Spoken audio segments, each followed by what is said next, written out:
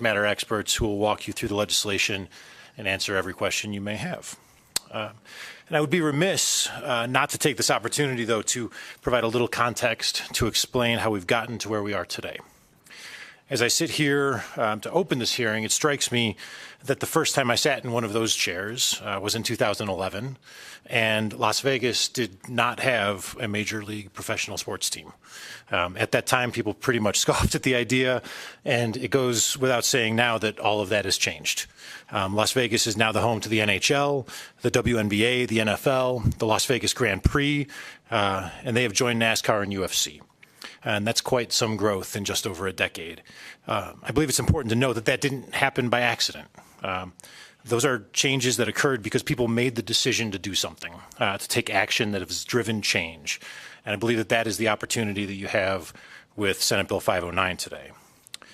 Las Vegas has proven itself as a professional sports town. And we believe that adding Major League Baseball to Las Vegas Boulevard is the next logical step in that evolution. A new ballpark for the athletics will be a publicly owned community asset that will continue to support the state's primary economic engine. And it will house a Major League Baseball team that the residents of Clark County can rally behind. We also believe that this is a fiscally responsible financing package. Critically, it contains no new taxes imposed against the residents of Nevada or our guests. Stadium construction costs would also include the owners of the athletics investing more private capital than anyone has ever put into a baseball stadium in this country. Additionally, the public share of financing for this project would be the third lowest of any baseball stadium built in America this century. Perhaps most importantly, though, the direct return on investment for Nevada taxpayers through the construction and operations of this ballpark is significant. Plainly, the state general fund will make money on this deal. I think that's particularly important to note because this process has been in the works for some time and with no specific legislative champion. The governor didn't run for office on a platform of bringing the A's to Las Vegas. I don't necessarily believe any of you did either. And in the pre-session and early session discussions with legislative leadership and other members of this body, we all sort of agreed to wait and see what was possible. No promises were made except to keep an open mind. And with that, a lot of people have been working to find a way to put together a package that would attract Major League Baseball and specifically the A's to Las Vegas. After all of that work, Governor Lombardo believes that this is a good project for the state. And it's now incumbent on everyone who's worked on it to convince all of you that this is a good project for the state. And if we all can mostly agree on that, then we can move forward and do something that will be good for the Southern Nevada economy, creating thousands of jobs, building out a community asset, and supporting the state's biggest industry. We believe that would be a good outcome. So in closing, I'd like to thank the Majority Leader and Speaker Yeager for agreeing to the joint hearing, as well as Chair Dondero-Loop and Chair Monroe-Moreno for carving out valuable committee time at this point in the legislative session. Additionally, we would like to thank the athletics organization, including John Fisher and the Fisher family, Sandy Dean and Dave Cavell, for always working hard to reach consensus and for the flexibility and willingness to pivot when it was necessary. I'd also like to thank Clark County and its staff for putting in the time to structure something that works for them and we believe works for the state. And finally, I'd like to thank the three individuals who will be coming up next to walk you through the formal presentation of the bill. That's from the LVCVA, Steve Hill, Jeremy Aguero of Applied Analysis, and all of our state treasurers, Zach Conine. Thank you. Thank you very much. And gentlemen, go ahead and get yourself organized. Go ahead when you're ready.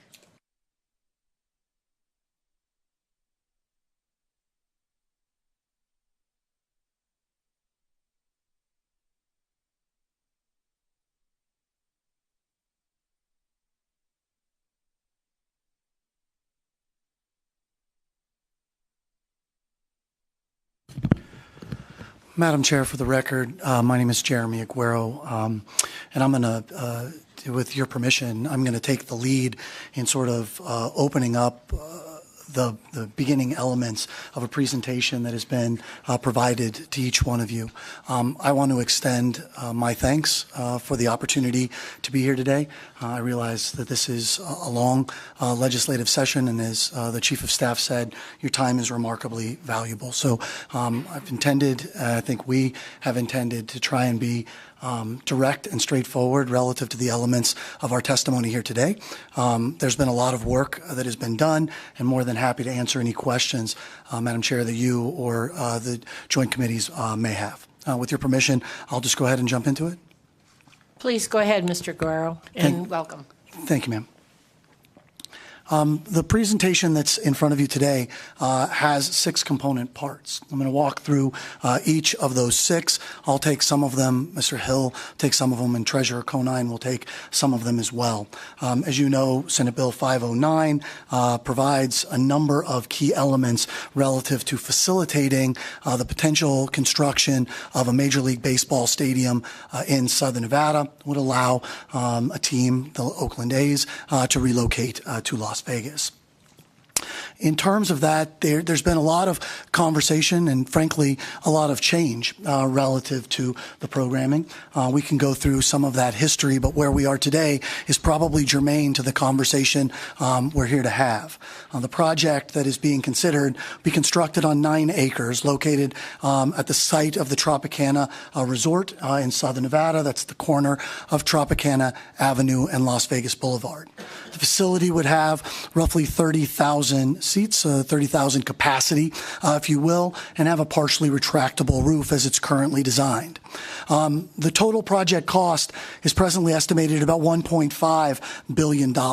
We'll talk more about the structure of the financing underlying this particular project, but as I put in the parentheses below, not less than $1.1 billion being contributed by the athletics organization.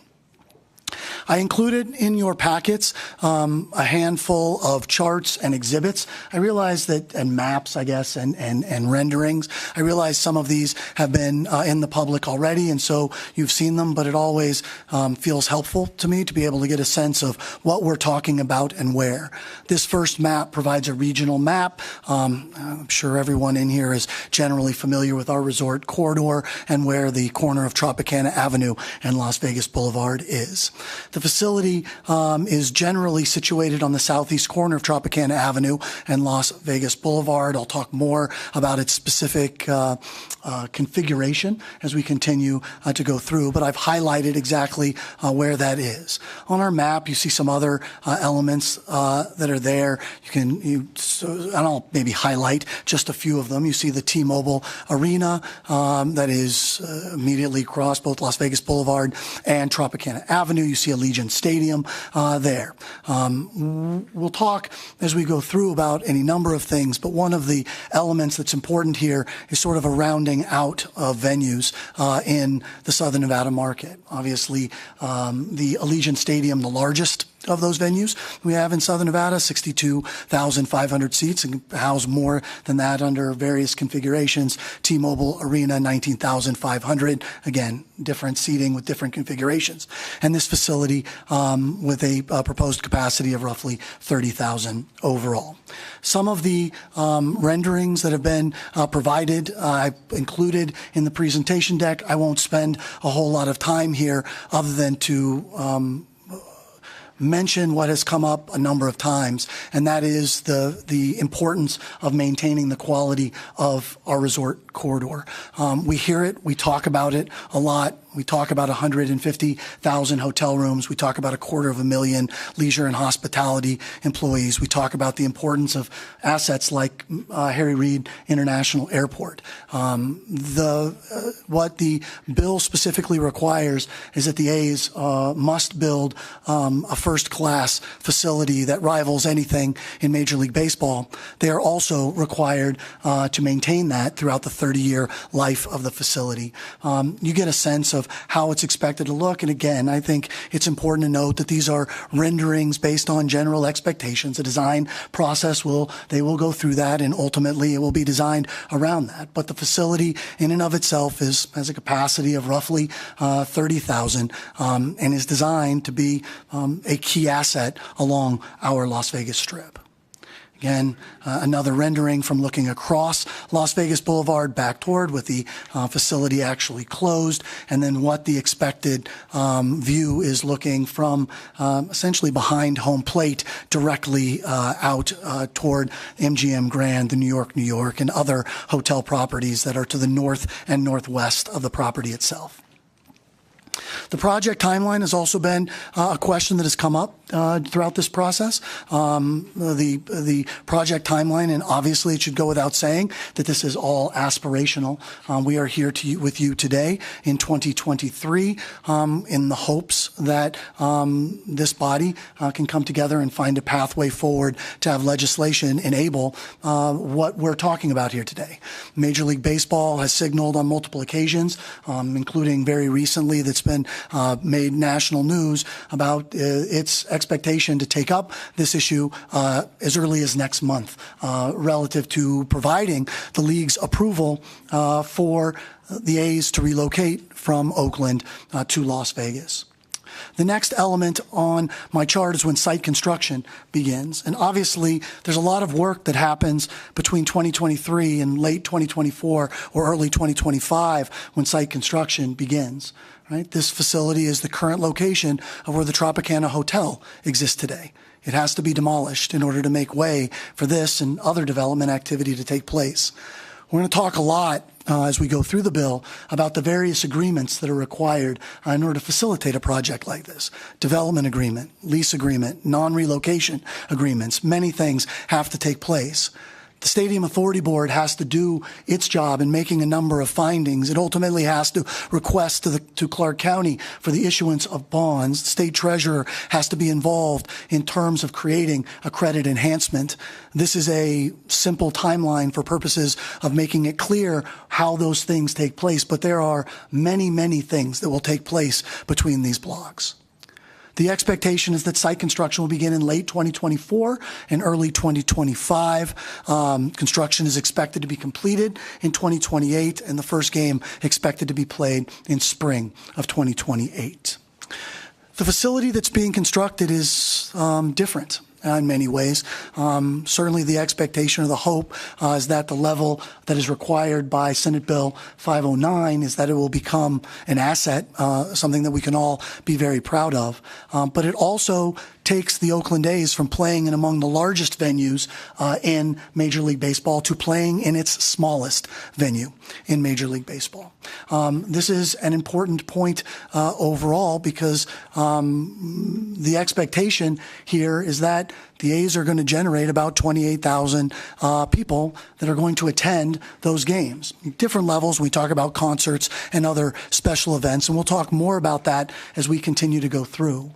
But what the A's are talking about doing is building a facility that is configured and designed to the size of demand.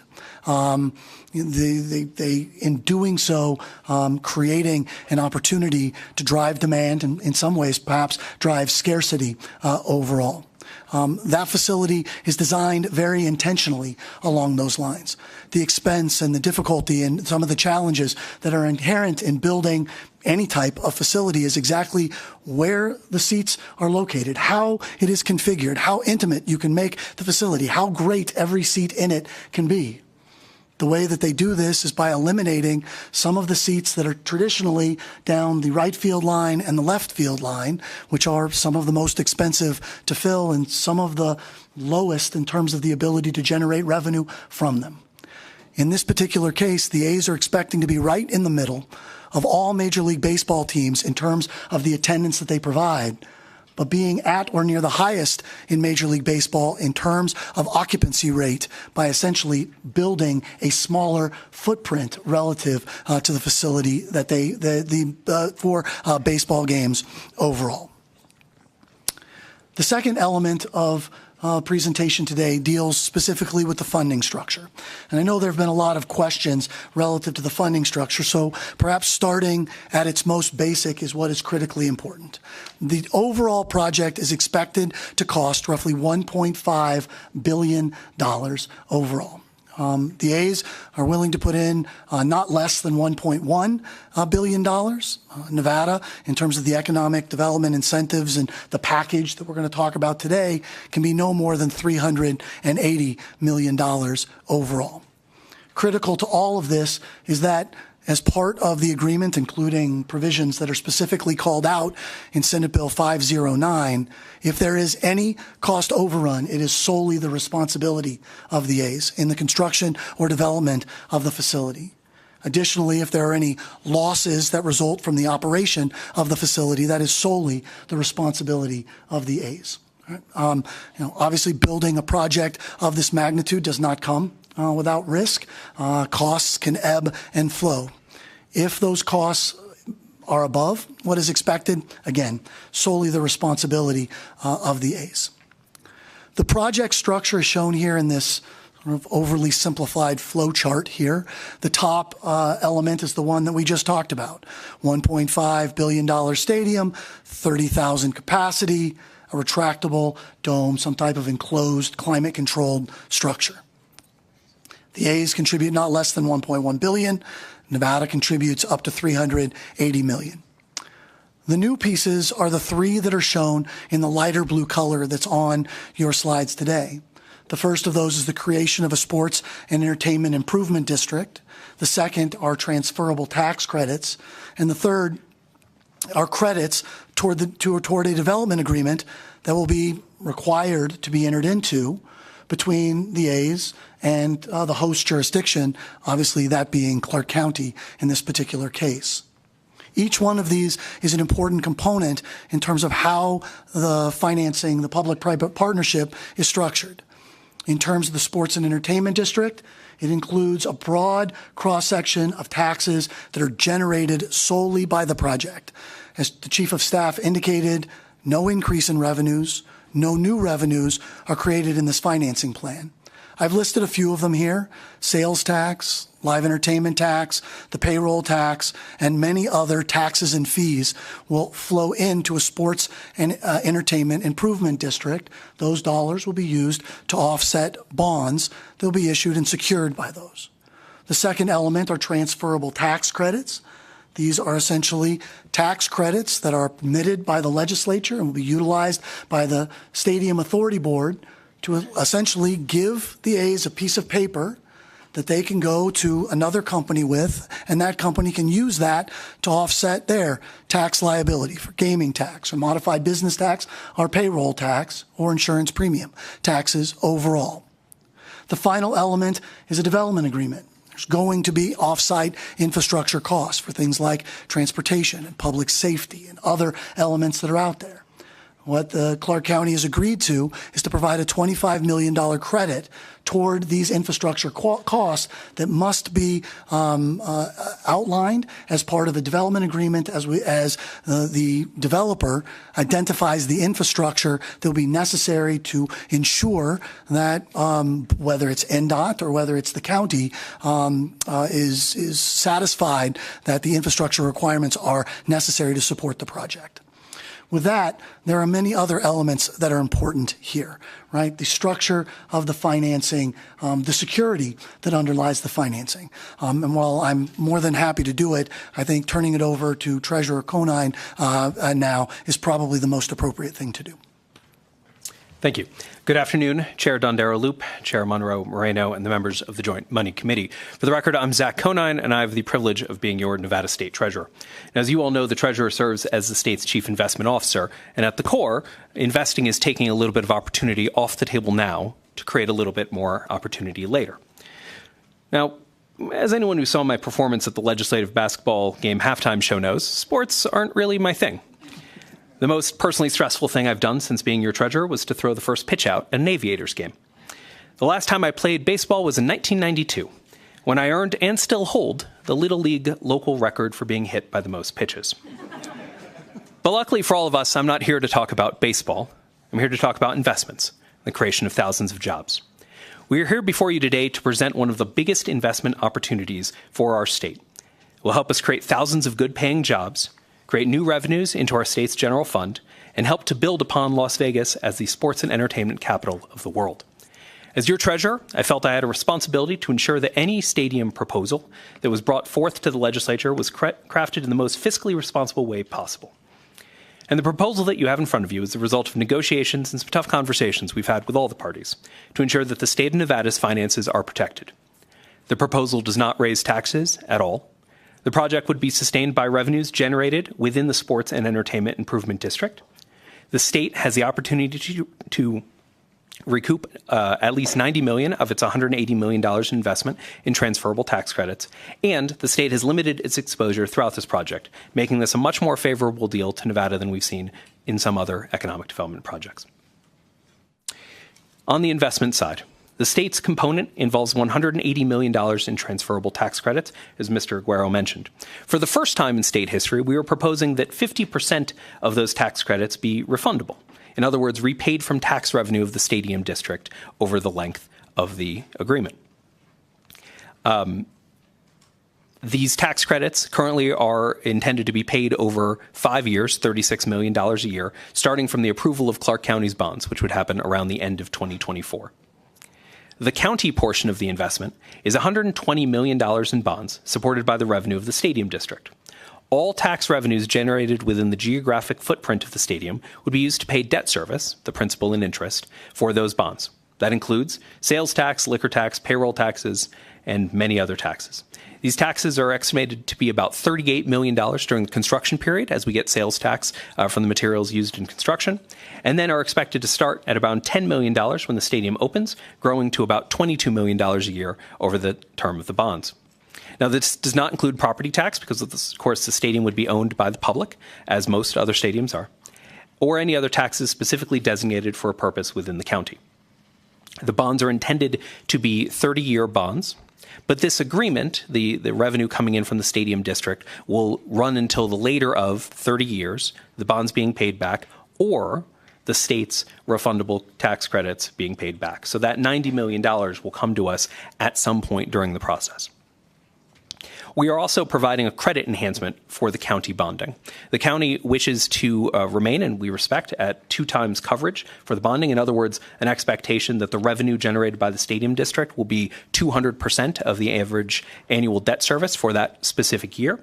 And so because of that, that would allow them to generate about $95 million in bonding. Using the State Infrastructure Bank or another modality that we control here in the government, our goal is to provide a credit enhancement, which will allow the bond proceeds to increase from $95 million to $120 million for a total of $120 million worth of bonding. The credit enhancement functionally works a lot like a parent signing on to a kid's first car. Right? And so by doing that, we provide additional security to the bondholders, and we're able perhaps to afford a little bit more than Clark County would be comfortable doing without that backstop. The intention is to fund that backstop with a general appropriation of $25 million into the State Infrastructure Bank, where that money will sit earning interest until such time that it needs to be used, if it ever needs to be used. And if not, we can, of course, use those funds for other purposes of the bank. The state's exposure would be limited to the first 50% of each year of debt service. So to scale this, we're looking at about $3.5 million a year in the first year, up to about $7 million a year in the 30th year. And that assumes that revenues for the stadium have fallen 2/3 of what they're expected to be going into the process. There's also $25 million in development assistance from Clark County, which Mr. Aguero mentioned. Now, if we can go on to the next slide. The waterfall of where those dollars that come in through the stadium tax district go is very important, and we've had a lot of conversations here. And on the right there, you can see what happens if revenues come in at or over expectations. Again, remembering this is over the 30-year period, and longer than that if the refundable tax credits haven't been paid off within 30 years. The first use of funds coming in would be the principal and interest payments of that year. The second is the operations of the Stadium Authority. So the Stadium Authority would, of course, split costs between the new A's baseball stadium that we're contemplating here today and Allegiant Stadium. And we'd pay direct costs for each stadium would be allocated to them, and then joint costs like, say, board meetings would be split 50-50. Followed by that, the supplemental costs of maintenance and operations if failure to perform. So in the highly unlikely scenario where, let's say, the stadium started to be built and then wasn't finished being built, those revenues would be pulled out of the stadium tax district to finish that public asset. Unlikely, but it is in there. Number 4, allocation to the second year of reserves. So the first year of reserves will be filled by bond proceeds. When we issue the bonds, when Clark County issues the bonds, we'll fill up that first year of reserve. The second year will be filled during construction from the sales tax that's generated by the construction proceeds. But in the waterfall for every year thereon, we will continue to fill up that second year of reserves. Because the bond payments, just like the taxable revenue, goes up over time, we will need to top off that second year of reserve each time because it'll be slightly bigger. Substantially similar to how the rainy day fund is currently tapped at 20%, but that 20% is not 20% of the next year because, at least in the current situation, we have more revenue coming into the state.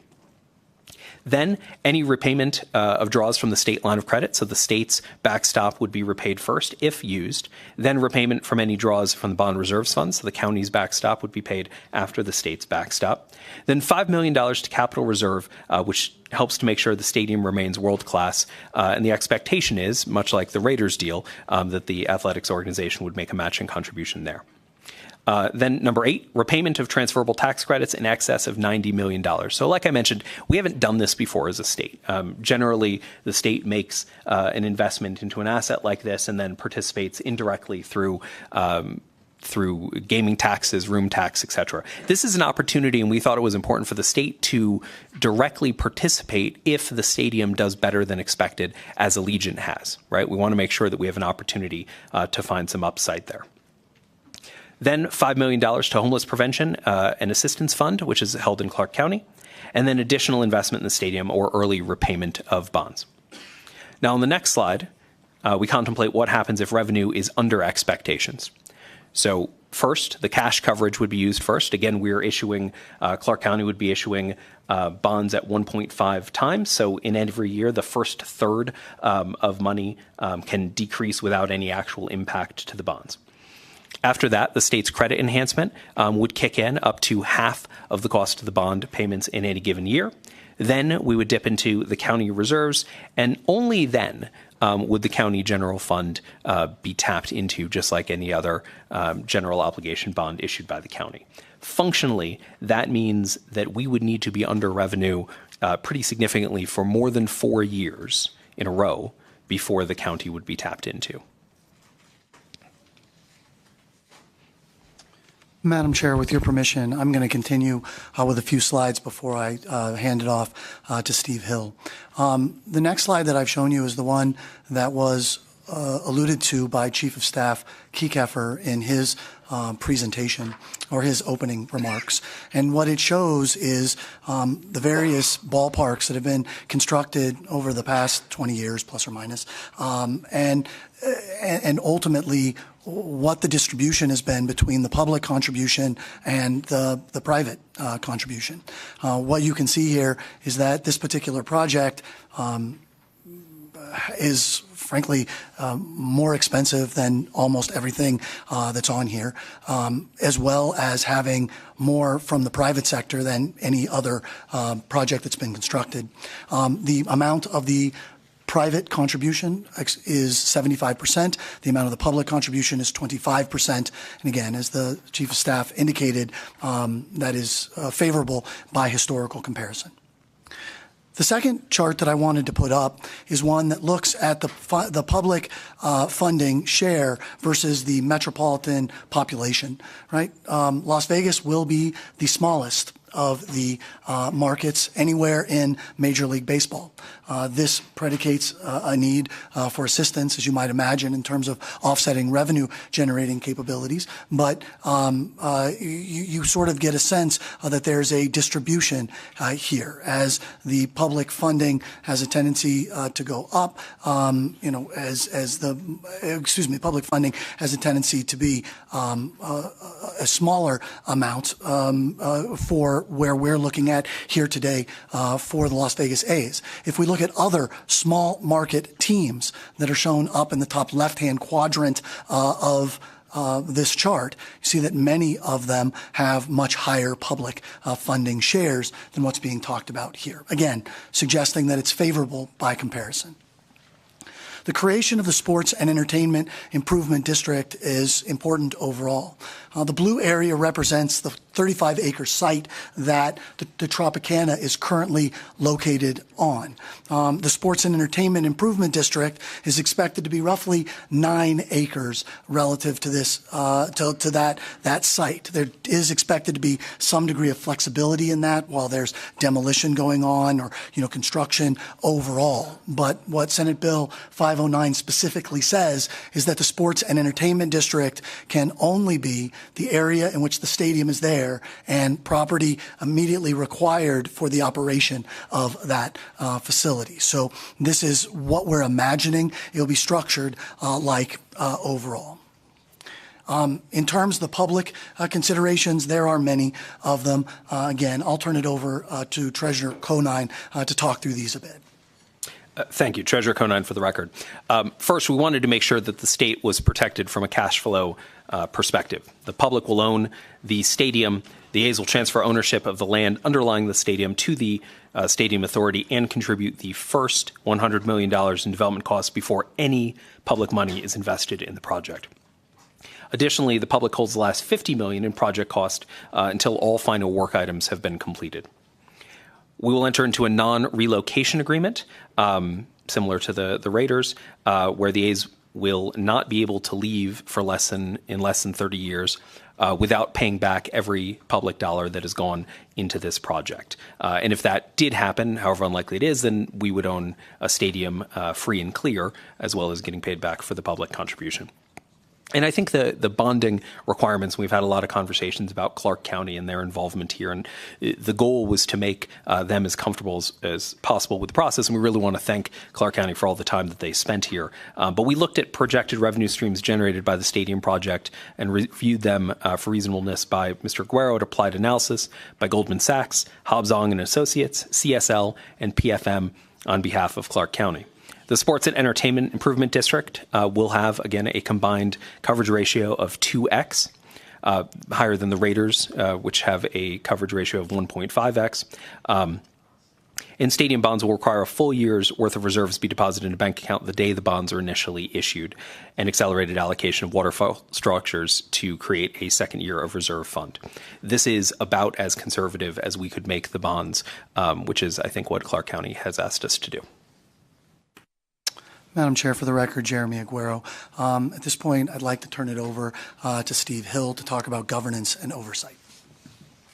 Madam Chair, members of the committee, I'm Steve Hill. I am the CEO of the Las Vegas Convention and Visitors Authority. I am also chair of the Stadium Authority Board. Thank you for having us today. I'm going to echo the thanks that others have expressed on everyone who has worked so hard to get to this point.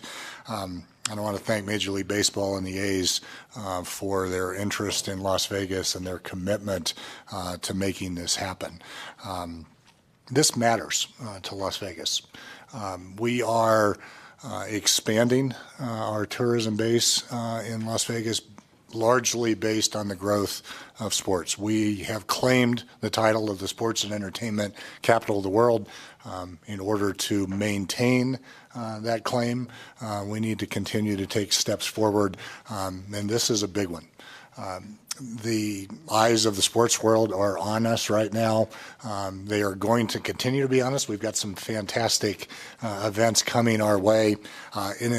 Those events have helped illuminate Las Vegas. It has helped illustrate that Las Vegas elevates the teams that come, the success they have, their ability to invest in future success, and we look forward to doing that with the A's. On a little more practical basis, there are some real aspects to baseball coming to Las Vegas that matter to the community. Typically, when we market to potential customers across the country and around the globe, About 70% of them are Las Vegas fans. They're very interested in coming to Las Vegas. They listen to our message. They experience what our city has to offer and keep coming back. There are typically 25 or 30% of the folks out there who are not necessarily fans of Las Vegas. But a number of those fans are sports fans. And the breadth of sports that we have brought to Las Vegas has allowed our message for our city to expand to more people. It's really the reason that we've seen the overperformance at Allegiant Stadium. It's why we are optimistic about this project moving forward. It expands the number of people who are interested in coming to Las Vegas. When baseball is played, typically, particularly through the summer, these are our toughest months. This is a counter-cyclical sport in comparison to the rest of the events and sports, professional sports teams that we have in Las Vegas. That's really beneficial from bringing visitors to Las Vegas. It's also important and beneficial to our workforce. For example, at the convention center, we have many concession workers, members of the culinary union, who work in different locations at different events when those events are being held, but then have to go someplace else for events to work when the events are not in the convention center. It's tougher to find that work. It's tougher to find those jobs in the summer. So it makes employment in these areas at stadiums, at arenas, at convention centers much more year-round and helps make those jobs better. The A's, I think many of you have talked with the A's. They are committed to coming to Las Vegas. You've probably seen that in the press as well. Major League Baseball is committed to making this happen, and that's great. But this bill is written in a way that is performance-based. We are relying on that commitment to move forward with the legislation, but the actual investment into this project will only happen after the A's have actually performed, after Major League Baseball has committed formally to allow them to come. So I'd like to talk just briefly about the governance and oversight that the Stadium Authority provides. There are three major agreements that have to be entered into in order to move forward. The first is a development agreement with the development partners. And in that, there are several requirements that are outlined in the law. The one that I will point out is that in order to move forward, the development partners, which is the A's and whoever their partners are in this, have to not only show that they have the ability to financially perform their side of this deal, but that financial commitment has to be set aside and is irrevocable. So they can put cash aside, they can put a letter of credit from a bank or similar institution aside, or they can set aside a commitment for financing from a bank. But those are irrevocable. Once they are set aside, then we can move forward. So we know that funding will be in place as the public invests their money. There is a lease agreement that we will enter into with the Stadium Events Company, the A's and their partners that will actually run the stadium. And then there is a non-relocation agreement, which the treasurer just referenced, that requires the A's to stay in Las Vegas for the duration of the bonds. If they try and leave, it first says that we have injunctive relief. We can go to court to make them stay.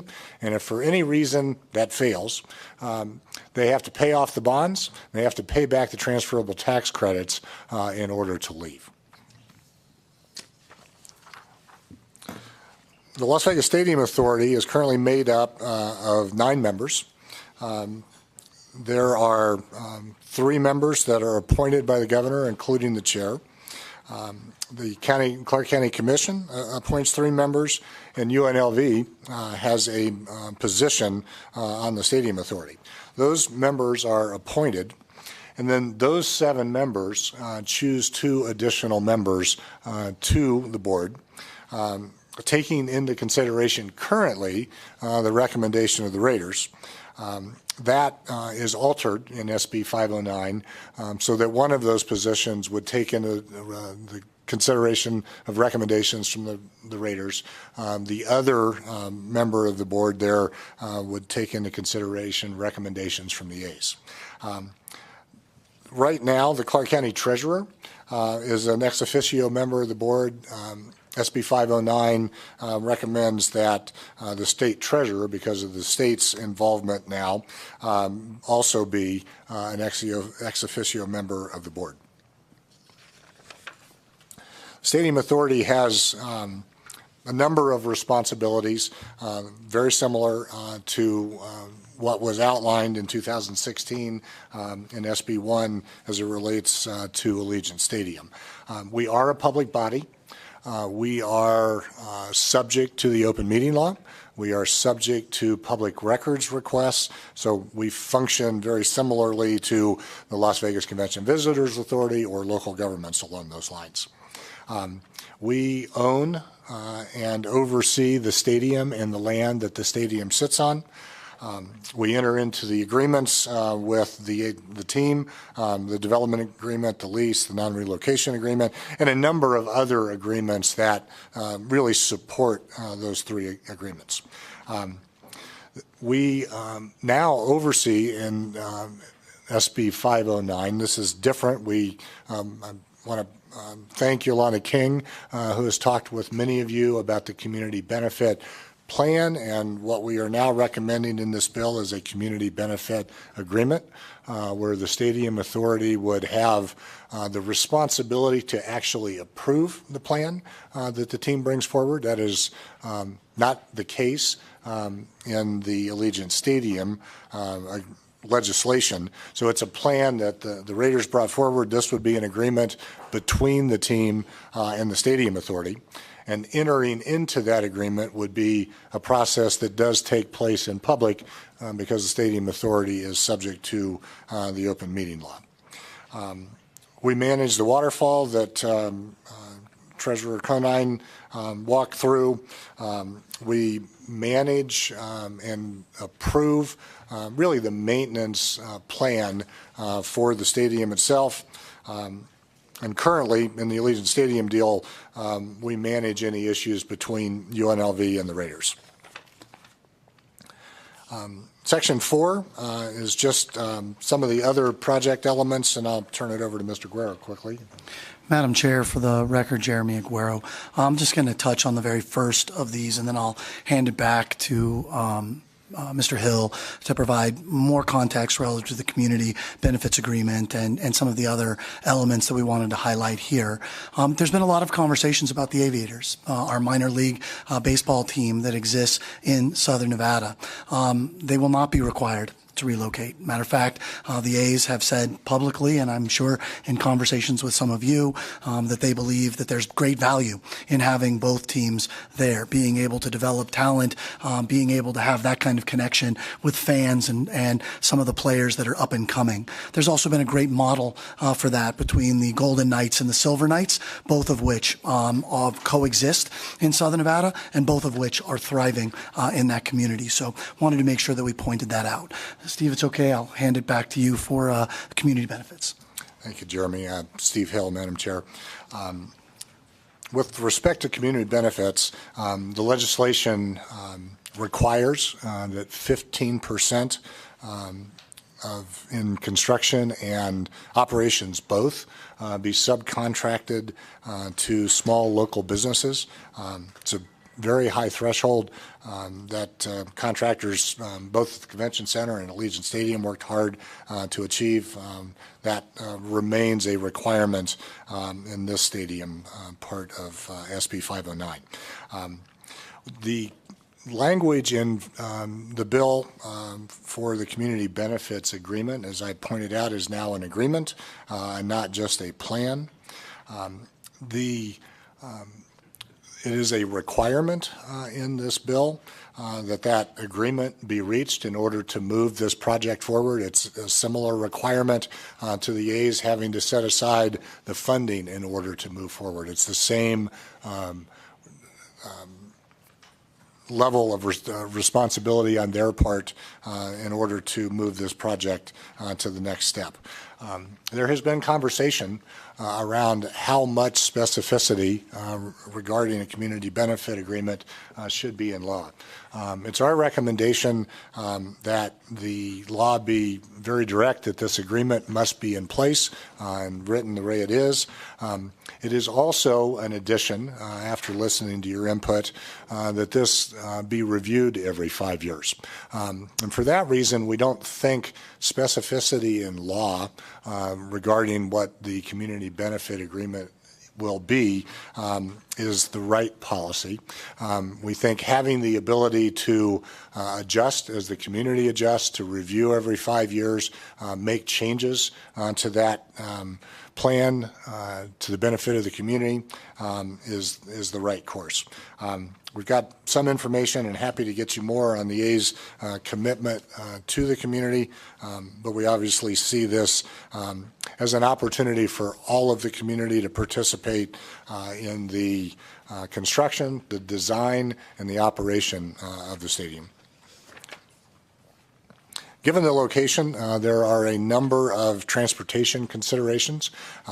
It is an iconic spot. It is going to be a fantastic location to take in a baseball game. No place better in the world. But it is on Las Vegas Boulevard, and that brings its own set of issues that have been considered and will continue to be considered. This will be considered a high-impact project by Clark County. That's an entire process that the county goes through with any developer, and that development agreement must be in place for this plan to move forward. No responsibility that the stadium authority has usurps any of the responsibility or authority that the county has to make sure all of those the necessary infrastructure investments are in place. Because of where this stadium is located, it will be one of the, if not the most walkable stadium for attendees of games and concerts and other events that will be there of any in the world. We anticipate that a third or so of the attendees at these games will walk from where they are staying in Las Vegas. There's a lot of work going on Tropicana already. The new intersection at Tropicana and I-15 is being built as we speak and will obviously be open by the time the stadium is open. There are plans at Paradise and Tropicana in the airport entrance there, as well as the entrance to UNLV. That project will be moving forward prior to the stadium being open as well.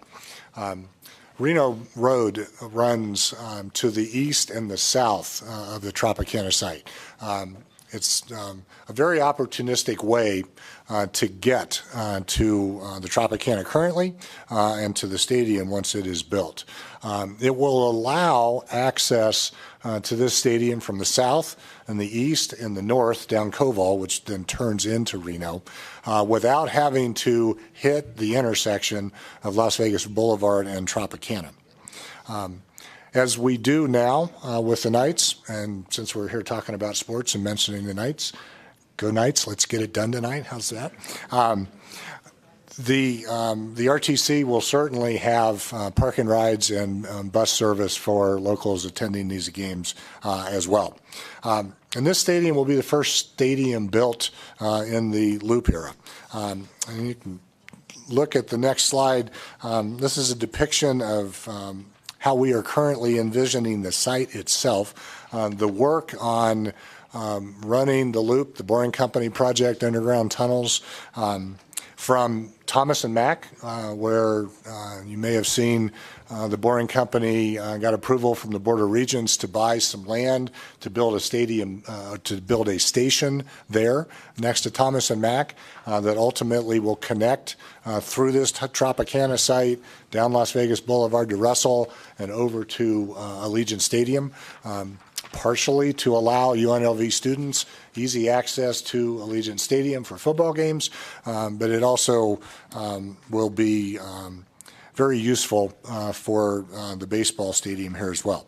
That will connect up to the convention center, both up Las Vegas Boulevard, up Paradise, and up University.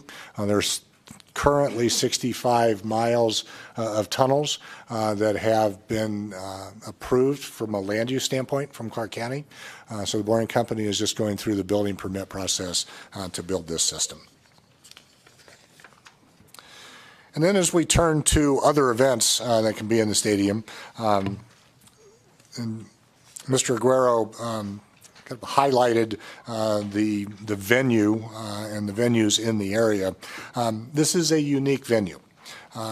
It is unique in terms of its use and in terms of the number of seats that it has. It fits in between the arenas that are in Las Vegas and obviously Allegiant Stadium. The LVCVA serves as the sports authority in Las Vegas. We keep a list of events that want to be in Las Vegas for which we do not have a venue either available during the time frame that is needed or a venue that actually fits. The A's and others have projected 95 ticketed events at the stadium, 82 of which are baseball games. Our view at the LVCVA is that this projection is very conservative. What we've outlined here on this page, just showing you some logos, is just a partial list of events that have approached us that have interest in being Las Vegas, that don't necessarily either have the ability to have it in a venue that we have, such as the Major League Baseball All-Star Game or the World Baseball Classic. But when we modeled Allegiant Stadium and UNLV agreed to close Sam Boyd, we expected the events that were at Sam Boyd to move to Allegiant Stadium. That has not happened. It's much more expensive for those events to be at Allegiant Stadium. It's a much bigger location than it was at Sam Boyd. They are looking for a place to go. The baseball stadium would allow many of those to go there. This, we put NCAA's logo on this page, but there are conference championships in a number of sports, and that's obviously baseball in a baseball stadium, but things like volleyball want to be there, soccer can be there. There are other soccer events that don't necessarily draw 60,000 people to town, but can draw 30,000 people to town. So a number of different opportunities moving forward with the stadium. And I will turn it back over to Mr. Aguero. Thank you. Madam Chair, for the record, Jeremy Aguero. The final element of our overview today deals with the impacts associated with the stadium. One of the key elements that sort of drives much of what we'll talk about, both from an economic standpoint, and when I'm talking about economics, I'm talking about jobs and wages and salaries. I'm talking about business receipts. And when I'm talking about fiscal, I'm talking about tax revenues that get generated.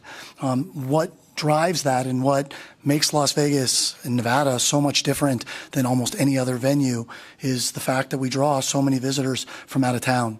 And those visitors, they come and they stay in our hotel rooms and they eat in our restaurants and they shop in our stores, and it drives a tremendous amount of value. We're estimating for all of the events that are included about 2.6 million average annual attendees. That's driven by a number of factors, not the least of which is baseball plays 162 games a year, 81 regular season games will be played at the facility. And then you've got some, spring training, potential wonder game, spring training, and hopefully playoff games after that. Those drive that's a lot of people. In addition to that, as Mr. Hill said, there's the expectation of other events that are driving that. We have also, thanks to the LVCVA and many others, a tremendous amount of insight relative to the visitors' utility of these major assets that we have. We know how many visitors are coming and utilizing Allegiant Stadium, for example, which is substantially higher than what we preliminarily estimated. We know generally the number of folks that are using T-Mobile and other facilities that are out there. The estimates here is about a little less than 30% of the total folks will be visitors that are attending events at the stadium. I want to make it clear, these are not just the baseball games. These are other events that would be there. What is also not included are things like private events that have a potential of being at the facility, and we haven't even attempted to count things like tours and things like that. From that 762,000 attendees from out of town being there, we don't count that from a fiscal or an economic benefit standpoint. If someone's going to come to Las Vegas anyway, maybe they're going to go to a show, maybe they're going to go to a baseball game, maybe they're going to go to a couple of restaurants. I suppose we hope they do all of those things. But if they're coming to Las Vegas anyway and they just decide to go see a baseball game, we're not counting them here. We're only counting what we classify as incremental visitation, and that is the 405,000 that you see there. These are folks that tell us that but for the baseball game or the event that's being driven there, they would not have made the trip and come to Las Vegas. As I mentioned before, when we were sitting before you talking about the Raiders moving to Las Vegas and that facility, we made some estimates relative to that, and now we actually can see some of the data that's taken place. Not only have the Raiders been a tremendous draw in terms of their ability to bring people in from out of town, but many of the concerts have 90% of the people that are in there saying that they would not have come to Las Vegas but for the BTS concert or Taylor Swift being there, which is a tremendous draw. Every one of those visitors that show up mean jobs and wages and salaries, and as you all know, generate a tremendous amount of public revenue at both the state and local level. These estimates are based on any number of data points that we have. I should also mention that they are also based on over 15,000 surveys that were done by the Oakland A's, both of folks that are inside the state of Nevada and their willingness to buy tickets and season tickets or game tickets and suites and things like that, but also surveys of folks outside of the state of Nevada, principally those in the American League West, and their willingness to get in a plane or get in a car and come to Las Vegas. I was light relative to the numbers on Allegiant Stadium. I believe I'm probably light here, but it seems like being conservative is probably the best thing to do. In terms of the stadium's economic impacts, there are three of them that we'll talk about here today. The first is the one-time construction impacts, right? We build a stadium, we hire people, we buy a bunch of materials in order to do that. Those materials and that labor are subject to retail sales and use tax and modified business tax in the state of Nevada. I'd love to tell you that I'm capturing all of those, but I'm not. But those are really important to us. They also generate a lot of jobs, right? We need folks that can do all of those type of things, right? Those materials, that labor is critical. For purpose of this analysis, we looked at a $1.5 billion stadium project. Obviously, any cost of land or anything would be above that. Don't have economic impacts associated with with the acquisition of land. And we also reduced the estimate to $1.2 billion to reflect the fact that some of things will happen outside of the state of Nevada. Obviously, the A's are committed to having as much as possible within the state. The vast majority of the construction has no choice but to follow that trend. But when we look at that, about $898 million, we include both the direct impacts and the indirect impacts associated with that, are generated as a result of the construction of the project. That's 14,600 direct, indirect, and induced person years of employment. And again, there's a distinction here. We talk about construction-related activity. We talk about one person employed for 1 year overall. $2.1 billion of economic activity, a little less than every $1 that they spend. There will be an additional dollar that's spent from suppliers, an additional dollar that's spent in communities. When those construction workers go back to their neighborhoods and spend dollars in grocery stores and doctors' offices and restaurants, that creates other jobs in terms of that ripple effect. Beyond that, we have the annual operations impact associated with the A's. Again, I'm looking at the totals here for purposes of simplicity. Half of that comes from the direct activity of the stadium. The other of that comes from the ripple effect that happens throughout the community overall. We're thinking about operations here. It's not just the day-to-day operations of the stadium. Sometimes folks forget that the Oakland A's is a business in and of itself, and they bring all of their finance folks and marketing folks and, things like scouts and other things that go in to a professional baseball team. In total, the direct and indirect impact of that employment is estimated at about 8,000 jobs overall. Importantly here, this includes both full-time and part-time employment. It's a little different than we were talking about in terms of construction. As Mr. Hill mentioned, right, these jobs and the way our economy has evolved is that one person oftentimes has multiple jobs within our community. They work at the convention center. They work at Allegiant Stadium. Maybe they drive an Uber, and then they work at other facilities, right? That evolves over time, and we've attempted to capture that. When we look at the average annual wage and salaries over the 31 years of the project, it's about $437 million a year, or about $1.3 billion of both indirect, induced, and direct impact overall in terms of output. Finally, the last piece is incremental visitation. Again, this is not total visitation. That would make these numbers substantially larger. But the estimate is that those incremental visitors that come to an event at this facility will spend about $571 million on average each year over the next 30 years. That spending will result in economic activity in our core resort industry. In total, that economic output is about $900 million overall, and about 9,000 jobs. We include the direct, the indirect, and the induced. And obviously, that number's lower. We're only talking about the direct jobs, but our ability to bring in incremental visitation and thereby bring in dollars from outside of the state gives us a bump that, frankly, other communities just can't benefit from in the same way. That, Madam Chair, with your permission, I'd like to turn it over to the Treasurer to talk about some of the fiscal impacts associated with the project. So when we start looking, Treasurer Conine for the record, when we start looking at the bottom line here, in construction, we expect to generate $38.8 million in total tax revenue, vast majority of which is the sales and use tax, but of course, modified business tax paid on the payroll of the individuals who are helping construct the facility.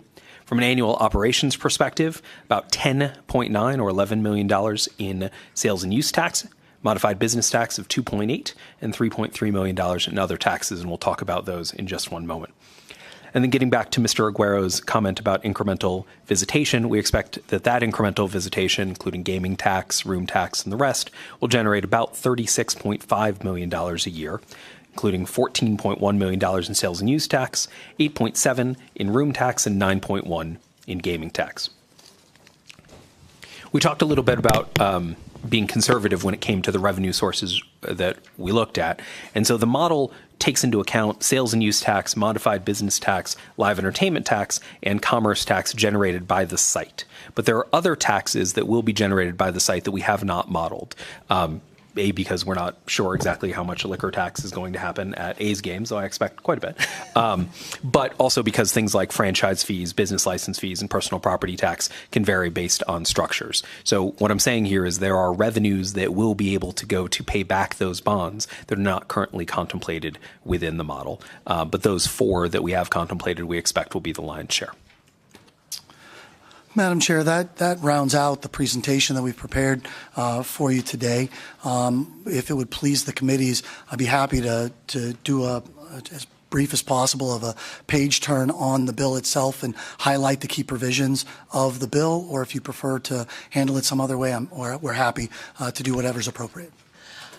Thank you very much for that offer. Mr. Aguero, I think it's important to do not a long, but at least a short page turn of the bill. Thank you very much. Madam Chair, for the record, Jeremy Aguero, I'll try to do exactly that. If I'm being too brief or too long-winded, please put me on the right track.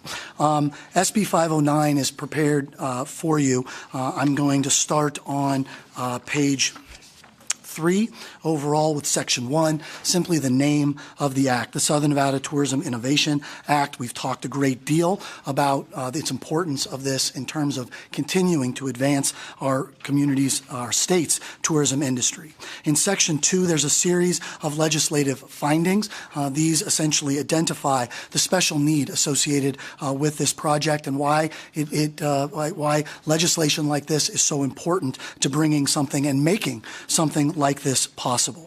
Section 3 provides a series of definitions. I'm now on page 5, Madam Chair, for the definitions, including the baseball stadium events company, the board of directors, the county commission, what bonds are to include both the original issuance as well as any necessary refundings. I won't go through all of these definitions. The one that's probably most important is the actual Major League Baseball stadium project that's provided on page 6 that says, hey, look, sorry, that sounds a little silly to say, that essentially says this has to be a world-class baseball stadium and it has to continue to do that going forward. At the bottom of page 6 is Section 18. It authorizes the Stadium Authority to enter in to the agreements and take the powers and authorities that are necessary to develop a stadium project. On the top of page 7 is Section 19. It creates a separate account for the MLB stadium project to ensure that the monies that are coming in for the existing Allegiant Stadium project are held separate and apart from any monies that would otherwise be created and utilized for this project. Section 20 is the creation of a homeless prevention and assistance fund, as was talked about a bit earlier. Section 21 establishes the powers and authorities of the Stadium Authority to take in audits, to require reports, and is probably as important as any to take any other action that may be necessary, convenient, or desirable to carry out the powers necessary with respect to the Major League Baseball project. Section 22 allows the Stadium Authority to enter into those agreements that Mr. Hill talked about earlier, a development agreement, a lease agreement, a non-relocation agreement, and any other agreements that are necessary for the purposes of getting this project structured in such a way that it can have the appropriate development and then oversight. On page 8 is the elements of the development agreement. It has to identify a site. It has to be first class in terms of and maintain that standard. It has to have a capacity of 30,000 seats and several other requirements that are included there. The development agreement begins on page 9. Most of that information is included along page 10. The lease agreement requires that the lease be no less than 30 years and allow for renewals at the discretion of the Stadium Authority. It requires full operational control for the MLB baseball team. That is to say, they can't be interfered with, and they are responsible for all of those operations. Again, if any operations losses, they're responsible for those. The development agreement that I just mentioned, any cost overruns, they are responsible for those. It requires an annual audit. It requires that the team agreement entered into with the stadium agreement also be for 30 years. It mentions the confidentiality requirements and several other provisions, many of which have been discussed here today. On page 11, in section number 5, the non-relocation agreement. Treasurer Conine talked about the fact that must be for the same length as the term of the bonds, 30 years. That if the A's choose to leave, they have to make the state of Nevada whole relative to that, where the state of Nevada would own that stadium free and clear. Section 23 at the end of page 11 talks about the community development agreement, and it provides that it is designed to create the greatest possible participation by all segments of the community in the economic opportunities available in connection with the design, the construction, and the operation of that facility. It requires to be updated every 5 years, and the creation of a community benefits oversight committee. Section 24 at the end of page 12 provides the confidentiality provisions that were discussed earlier overall. On page 13, Section 25 allows the project, provides specific provisions to the project relative to being excluded for some public works requirements, but making sure that it is included in terms of prevailing wage requirements. As I'm sure this committee is aware, many of those agreements having already been entered into overall. On page 15 is Section 26, which is the small business requirement. Essentially what it says is that 15% of the Major League Baseball stadium project must be subcontracted to small local businesses. On Allegiant Stadium, that was 168 separate small businesses with almost $300 million in activity meeting this requirement, I would suggest very successfully so. On page 16, at the bottom of Section 27, it allows for the use of PSLs. Whether they will be used or not, I don't think anyone is certain. Not very commonly used in the context of baseball stadiums, but it preserves the right for the A's to utilize that if they decide that they would like to do so. On page 18, Section 28, this is the requirement that the county create a sports and entertainment district after getting the signal from the Stadium Authority Board that it's time to create it. Obviously, in this particular case, we've got an existing use, so the end of that existing use is necessary for that to happen. In Section 28, it also makes it clear that where the sports and entertainment district has to be concluded. I'm now looking at Section 28, subsection 1, paragraph B, that it include only the land on which the Major League Stadium project is or will be located and any surrounding or adjacent properties necessary for the operation of Major League Baseball Stadium project. So this is intended to identify things like, parking structures, things like that would be directly associated with the project itself. Section 29 is the waterfall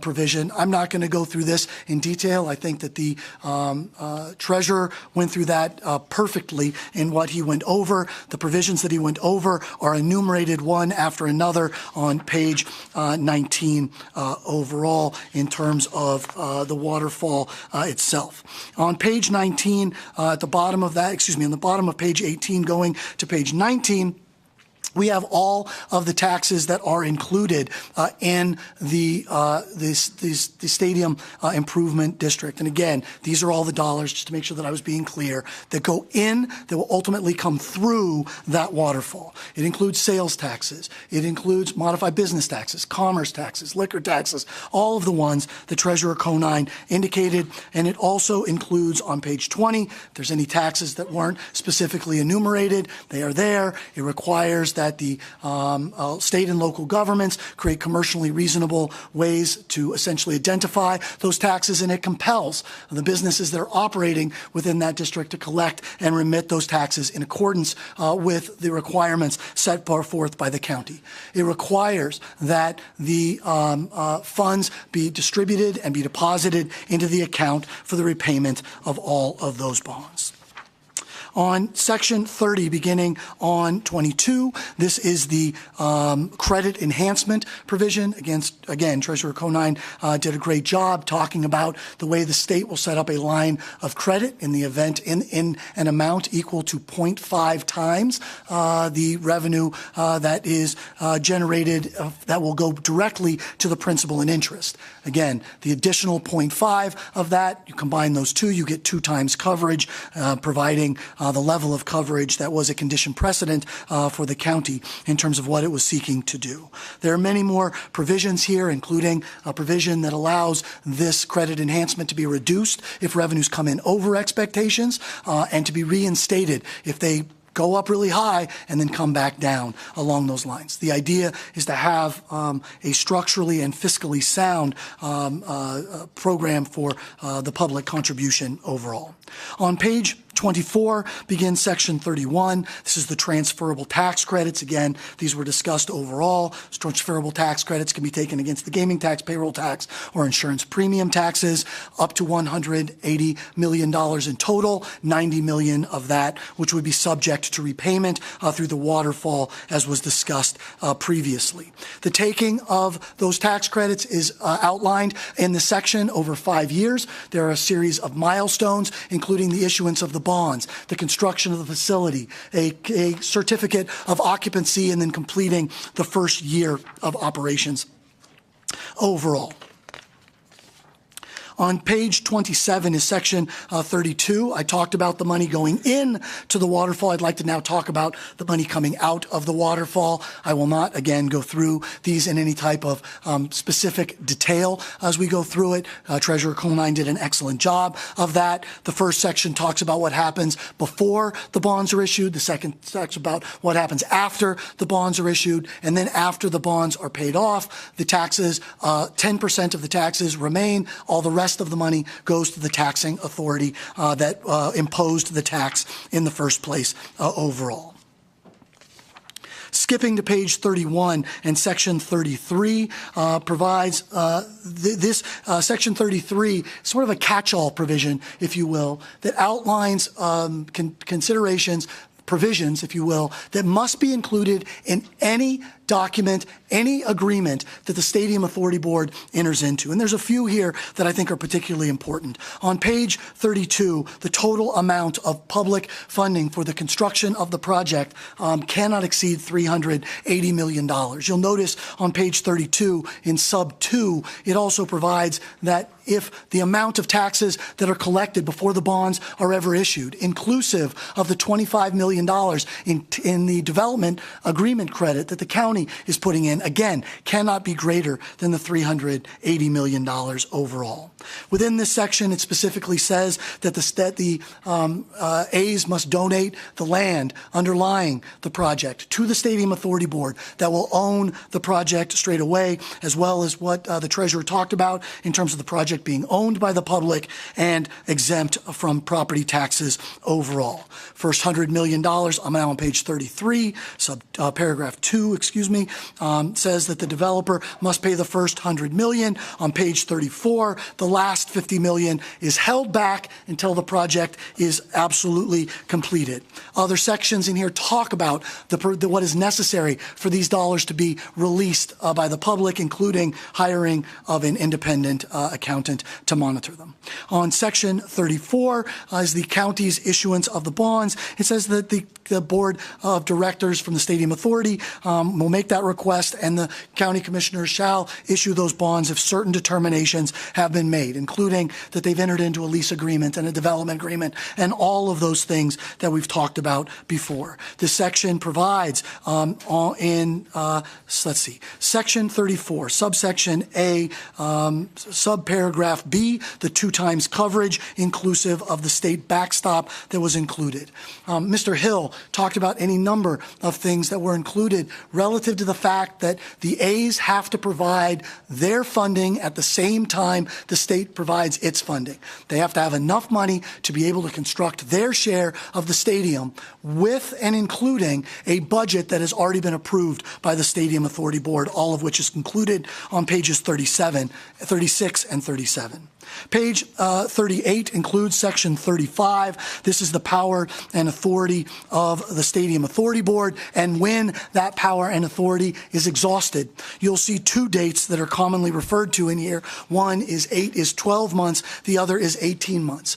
If Major League Baseball fails to provide that the A's can relocate, if the A's fail to elect to relocate, they have 12 months to do that. The Stadium Authority Board can extend that period out to 18 months. Now, that not only includes the provisions that are necessary for the A's to move, again, their election and Major League Baseball, but also the entering in of the development agreement, the lease agreement, and all of the other agreements that are necessary for the project to move forward. On page 39 is section 36.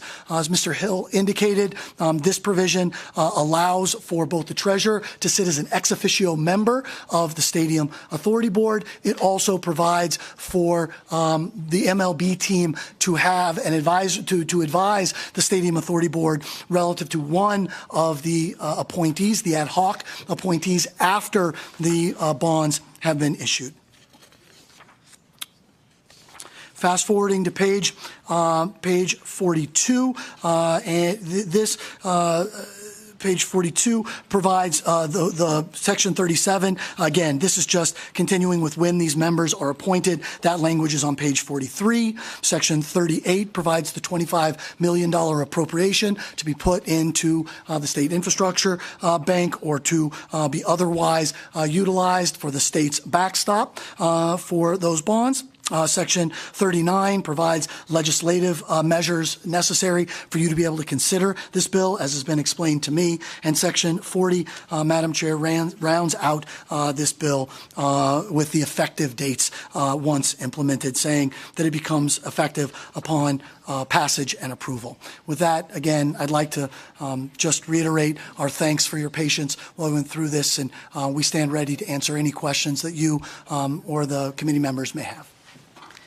Thank you so much, and I appreciate that. And before we go any further, Golden Knights 2-0. Hey! 3! You see what happens? You see what happens? Nobody's paying attention. I can't move that fast, you guys. It's all good. We're up. That's the story. All right. But we were listening to you, Mr. Aguero. Thank you, Madam Chair. Go Knights. I was listening to you. I missed the last score. All right. Thank you very much. We have quite a few people that have questions, and I believe we'll start with Senator Titus, and then I'll go down the list. First, thank you very much for the presentation. I let it be known quite early that I'm a big sports fan, and also I've been watching the Knights game. So no offense, but you did choose a time, so 3-0 is great. And I wear a Knights pin proudly. And I also have been to A's games, and I've also watched the movie Moneyball. So I'm familiar with the process. I have a couple questions really related to the bill and specific pages, if I might, Madam Chair. First, the Section 20 and the county commissioner shall create a resort corridor for the homeless. It doesn't really go into any mention about how much money is going to go there, how many people are you looking at, what are they intending to do? Are you going to just make sure that the homeless don't stay there, or what's the intent of that? Is there any more information on that piece?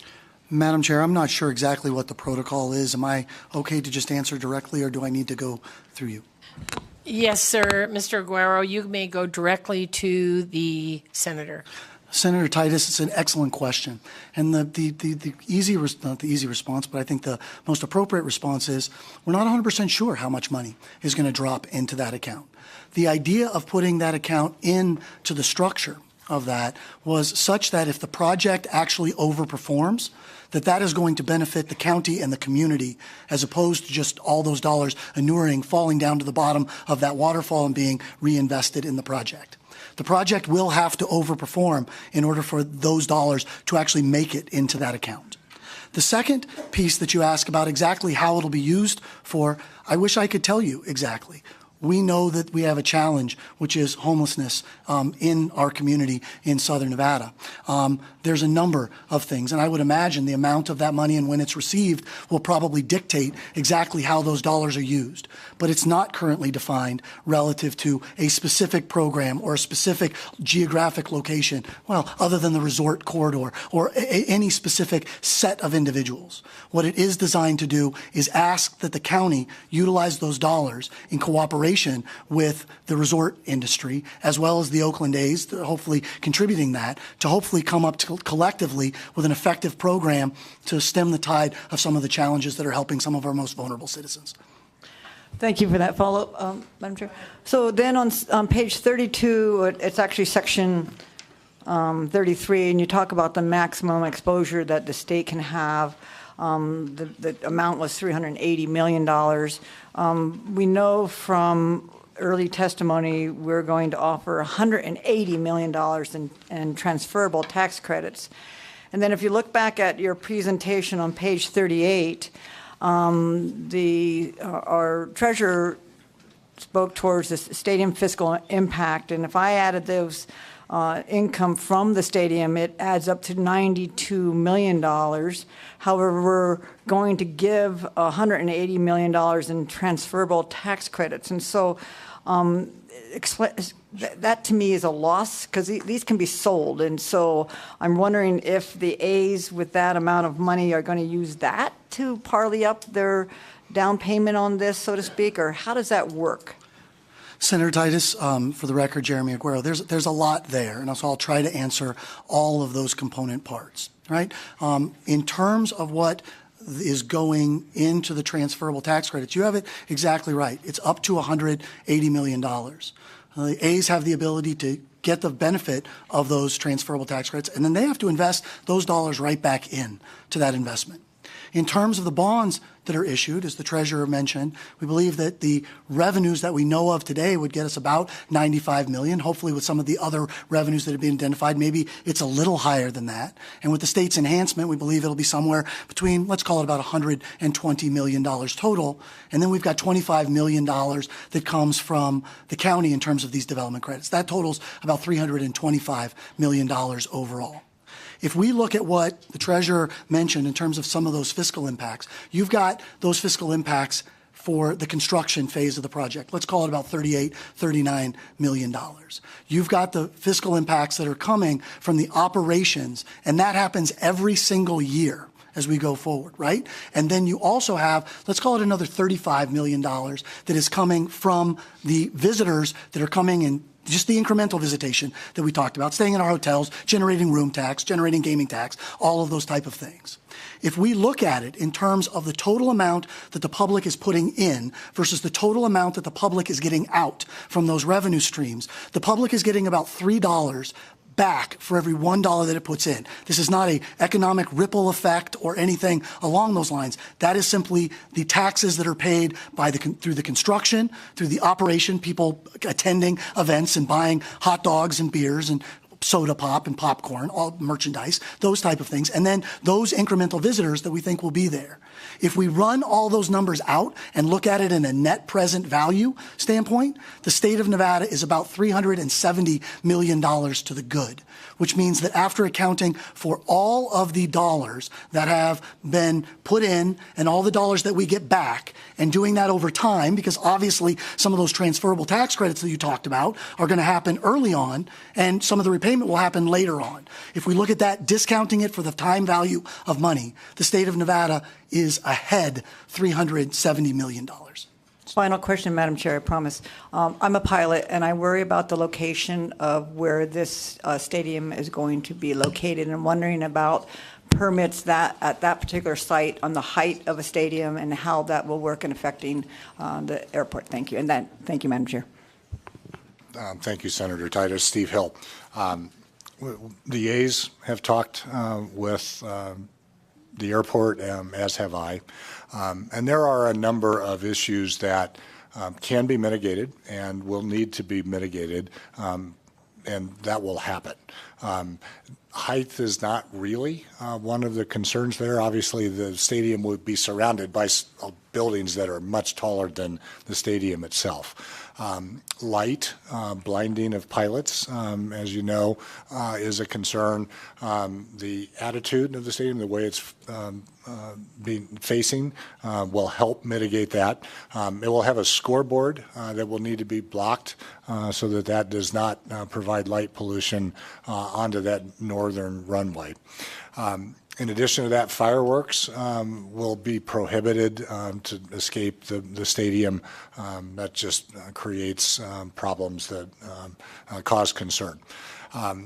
There's traffic concerns as we look at the stadium being, along the direct route from Las Vegas Boulevard to the airport itself that it will matter to those who are not attending the stadium. That's a concern for the airport as well.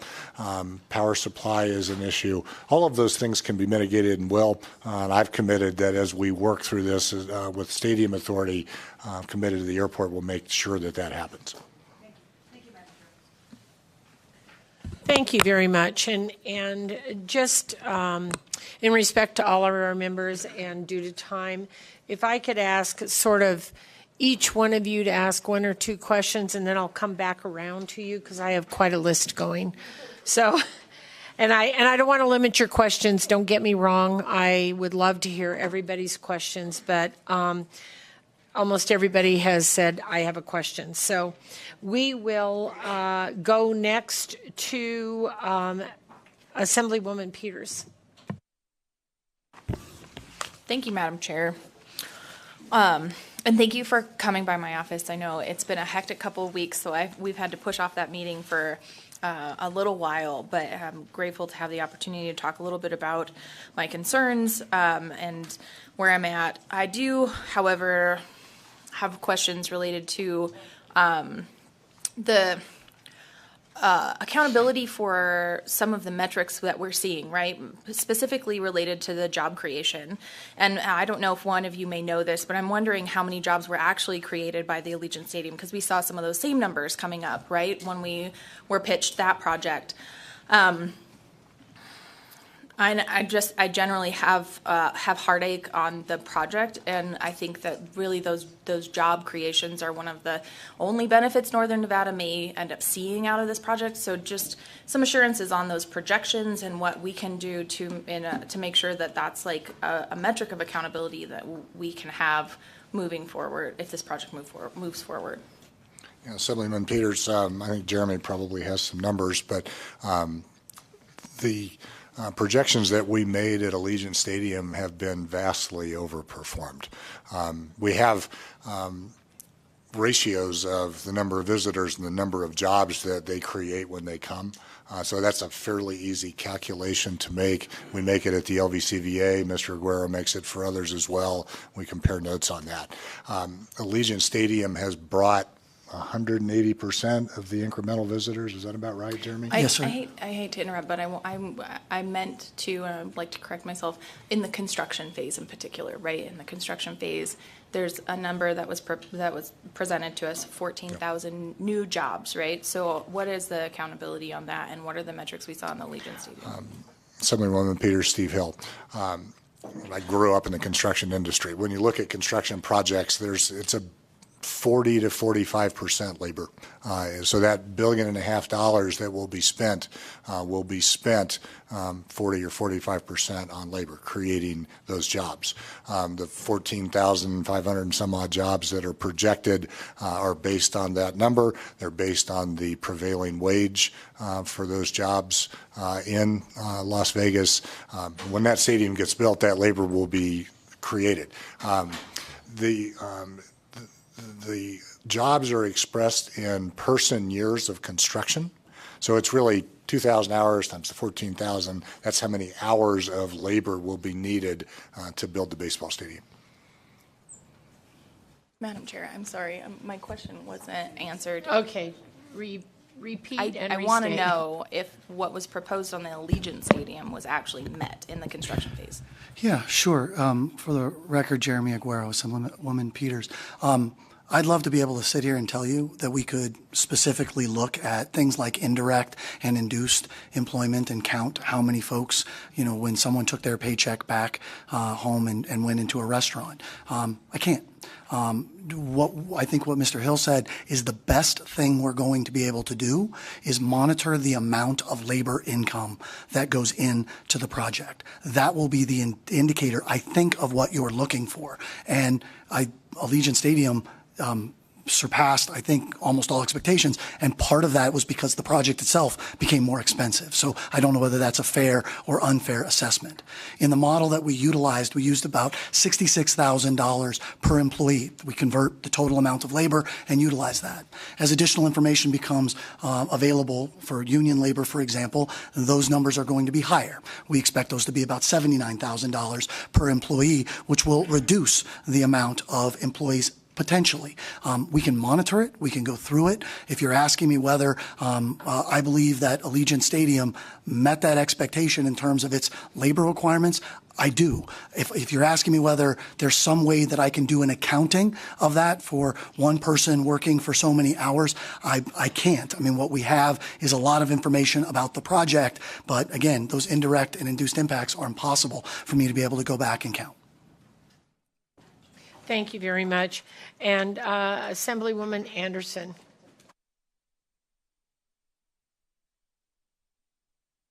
Thank you, Chair, and thank you for all the time. And I know that I've had a chance to talk with many of you and many others that are here today about this very issue. I have so many questions, but I think I'll just start with Two. Okay, I will go with then page 19. The lengthy list of items that will be of basically listing all of the different revenue structures that are in place to help us pay for different items. And so my first question has to do with number 7, in particular with the modified business tax.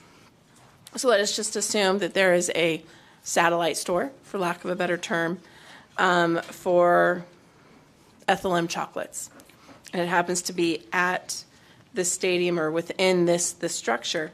And I believe with the modified business tax, I want to say it's the first $50,000 that is not counted. Does that mean that the Department of Taxation would have to be the ones to make sure that it is only the employees that are, or is it the employee? Who exactly is going to make sure that that is reported correctly and then is not taking all the other employees from those other areas and not just that one store? Assemblywoman, it's a great question. For the record, Jeremy Aguero. In conversations with the Department of Taxation, we talked about the fact that if an entity is within the sports and entertainment district, they're going to have to provide an additional form.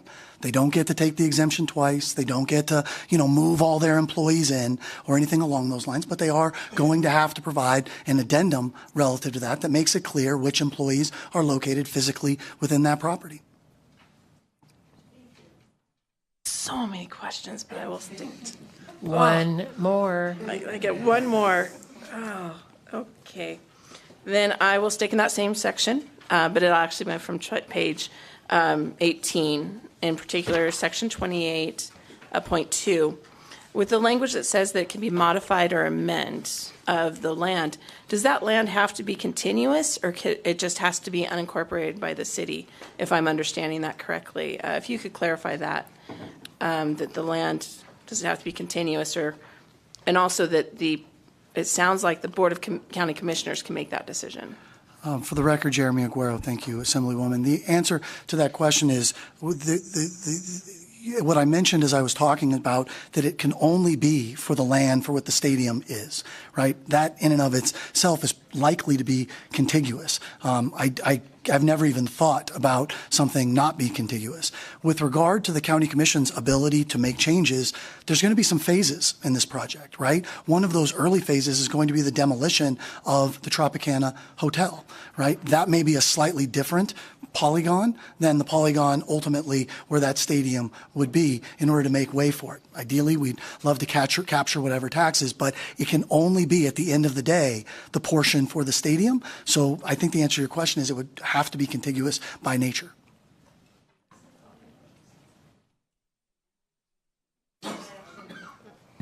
Go ahead and clarify.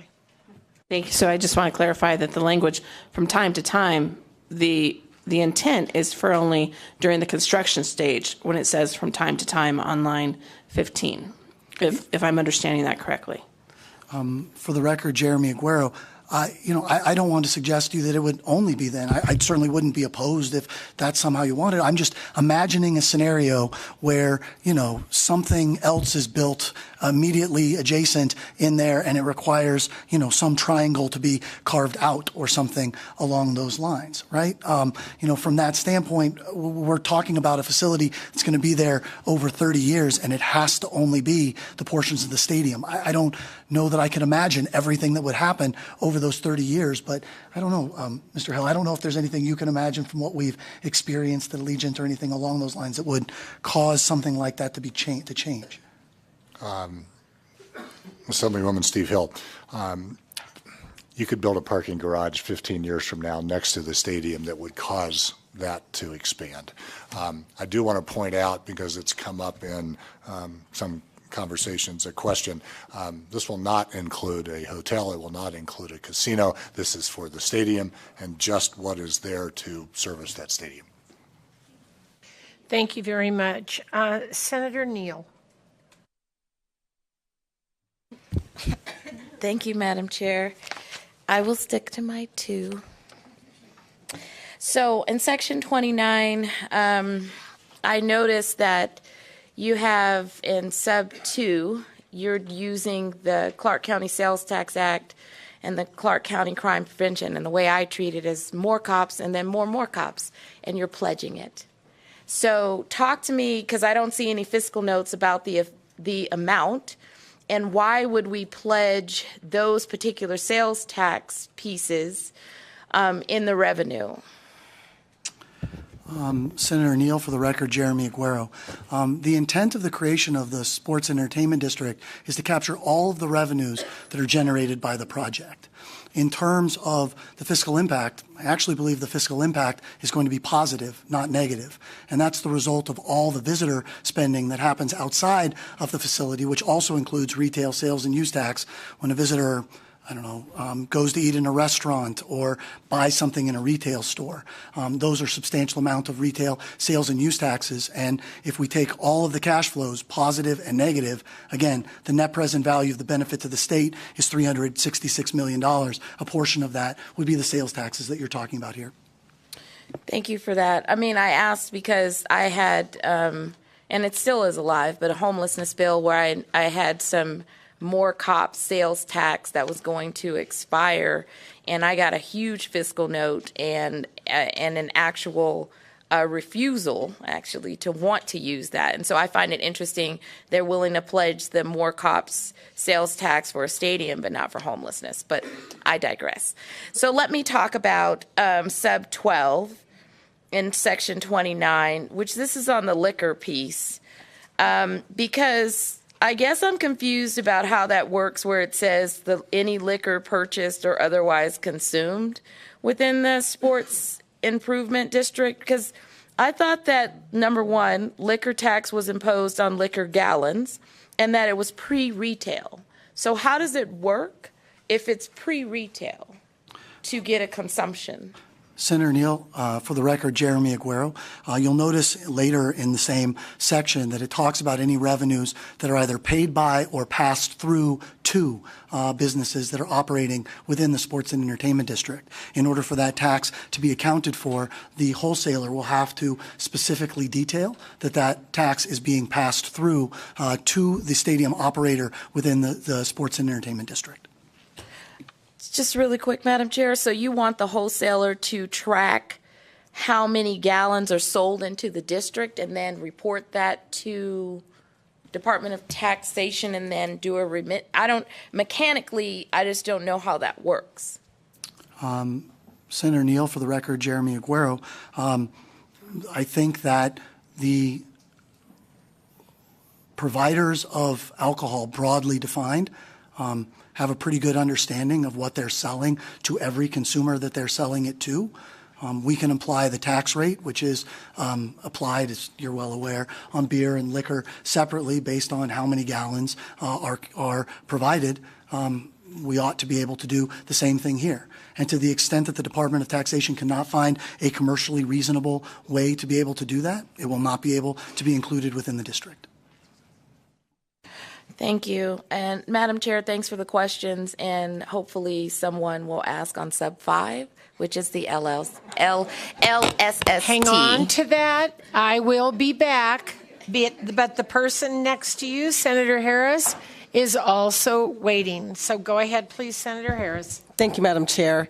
So my first question is really more of an ask, and I happen to be one of those lawyers that's not afraid of numbers.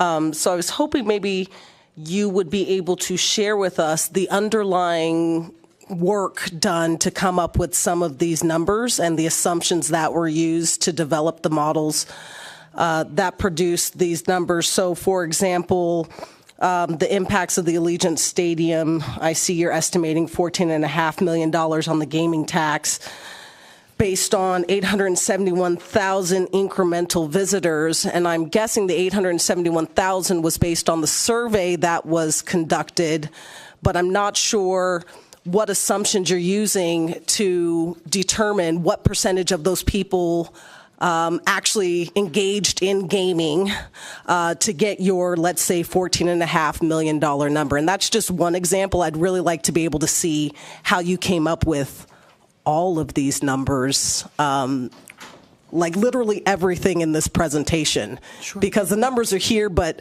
I don't see the meat, right? And that's not on you. You can't fit it all in a PowerPoint. I get that. Sure. But I was hoping that maybe you could provide that at least to me and to maybe some of the other committee members that may be interested in seeing those underlying assumptions.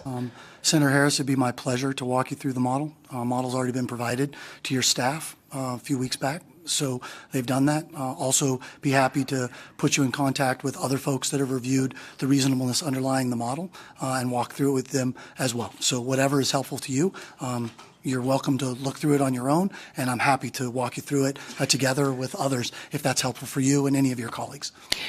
Mr. Aguero, is there a way that we could have that emailed? Madam Chair, it has been. Okay. We've got it. Okay. But does the entire committee have it? I know fiscal staff has it, but okay. Fiscal staff will send it out.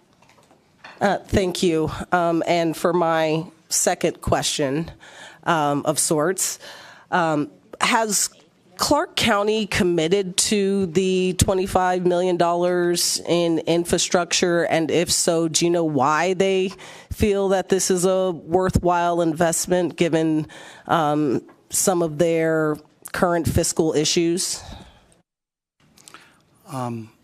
Senator Harris, I'll try to answer that.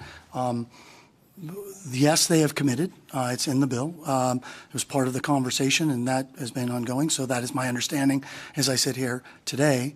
I would provide the same answer to you that I've provided to others, and that is Clark County is going to make money on this deal, not lose money on this deal.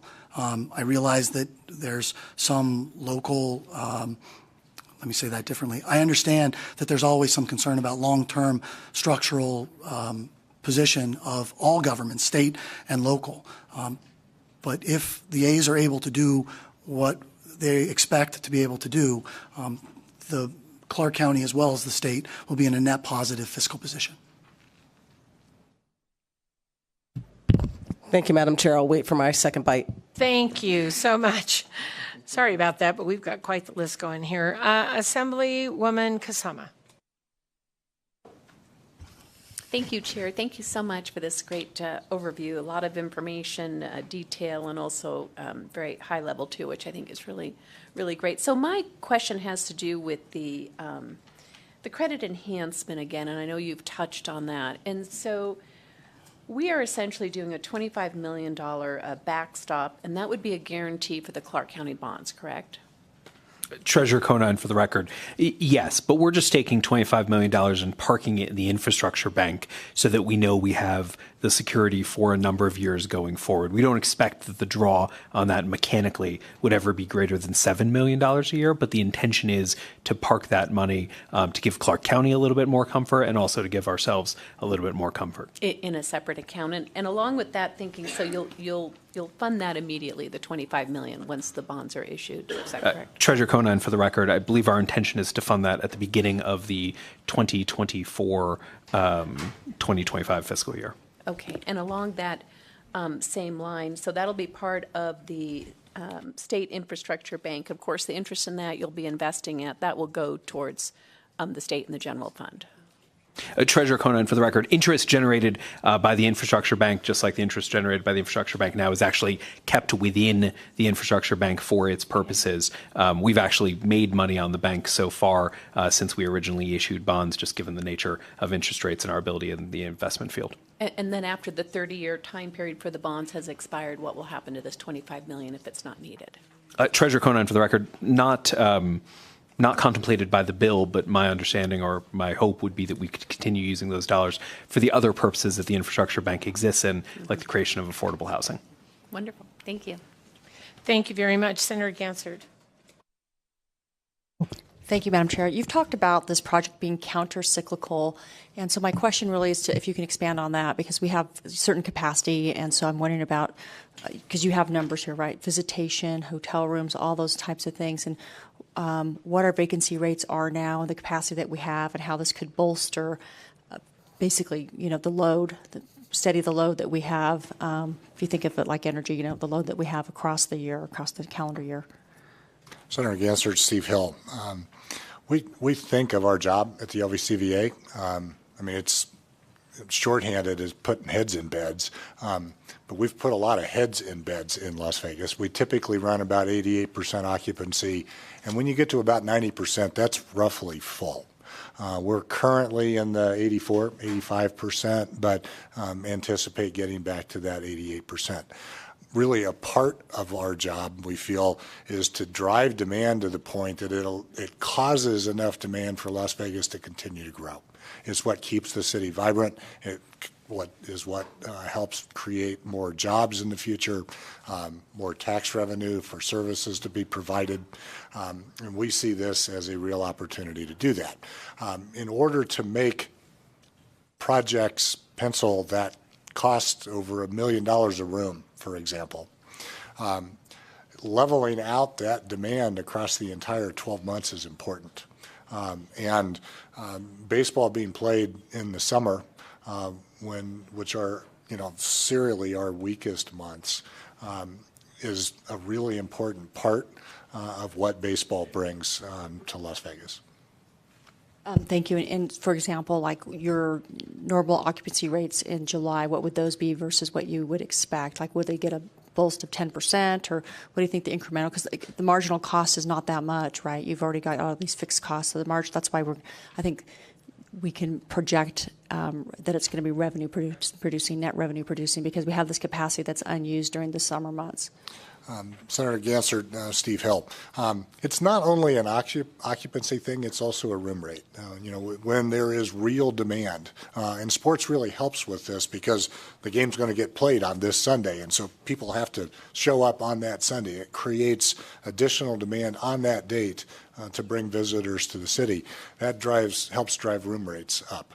So in the summer, our occupancy will drop several percentage points typically from like 88 to 84, 85, but room rates drop even more significantly than that. So it's a combination of driving just the heads in beds, but also concentrating that in order to help keep room rates at a level that supports the city. Thank you. Thank you very much. And Assemblywoman Gorlow. Thank you, Chair. I'll be honest, most of my questions have been asked and answered, but I do kind of want to go back to the stadium and the design and the partial retractable dome. I went to a game in California and thought I was going to die by the 5th inning. So with as hot as Vegas is, can you talk a little bit more about the design, and are you concerned about the airport noise as well?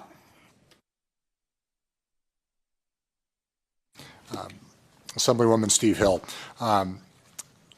The design is still in progress, and using the correct judgment of when to have that roof open and closed is something that I'm sure will be learned along the way. It's pretty obvious that in July, closed seems like a better alternative than open. But there's some fantastic days and nights in Las Vegas that watching a baseball game or experiencing a concert or other event, really when you're outdoors, matters a lot. The noise from the airport will need to be mitigated in that design, but I don't really think it's a significant concern. We do that with the properties now. That north-south runway is not the primary runway for the airport. The east-west runway is. And the direction the runway runs and the somewhat remote nature of the stadium site will be helpful with that. And Treasurer Conine, if I could add on to that, Assemblywoman, when we say partially retractable, that means it could go from 100% to 50 or 30%, not that it would go, as I thought when I first read that, from 0% to like 25%. So we can get fully enclosed, which should deal with the weather issues. To be honest, that's what I thought you meant, like only that. But my next question, it's kind of the elephant in the room, and it's not with the bill. Many of us have gotten a lot of emails and tagged on social media. So getting a lot of constituents that really don't want us to vote yes on this. So what would you respond to my constituents that are emailing me saying, don't give our money to a ballpark? Assemblywoman Steve Hill, I think it's a very straightforward answer. And both Treasurer Conine and Mr. Guerrero have spoken about it. This is a good investment. There will be more money available at both a state and local level if this deal is done than if it's not. There will be more money available for services. There will be more money available for all that you do if we invest in the stadium. Thank you very much, Assemblywoman. I will go next to Assemblywoman Dickman. Thank you so much, Madam Chair, and thanks for this really informative presentation. And I have two questions that are kind of unrelated. My first question is the demolition of the Tropicana included in your economic impact numbers of project construction? Assemblywoman Jeremy Aguero, no, it is not. So that would be additional? It would. Okay, great. And then my next question is kind of obvious for me. How will the North and rural Nevada benefit from this project, since kind of the A's are moving further away from us, right?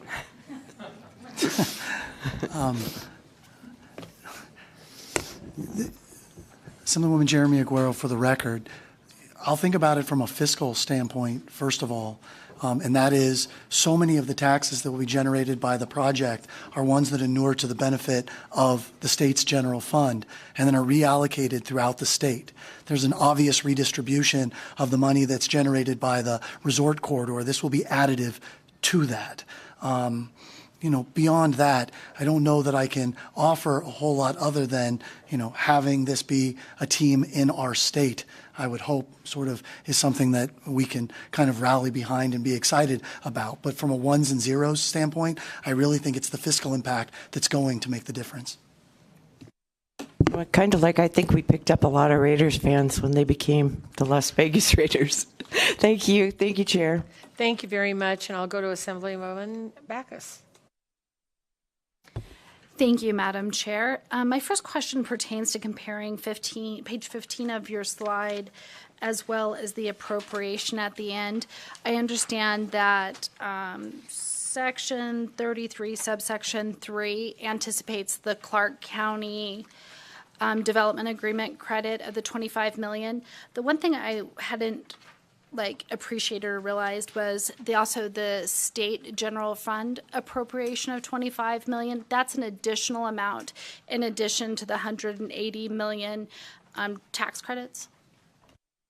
Treasurer Conine, for the record, yes, Assemblywoman, the intention is to take that $25 million and park it in the infrastructure bank, separate and apart from the $25 million that Clark County has discussed from a development perspective. Okay, thank you. And then, Mr. Aguero, I understood that you had spoken with the Department of Taxation with respect to the work that they would have to do in those discussions, because this has happened so fast, we haven't been able to see our fiscal notes. And so do you have any understanding what we're looking at that's going to be required in this biennium to be appropriated to cover the cost of the work that may be required by our Department of Tax, our Business of Industry, and other agencies of our state? Assemblywoman, for the record, Jeremy Aguero, no information has been provided to me in that regard.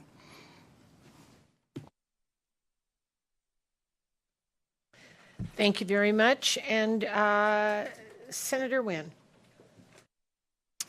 Thank you, Chair. I have two questions, and kind of going back to Section 29, subsection 5. I was wondering if you could talk a little bit. I know we talked about, diverting some of the more COPS tax to the stadium, but can you talk about subsection 5 that talks about how much impact there will be on this local school support tax and how much that will be impacted as well?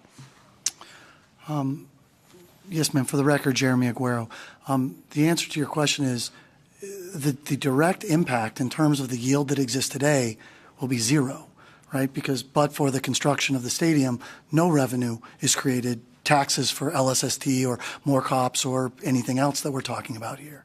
With the construction of the stadium, the dollars that will be generated by the stadium will be invested in the project. So they will be diverted. At the same time, the taxes that are generated by visitors that come to the stadium, that stay in our hotels, that eat in our restaurants, that drive in our taxis and our Ubers, will continue to be generated. Much of that will generate retail sales and use tax. A component of that retail sales and use tax will be both the more COPS tax and the LSST. Exactly what that balance will look like, I can certainly try and create the best estimate that I can. But again, the net fiscal benefit for the state is expected to be in excess of $360 million, which means that the state is actually better off because the project was actually constructed. Again, in absence of the project being constructed, there are no revenues, and there is no diversion of that revenue that exists today. Chair, may I follow up? I guess my real question is can these impacts be sustained while this project, until the visitors come in and offset it? Yeah. For the record, Jeremy Aguero, it's an excellent question, right? There is some front-end investment, right? Because we've got a couple of years in which there's a lot of construction-related activity happening, obviously generating a fair amount of retail sales and use tax and jobs and all of those type of things. Again, that's sort of the short-term element for a longer-term benefit, but I don't know a way in which you'd offset that other than to say, again, those are revenues that would not exist but for the project being created in the first place. And then just my last question, if that's okay, Chair. It kind of follows up on this. There are a lot of, you had indicated there are a lot of requirements and mandates and directions for the Clark County, Board of Clark County Commissioners. And this might be a question that they can address when they come up and support. You had indicated it's in the bill, they're supportive of this, and I just wanted to confirm that. For the record, Jeremy Aguero, perhaps a question for them. I can only tell you what's provided in here. Thank you very much. And with that, we'll go to Assemblyman Miller. Well, thank you, Chair. I think several of my questions have also been addressed, one of which was definitely the positioning of the stadium being open in the summertime and what that experience was going to be like.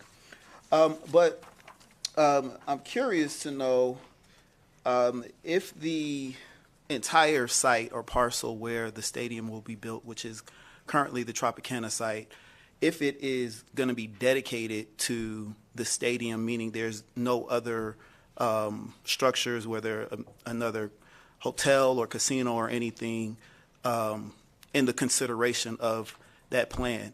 If there are, would that business or entity be subject to the special improvement business tax?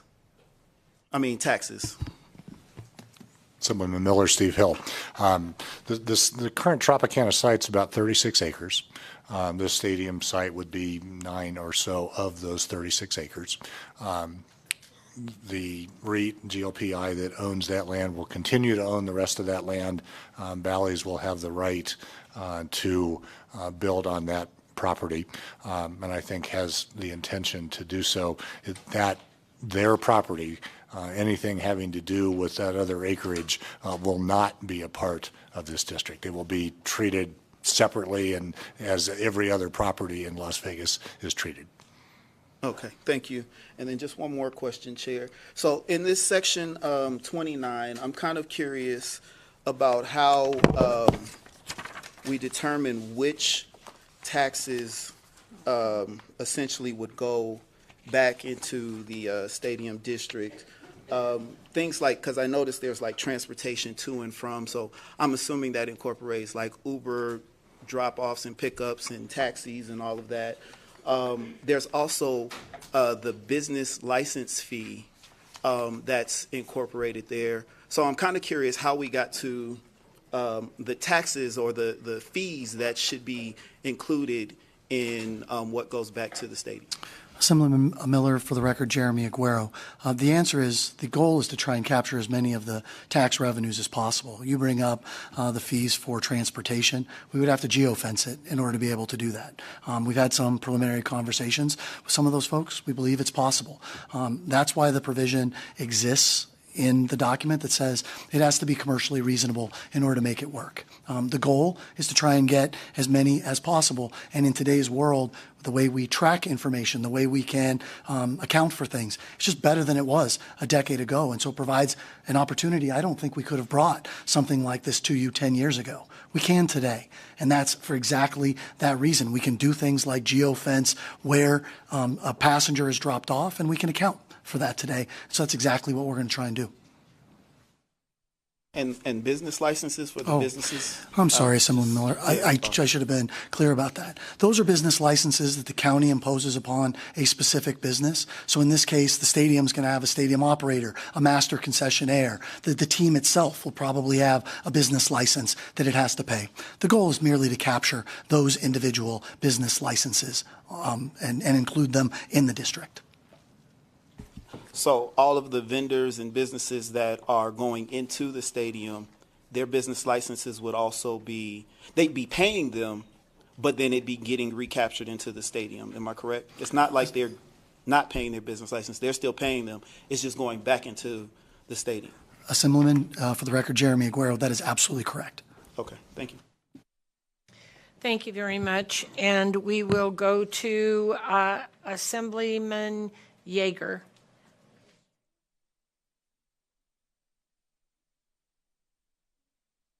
Are you down there trying to figure out the score, Assemblyman?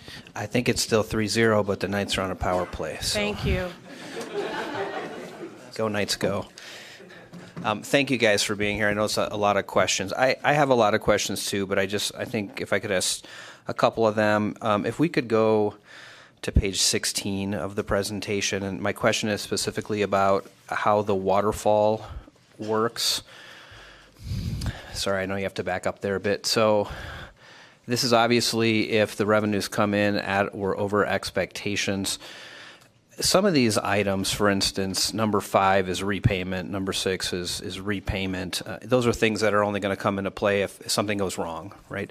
But I wondered if you're able to quantify in any concrete way the numbers that would be associated with, I guess it would be 1 through 4, because we have a number associated with 7, and we know that number 8 is 90 million, number 9 is 5 million.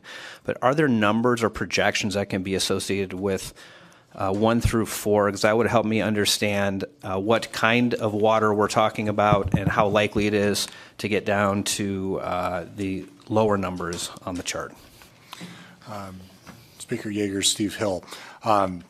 The operation of the Stadium Authority in the year that we negotiated the agreement with the Raiders was up over $1 million. This year, this fiscal year, it will be a little over $400,000 in total. Almost all of the expense at the Stadium Authority is done on an hourly basis. So we're paying professionals to do work for us. And so once you get into this kind of steady state operation, it's a very inexpensive organization to operate, and each side would keep track of their own hours and make their own contribution to that effort. But it is not at all likely to be close to $1 million. Item 3 is just authority for us in the event that the A's fall apart while they are operating the stadium, to pick it up and operate it and use the proceeds in order to do that. So that is highly unlikely to ever need money at all. The allocation to the year 2 reserve is anticipated to be completely funded during the construction cycle. As Treasurer and Mr. Guerrero have both said, there's $36 million of sales tax revenue during the construction cycle. That is way more than is needed for the second-year debt service reserve. So that will be funded and then not need more money from there. So those will not be large users of funding moving forward. And Treasurer Conine, for the record, if I could add on to that, your question on the first part, principal and interest on bonds, starts at around $7 million a year, and over the length of the bonds grows to about $14 million a year.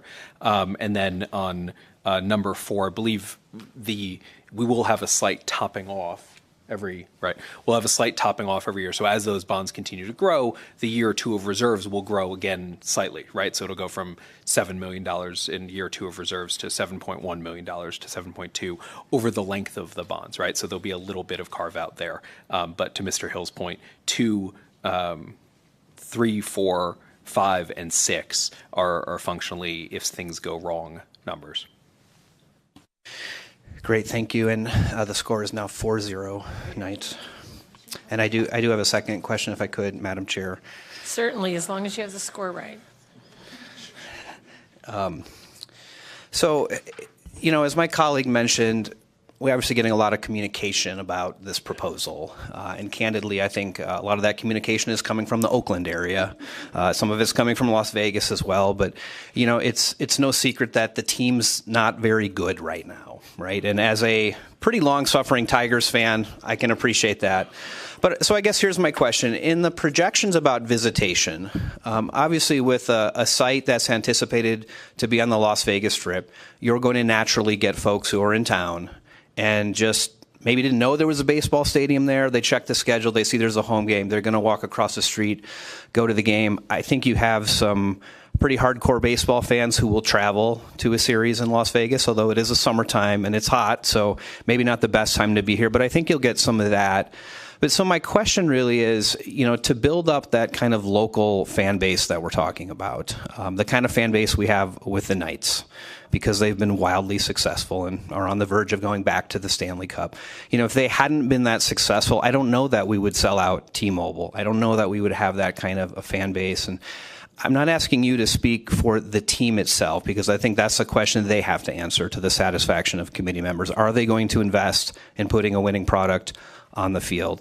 I don't know that that's a question for you, but my question for you is how much of your projections about visitation, about money that's going to be generated, is dependent on Las Vegas locals taking the trip over to the Tropicana site and going to the game there? Because I think, in my mind, those two things are related. There has to be a competitive, winning team to draw folks to the Las Vegas Strip who are locals. There's infrastructure needs as well. But I guess if you could kind of talk about that, is that baked into the projections in some way?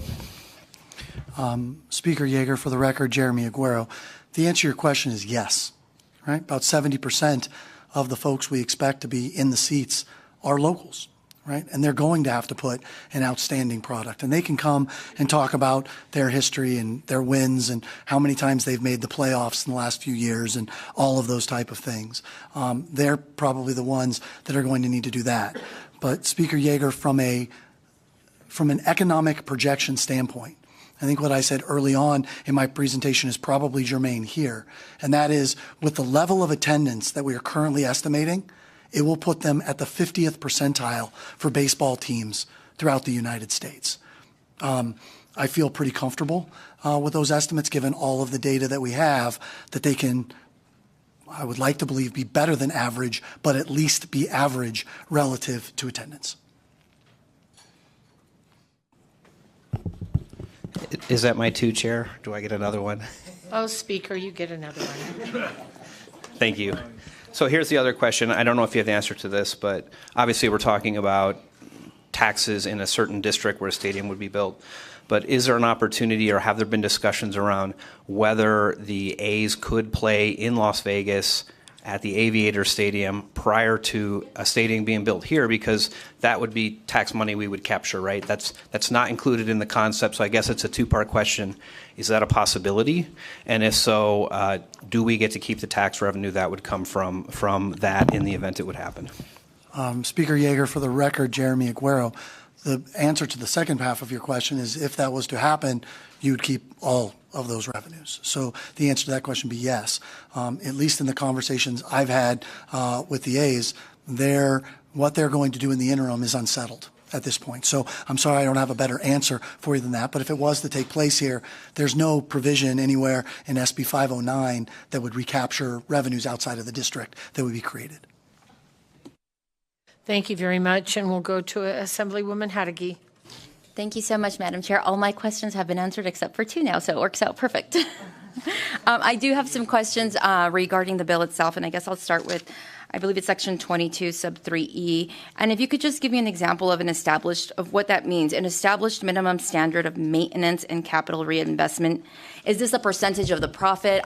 We're Las Vegas, right? We're a tourism and hospitality industry, and we've heard it in other hearings before that we need to provide state-of-the-art facilities to the guests who come here so that they continue to want to come here and have an enjoyable experience. So can you give me an example of how that will work? Like, is it a percentage of the profits? How can we guarantee that there is money going back into the maintenance and reinvestment of the stadium? Assemblywoman Steve Hill. We currently have the same language and the same process with Allegiant Stadium. The stadium itself, the Raiders are responsible for providing a maintenance schedule. We have hired a construction consultant to review that schedule, and that process then produces ultimately some conversation and then approval of what maintenance is required, when it'll be required, and how much funding will be necessary for the Raiders to put into that fund. The same would happen with the A's at this stadium. And my second question is on section 26. It's the provisions for subcontractors, the provisions that dictate what percentage of awards have to be given to small businesses. So it's 15% in section 26. Can you talk to me about what it was with the Allegiant Stadium? Was it 15%? And then also the qualifications for what a small business is. I'm not sure if this is taken from current statute, but they seem kind of high, right? 20 million, you'd be considered a small business. $20 million, that seems kind of high. That means a lot of businesses might qualify for that. And if we're really trying to target small businesses, it just seems like a really high number. And then also there's a provision in sub 8 of 26 that gives them a waiver, right? That says if you can't find small businesses, then you don't have to adhere to this. So my question is around, what was it like for the Allegiant Stadium contract? Was it 15% or what was that number? And was that waiver ever exercised where they were allowed to not use small businesses to fulfill these contracts? Assemblywoman, Jeremy, you can correct me if I'm wrong, but this language is the same language from Allegiant Stadium, correct? That's correct, sir. And the thresholds are as well. And the waiver was not used. They achieved that 15%. Thank you very much. And we'll go to Assemblywoman Monroe Moreno. Thank you, Madam Chair. I too have pages of questions. So I'm just going to put it out there. I'm at a no, almost a hell no. So y'all have to get me to a yes, okay? In some areas of this bill, there's language that was in the Raiders deal that they received. In other areas, vastly different than what the Raiders had. The Raiders came to this state with a huge fan base. We had a lot of people that would make the travel to California to see the Raiders.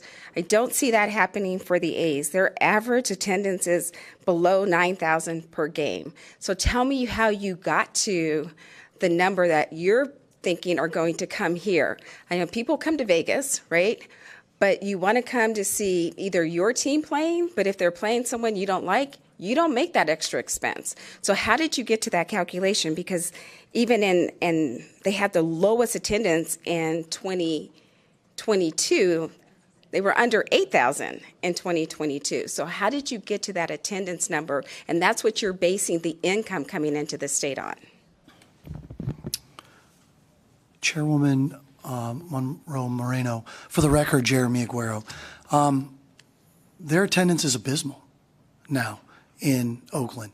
I don't think there's any illusion. I don't think we should sugarcoat that in any way, shape, or form. You're 100% right. So that is exactly why I think the A's are looking to find a new home.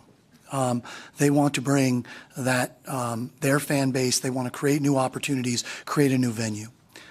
We can look around a number of sports. I think about what happened in Cleveland. I think about what happened in Atlanta with what they developed. By building a new ballpark and by bringing a new reason, they stimulated increased activity for those facilities.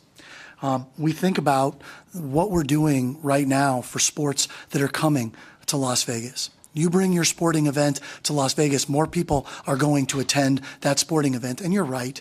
There's no doubt about it that the Las Vegas Raiders are an incredible success story for us in terms of not only creating fandom, but also bringing folks from out of town. But I don't think we want to dismiss what the Golden Knights have been able to do. Right? As much as we would like to believe that every person sitting there cheering in that arena are from Las Vegas, many of them are not, right? There's lots of folks that come from out of town. As a matter of fact, when you talk to some of the hotel operators in and around that, there's lots of folks that come into town just because the event took place and may not even go to the event. We've seen it with boxing. We've seen it with UFC. We've seen it in other areas. The hope is that we'll see it here as well. As I mentioned to Speaker Yeager, the expectation here is not that the A's are going to be the highest attended baseball team anywhere in Major League Baseball. The hope here is that they will be, the expectation, I should say here, is that they will be at the 50th percentile relative to that. Now, they are building a facility around that relative size. And I think that is a very reasonable expectation. And the work that's been done by CSL, who's probably the foremost expert in these analysis anywhere in the United States, reviewed by Goldman Sachs, reviewed by Hobbs, Ong and Associates, reviewed by PFM, all of which you went through those exercises, felt like the assumptions that were driving that model were reasonable. I agree. I do think they're reasonable. The second half of your question really asks, can we really expect people to get on a plane or get in a car and come and see their team play?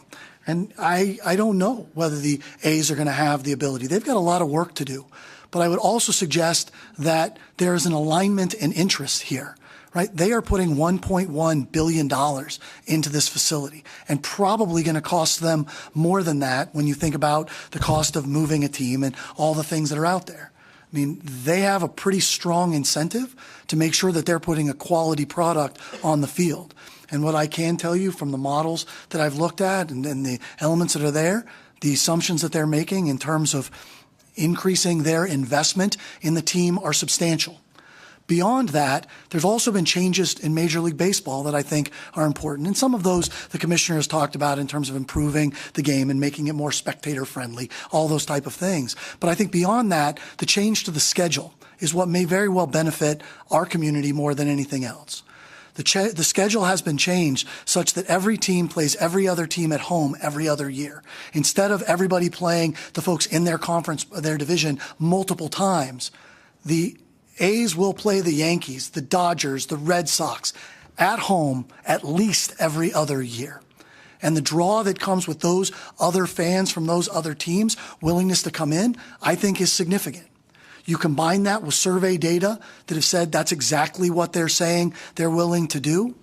You know, it seems reasonable to expect that the A's will be able to hit those numbers, and that if they're even close to what other sports teams have been able to do and other events have been able to do when they come to Las Vegas, I think those incremental visitation numbers are a fair assessment of what we think can actually be achieved. And Chairman Moreno, if I could just add, I think it's an important question. there's kind of two pieces to the answer too, and Jeremy has dealt with both of them, but I want to just kind of point out the separation. One is the revenue that will be generated by attendees at the game that will go to pay off the bonds. And it's why that coverage ratio is 2 times what is necessary in order to pay off those bonds. So in order to pay the bonds off, that has been taken into consideration. That safety has been built into this proposal.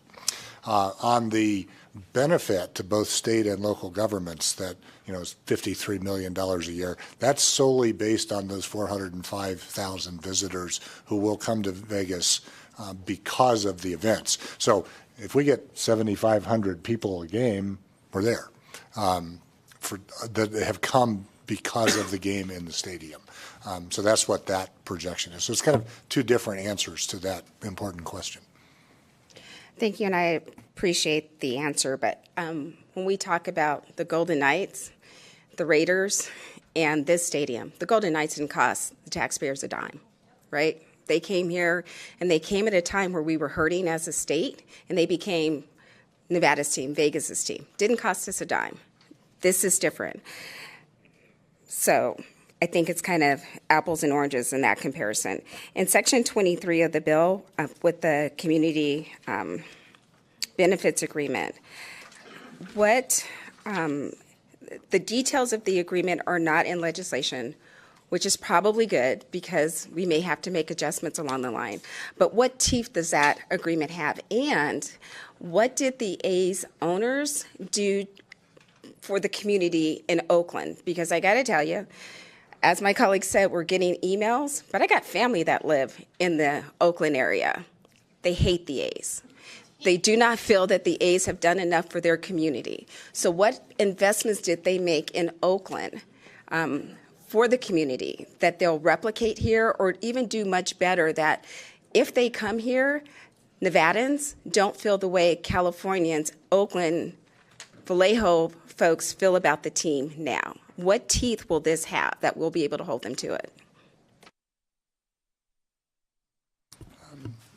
Chairman Moreno, Steve Hill, that will need to be built into that community benefit agreement as we work through that process in a public setting. As I mentioned earlier, that was just not the structure under the Raiders deal. So that will have to be a part of that conversation that we'll have over the next year. I think what the A's are willing to do in the community is really a question that we would need to ask them. I don't feel like I can speak for them on that subject right now. And I get 3 questions since I'm her vice chair. On page 18 of your PowerPoint, when you look at the public dollars that are going in, the size of the stadium, we're asking Nevadans to put in a huge amount for one of the smallest stadiums. Why the huge cost for a much smaller stadium than other states? Madam Vice Chair, for the record, Jeremy Aguero. I mean, some of it just has to do with time, right? Things are more expensive now than they were before. And so that's some of the costs associated. They're also building what is a phenomenal asset as well. And so we, the state of Nevada, are requiring a very high standard in terms of the facility that's to be constructed. Combination of both that cost and that time is what you're looking at here. Thank you, and I do get one more. The $1.1 million that the A's are putting up, is that simply for the payment of the land, or are there other infrastructure improvements that will come along with that? Madam Vice Chair, for the record, Jeremy Aguero, I think you meant $1.1 billion. That is for the cost of the construction of the physical asset. That does not include the cost of land acquisition. That does not include the cost of the relocation of the actual team itself to Las Vegas. And that relocation fee is?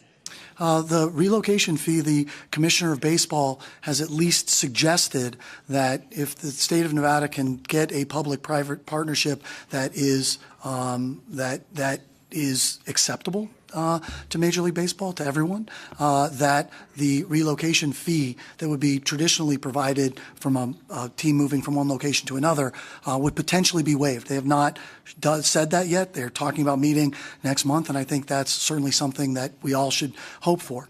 But that's only the relocation fee that's charged by Major League Baseball, right? They also have to move a business from California to Nevada, and so there will be some cost associated with that, and that's really what I was alluding to. But you didn't say what that relocation fee is. Look, I'll tell you, when I get that question from time to time in terms of what the relocation fee would be, the best ballpark numbers that I've received is something on the order of $300 million is the relocation fee. I'm sorry, I wasn't trying to hide the ball with you, Madam Vice Chair. Thank you, Madam Chair. Thank you very much. And with that, I'll go to Assemblyman O'Neill. Thank you, Chair. You know, Nevada is truly a gaming state, and we've proven it several times. We gambled on Tesla, won. We gambled on the Oakland Raiders and won. We gambled on Faraday. It was a push.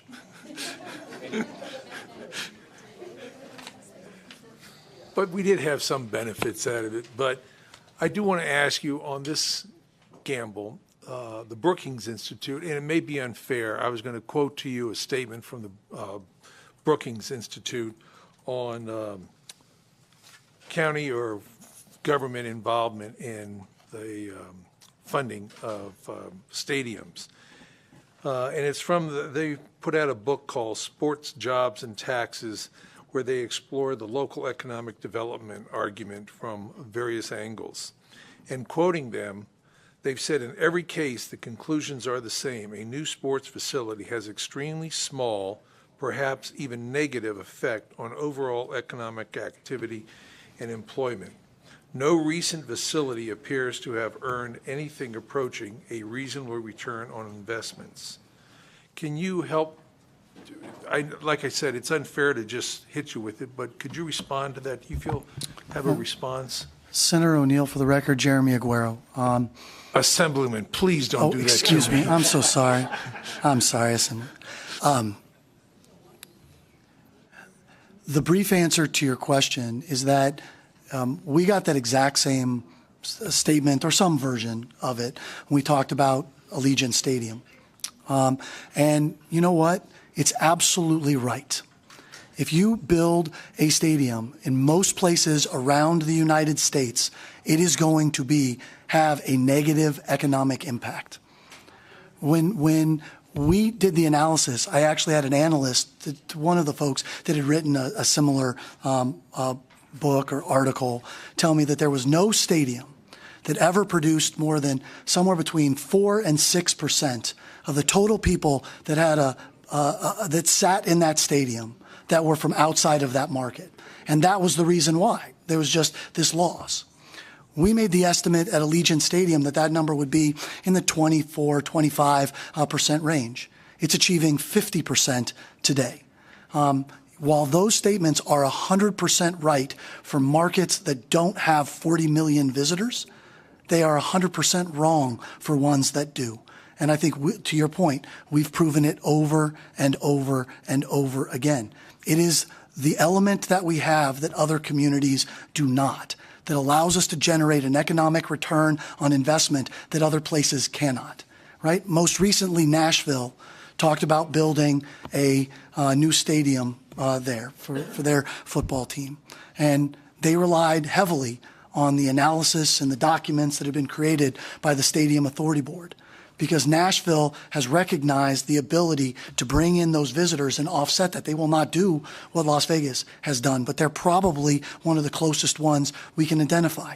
So while I am so respectful of the incredible work that's done by the folks at Brookings and the folks at Stanford that have done a lot of work in this regard, I respectfully disagree that when they want to come and compare what Allegiant Stadium has done for the state of Nevada, when they want to come and talk about what the UFC has meant for the state of Nevada, when they want to talk about what the Las Vegas Grand Prix or what the Super Bowl is going to mean for our state and our community, that economic impact that leverages 150,000 hotel rooms. We have more vacant hotel rooms on any given night than most markets in the United States have hotel rooms. 250,000 leisure and hospitality workers that are incredibly dependent on those hotel rooms being full and all of the other ancillary things that happen out there. Our state is 3 times as dependent on the tourism economy as any other state in the United States, and if on a location quotient basis. And so from that, we develop this benefit that allows us to do things that other places cannot. And I'm not up here to tell you that I can tell you with 100% assurance that that is what is going to happen here. I can't. But what I can tell you is exactly what you started your comment about. We've made bets and we've won a lot relative to that. And I would suggest that element that has made us successful in so many of those others has a very substantial potential to do the same thing here. Thank you. I appreciate that. Thank you, Chair. Thank you very much. And Assemblywoman Brown-May. Thank you, Chair. I appreciate the opportunity. One of the things we haven't really talked about are jobs. So on slide 37, with regard to the economic impact, you see one-time construction employment and then annual operations employment and then incremental visitation employment. And so I want to confirm first that the presentation you're sending over that I haven't seen includes the data, the details. You talked about direct, indirect, and induced employment, so you have 3 numbers here. Does the detail show direct employment? Assemblywoman Brown-May, for the record, Jeremy Aguero, yes, it does. And I've got a single page that sort of breaks out the key assumptions that are in there. And happy to send that to everyone that's here. I know we've had some discussions around that, so I can get that to you. And I think the detail around some of the other estimates that drive that, always happy to walk through that with you. I think it's somewhat exhaustive. Thank you. I appreciate that. The detail is, I think, most relevant. The constituents who live in Assembly District 42 in particular are a high number of service employees. Relative to this is the type of employment we're talking about, and I have not seen yet, where do we talk about the quality of jobs? Are we going to have living wages and great benefits? Like, what are the implications then to ensure that the employees here don't end up on the state's Medicaid rolls, but instead get living wages and great benefits? Assemblywoman Steve Hill. As you'll hear if you have not already been told, the A's have reached an agreement with the Culinary Union. They've reached agreement with the Building Trades Council. There will be a PLA on this site. These are union jobs.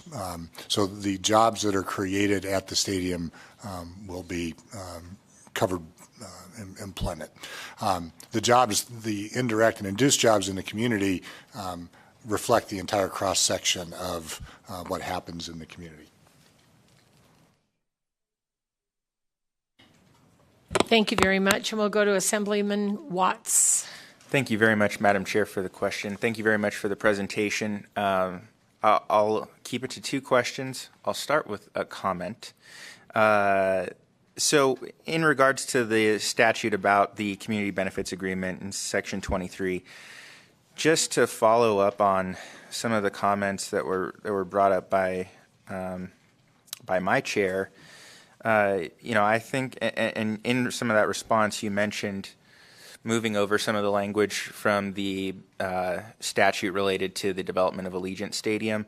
And I just want to make sure that I put it on the record that I want us to go well above and beyond what we had for Allegiant Stadium. I want us to have the best community benefits plan in the country. So if we're going to have the state-of-the-art stadium, I want to have a state-of-the-art community benefits plan, and want to make sure that, for example, this 5 years review. I think maybe more frequent review would be in order. I see there's a community oversight committee. It's kind of unclear to me exactly really who's on there and what, they have advisory role. I would love to see more direct community empowerment. I think that the Stadium Authority Board is great for what it does in terms of administering these stadiums. When it comes to the community benefits plan and its development, review, and execution, I would like to see a lot more. I think there's a different group of people that need to be at that table and empowered to make sure that we do have the best plan possible. And also think we might need to, as we're looking at adding another stadium under the Stadium Authority Board, maybe look at revising the makeup of that board. The questions, though, that I had are, so one is related to some of the events that were mentioned that are going to be coming in. You displayed some of the other venues that are in the area. Also in that area is the Thomas and Mack arena as well. And so, and it was mentioned that Sam Boyd, which I think is a 40,000 seat venue, there were events and it's pretty far away. And so we're looking for places that they can move. Allegiant, 60,000, maybe too big for some of those. This 30,000. But yeah, we've got Thomas and Mack, which is 20,000. And so I think the first question that I have is, have you done any analysis of not only new events that could be attracted, but is there any analysis on potential relocation or displacement of current events as they move to another space, either because there's additional seating capacity or newer amenities, et cetera?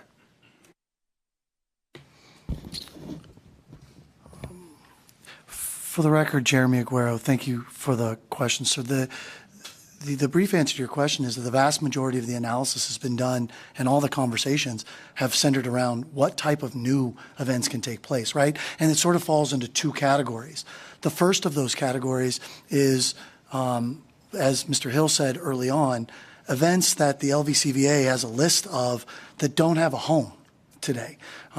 Those are ones that were displaced out of Sam Boyd. Those are ones that are simply, it's too expensive to go to Allegiant Stadium and utilize. Or the other part is that they just may not have the capacity, right? I mean, we get into the fall when a lot of folks want to come and have events, and they just may not have the dates on a weekend to be able to house it. The other part is really that there's some events that cannot take place anywhere else. We're not going to host the baseball all-star game anywhere else but a venue like this, right? We're not going to host the World Baseball Classic anywhere else other than this. The third sort of portion that I think I would mention is that the venue size also matters, right? We're talking about identifying a venue size that is in between what we have today. And the likelihood of having someone come and just build a venue size in between those, what we have at T-Mobile and what we have at Allegiant, is highly unlikely. So when we combined those three things, we believe that the vast majority of it's going to be incremental. Now, you ask, I think, a very important question, and that is, well, could you have one event that was in one location that shifted to another? I think the answer to that question is, of course, it could happen. I don't think we want to ignore that fact, but that would largely be because something outgrew a smaller venue or because something could not fill a bigger one. Right? So from that standpoint, you're sort of creating a new set of economic opportunities that we believe grow. But are we modeling anything that is the relocation of any event? No, we are not. Thank you for that. I appreciate that, and I appreciate that while you're modeling new events, and of course some of those baseball events, they're going to be located here. Acknowledging that is also a possibility, that there could be some shifting around and that could have impacts. And again, we've seen that we've continued to become even more of a destination for events, but I just wanted to make sure that that question got asked and that that's a consideration, because for some venues that could be, I'm not really worried as much about T-Mobile Arena. I think if something moves because they need 30,000 seats. T-Mobile Arena is probably going to be fine. There are other venues that I think there could be some impacts to that. So the other question I had really goes back to the questions about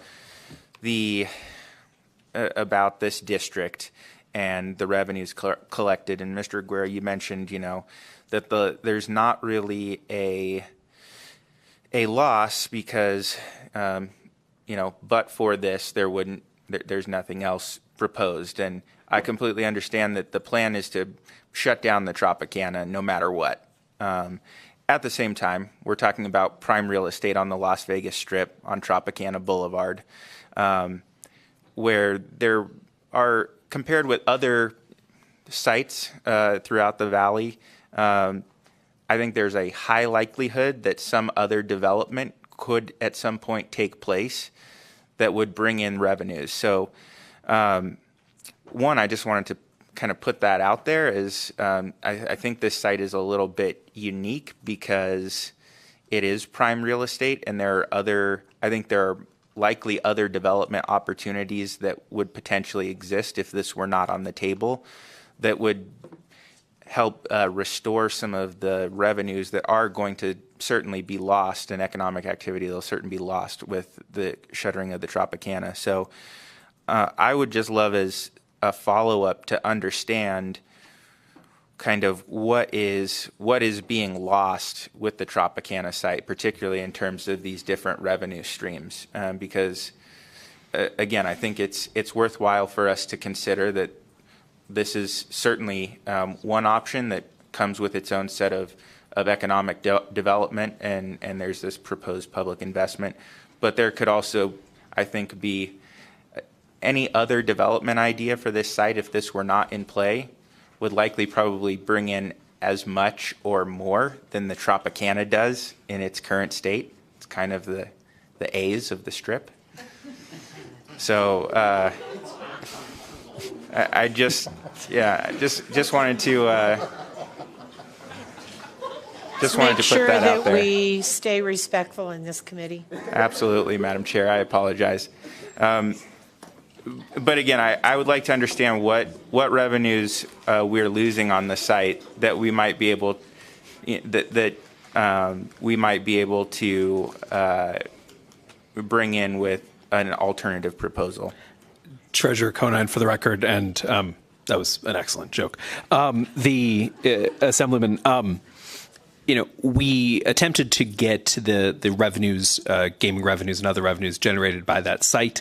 There is a prohibition against tax releasing information to us or anyone else about specific taxpayers. That is something potentially we could change in law, just a suggestion if you know anybody. But we know that there's going to be some sort of displacement of gaming tax revenue over the time, and room tax revenue, et cetera, over the time between when the Tropicana is demolished and something new gets built. To your point, in the remaining 25, 26 acres on that site, they will absolutely build something that is plenty of room to create a world-class establishment from a gaming resort, an integrated gaming resort perspective. And frankly, I think what we all believe is that the benefit of having a stadium at a property's front door will create enough tax revenue that we're not worried about the 3 years of displacement relative to the overall gaming revenue picture.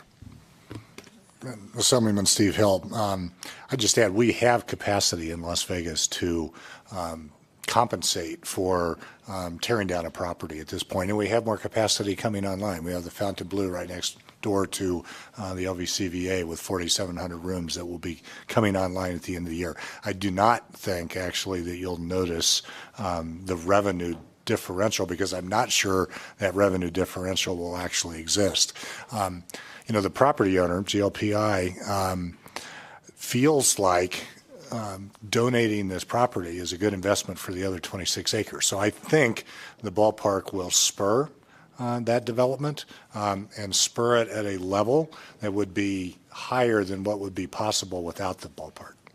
Thank you. I really appreciate that. And again, I just wanted to kind of get that out there for discussion and appreciate your response, which is that it is also there are other ripple effects that will kind of go not only to the general area around where this development will be happening, but also kind of throughout the resort corridor as well. So thank you very much, and thank you for the question. Thank you very much. Senator Neal. Oh, yay. Thank you, Madam Chair. So I had a question on Section 28, but I'm going to tie it to 29. So in Section 28, it allows for the county to finance or refinance the stadium project. And so there are implications there when we talk about the pledge revenues. So I wanted to get an understanding, because you have you have the SCCRT in here, which is portion of the C-tax revenue, and it's my understanding that that could have an impact on the non-guaranteed counties. And when we talk about financing and refinancing, can you talk about the fiscal impact there? Senator Neal, for the record, Jeremy Aguero. The county felt strongly about having the refunding language in, because interest rates could improve and we could borrow at lower costs, which would allow us to pay the bonds off earlier or have more money flow through the waterfall. With regard to the question of the BCCRT and the potential implications on the distributions through the C-tax, again, I'll give you the same answer I think that I offered before, and that is they're also going to benefit from the increase in the sales tax that's going to be associated with the incremental visitor activity. And so, again, but for the construction of the stadium, none of that C-tax would actually be collected anyway, and the benefit associated with the visitors coming, well, should actually lead to increasing the benefit, at least for those communities that are not guaranteed in terms of the first tier distribution of the consolidated tax. Thank you for that. And then also, I just found it ironic that the live entertainment tax was being pledged, but yet the sports teams don't pay the LET. And so it's ironic to me. Can you talk about why the LET would then be placed in as a pledge revenue? Senator Neal, for the record, Jeremy Aguero, because there'll be other events other than just baseball games that are played there. Collecting that tax and having it be reinvested back into the project is consistent with the approach that's being taken here. Okay. Madam Chair, can I just ask one thing? Okay, so, and I'm going to say this because, I sat on Senate Finance this whole session, and if you knew how many times we heard it's a rainy day in Nevada, and we should fund teacher salaries, you would understand the level of influence or potential pain that experienced in this committee. And I think, regular citizens see us making or having a conversation and a discussion around funding a stadium, but yet we don't have enough revenue to fund and give a 20% increase to teachers in the state of Nevada. And I think that, for regular citizens, they're not looking at economic numbers. They're looking at real life, and they're saying these two things are not congruent, right? That you can't say you're willing to commit time, energy, and pledge, I think almost 17 revenues in order for a stadium, but yet you won't extend yourself to do a 20% raise for teachers. And I think that's a legitimate concern, right? Because even when we went through all of our budgets and there were still some serious asks on the table, and the state is in this bill, right? The state our money is being pledged as a backstop. And then the counties are in here when they just testified about a structural deficit when they can't take care of foster care within the Clark County system. And I think we need to have a real conversation about that, because in regular citizens who are going to work every day, this doesn't make sense to do a second publicly funded stadium. And so help me figure out why this would make sense when we know that those asks are on the table. but we won't give that same effort towards real needs that are on the table this session in 2023? Senator Neal, I'll try to answer that. When Allegiant Stadium will have principal and interest payments on its bonds of about $36 million. It will generate over $70 million in tax revenue as a result of all the events that happened there over the past 12 months. In doing that, that means that there is more money that goes to school construction. There is more money that goes to teachers' salaries as a result of that investment. Again, we've talked about it here in terms of its being successful. But for the A's willingness to construct the stadium, no revenues are generated. There is no additional dollars that go to teacher salaries. There's no additional dollars that go to capital programs. There's no additional dollars that go to the county or go to the state for homelessness or any other social services that exist. When we run the numbers out relative to this stadium, the state of Nevada, local governments and state governments combined are over $360 million to the good. Those are dollars that will go to our schools and to our roads and to our parks and to public safety. It's exactly what it will do. And if we can do half as well as we did with Allegiant Stadium, I would hope that the folks that you're talking to benefit from the jobs that are created, from the dollars that are generated for exactly the type of services that you're talking about here today.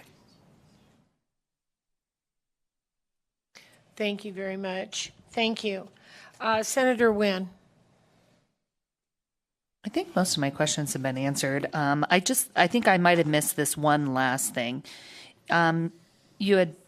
Assemblyman Watson kind of asked you about the tax loss of the closing of the Tropicana, but what about the job losses? Do we have an understanding of what those job losses would be in that property? Senator Wynn, Steve Hill. I'm not sure I know the exact number of employees there. It's a couple thousand. And I think you'll hear from the culinary a little bit in testimony later on that subject. It has certainly been a concern and a point of conversation. I know the county has partnered, or we've really partnered with the county, where the county has provided job fairs at the convention center so that we can connect thousands of employees we've done over the past couple of years to jobs. And I'm sure the culinary will help with that effort as well.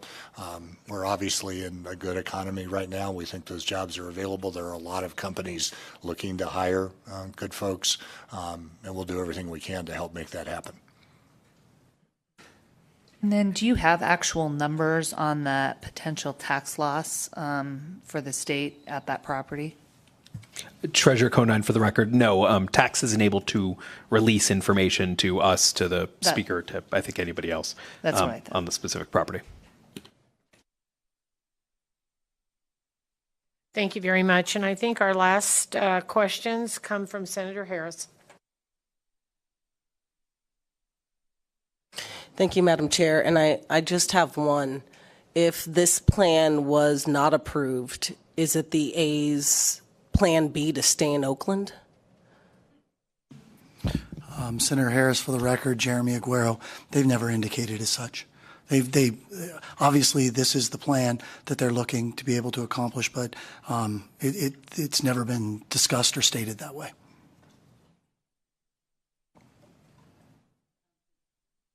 Just a quick clarification. So is that a you don't know, or you think that their plan is to come to Las Vegas no matter what? No, that's I'm sorry, Senator Harris, for the record, Jeremy Aguero. I don't know. Okay. Right now, they're working hard with Major League Baseball and all the constituents that have worked with this on a plan. If this plan doesn't work, they've got to start developing a new plan. Senator Harris, Steve Hill, I may be able to have a little more objective answer on this. If this agreement does not go through, they will look for other cities to move to. They will not decide to stay even though this does not go through. Thank you. Thank you very much. And I have a couple comments or questions, and one of them is to follow up with that. It was my understanding that, first of all, I know just enough to be dangerous about baseball. But it's my understanding you actually have to have permission to move out of a city from the baseball commissioner. Am I correct? Madam Chair, for the record, Jeremy Aguero, you are correct. So you can't just decide I'm going to move. You know, you have to have that permission. And then the second thing I would say is I believe that there were several cities that they were looking at in this plan before they settled on Las Vegas or decided to pursue the Las Vegas. Is that correct? Madam Chair, Steve Hill. I don't believe so. They focused on Las Vegas as an alternative to Oakland, and then a couple of months ago, decided to focus solely on Las Vegas. I do know there are a couple other very prominent cities who have approached Major League Baseball and have said that if it does not work out here, they'd be more than happy to have that conversation there. Okay, thank you. Maybe that's what I was thinking. And then the last thing is that one of the things that I have said is that I think it's as a Las Vegan and as a Nevadan, I think all of us agree on one thing. And as a community, even though we seem very transient, we are very connected. And one of the things we're connected in is if people come to Nevada or Las Vegas, they need to invest in our community somehow. And so I, for one, am actually a little pleased in the bill that it says they will connect, because I know in past ventures that we have done in this state, sometimes that wasn't in the bill. And so it was left up to the company to decide how they wanted to invest. So I would like to see investments in schools, in community projects with kids, and work on homelessness, work on making the infrastructure of our community stronger, because I think that needs to be where we go. And I could come up with all kinds of ideas if I had a pen and paper and just started writing. But I just think I want the A's to understand, and I think Mr. Fisher does, that we need some involvement with what would probably be an A's foundation or something like that, like the Raiders had a foundation and Aviators have a foundation, and to give some feedback or some, not feedback, some give back to our community. I think that's really important to people in Nevada. So with that, I appreciate that. And I think the Vice Chair has one question, and then we'll close this round. Thank you, Madam Chair, for the second round. My question is this the line in the sand for the A's, or is there room for amendments so that we can get this to where we would feel more comfortable moving forward? Madam Vice Chair, for the record, Jeremy Aguero, as Steve said, they've been trying to work this structure and bring it forward. Obviously, you come before the legislature, and there can be a lot of good ideas that happen here. If there's a way to make it better, I think there's always room to have a conversation about that. And obviously, we've done a lot of that over the past couple of months. That having been said, I think we're all mindful of the structure of what's trying to be accomplished and the timeline that we're looking at. So appreciate anything that you can provide. Thank you, Madam Chair. Thank you very much. And with that, we'll close out this part of the hearing, and we will go to those in support of Senate Bill 509. Las Vegas, I know that you are waiting as well. So I think what we're going to do is to start with some here in Las Vegas, but I do know that Chair Gibson, are you still in the room? I don't know if you are or not. But so we'll let you go ahead, and please go ahead when you're ready. Thank you, Chairwoman Dondero Loop and Chair Danielle Monroe Moreno, and members of the committee. For the record, my name is Susie Martinez, and I am the Executive Secretary Treasurer of the Nevada State AFL-CIO. And on behalf of over 150,000 members and 120 unions, we are in full support of the bill. On behalf, so union labors has for very long been the backbone of Las Vegas's world-class entertainment and tourism economy. This legislation presents yet another opportunity for the creation of good-paying union jobs in our state. The proposed construction of a baseball stadium in Southern Nevada will not only give our economy the diversification it needs, but also ensure that our brothers and sisters in the building and construction trades are given good contracts and are paid the prevailing wage that they deserve. Additionally, in the long term, our service industry will reap the benefits of this project. As a proposed stadium, we will need service workers to keep it running efficiently. Labor has been here in Las Vegas, continues to grow, and we look forward to being a part of this exciting project. For many of you guys that know, I've always talked about that I was in the service industry for over 30 years, and I can say, I never knew who the Sharks were. I'd see the people with their Sharks jerseys. Well, those were people that were coming to see the Knights, to see their team against the Knights, right? Same thing when, I've heard that Al Davis has had an issue because there were more 49ers in our stadium than there were actual Raiders. So if we build the A Stadium, hopefully we'll have that same effect as well. We'll have people working in our industries and our economy will be stronger. So with that being said, we support the bill. Thank you very much. Thank you very much for your comments. Next there at the table, Mr. Saavedra, go ahead, please. Thank you, Madam Chair and members of the Joint Committee. For the record, my name is Vince Saavedra, Vince, V-I-N-C-E, Saavedra, S-A-A-V-E-D-R-A, and I am the Executive Secretary Treasurer to the Southern Nevada Building Trades Unions. I'm an iron worker by trade, having to complete the apprenticeship program to become a journeyman and working in the field for many years. Working as a union iron worker has allowed me to put food on my table for my family, buy a home, and raise my children. You've already heard a lot today about the economic and job impacts of this stadium. I'm not going to go into details about that because that's already been covered. I want to focus on how the stadium will affect families and working families like mine. We have an agreement with the baseball club that will require 15% of hours on the construction project to be by apprentices, and 5% of those for first-year apprentices. There's talks of a community benefit bill of the stadium. I could tell you that having these numbers of requirement for apprentices on the project will ensure the community benefits from building the stadium.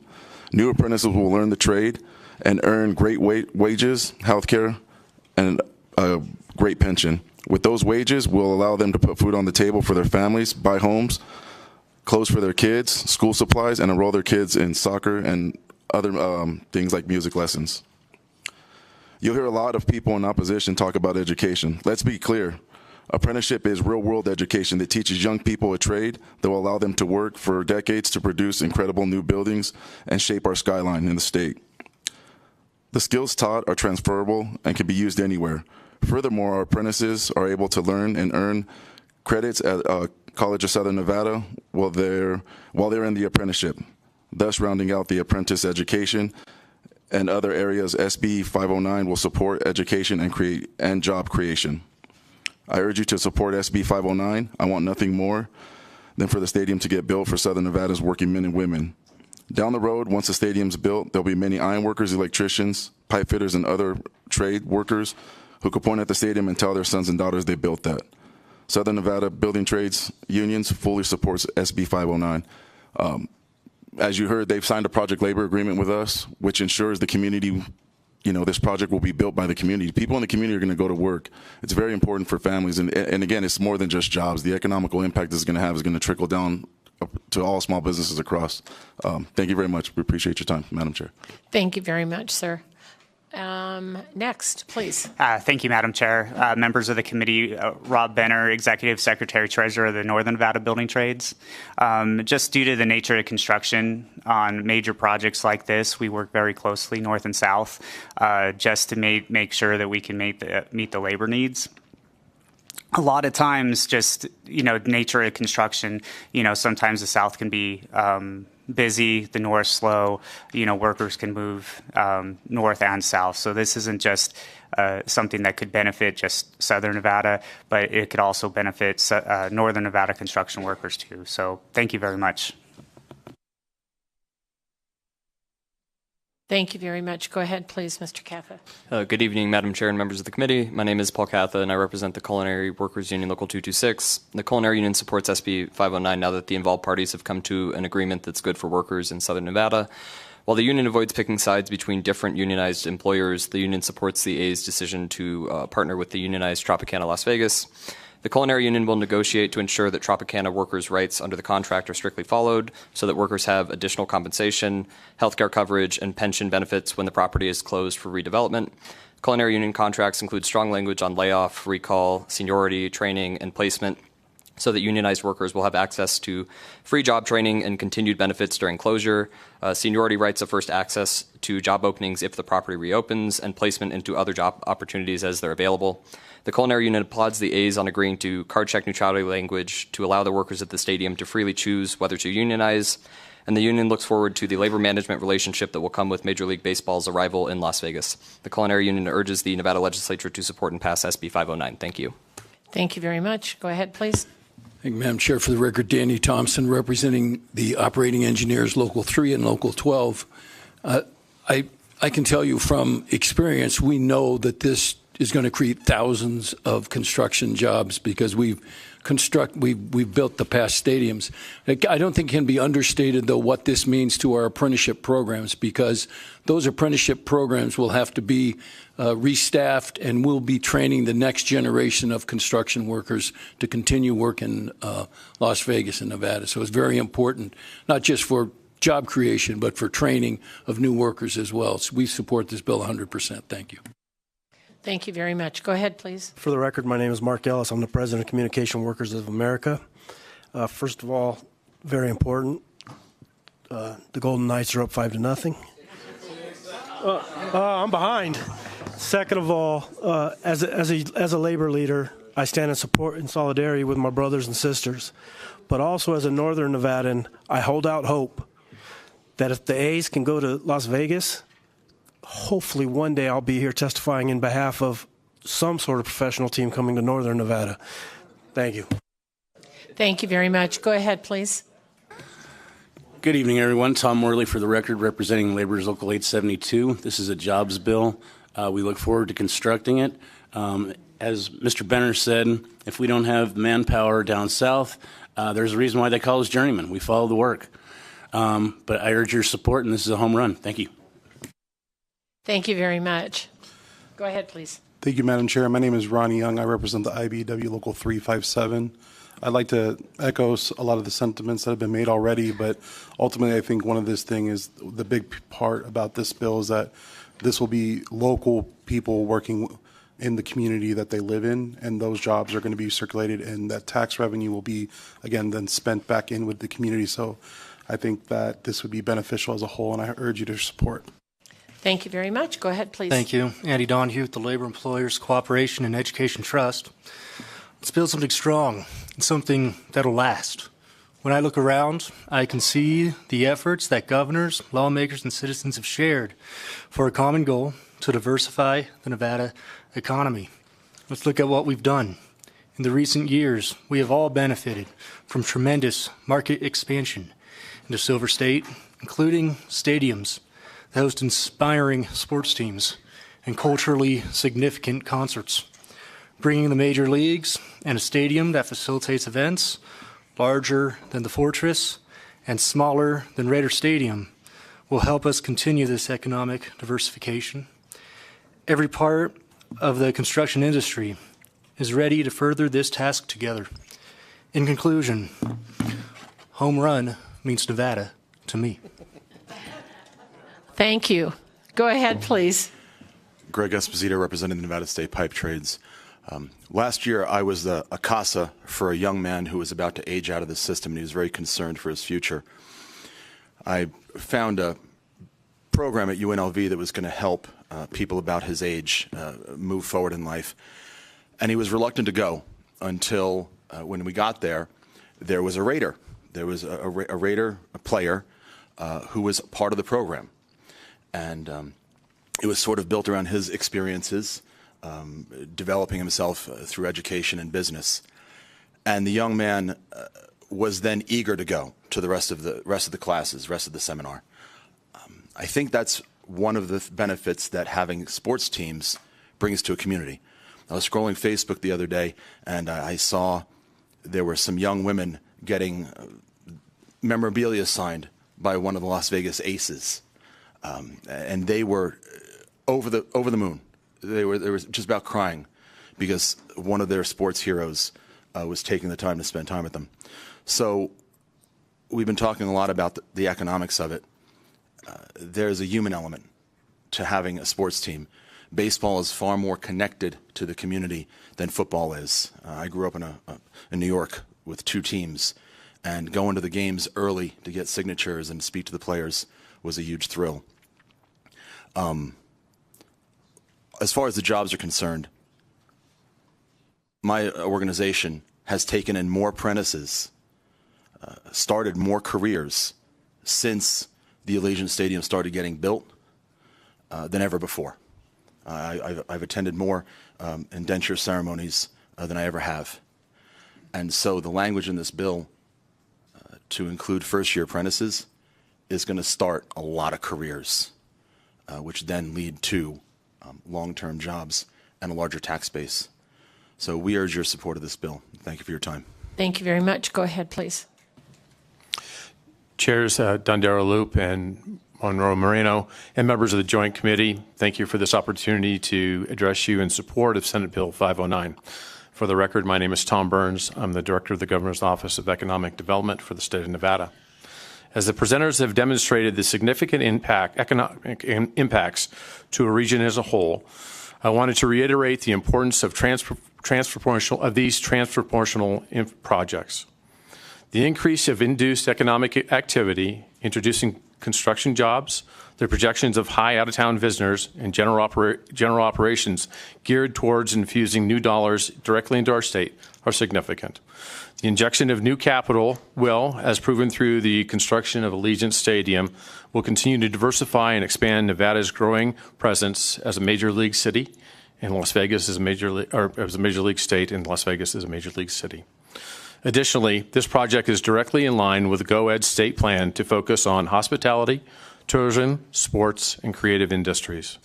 To directly quote from the plan, the creative economy has a strong presence in southern Nevada, and the cluster of creative talent and opportunities continues to pull from newcomers to our regions.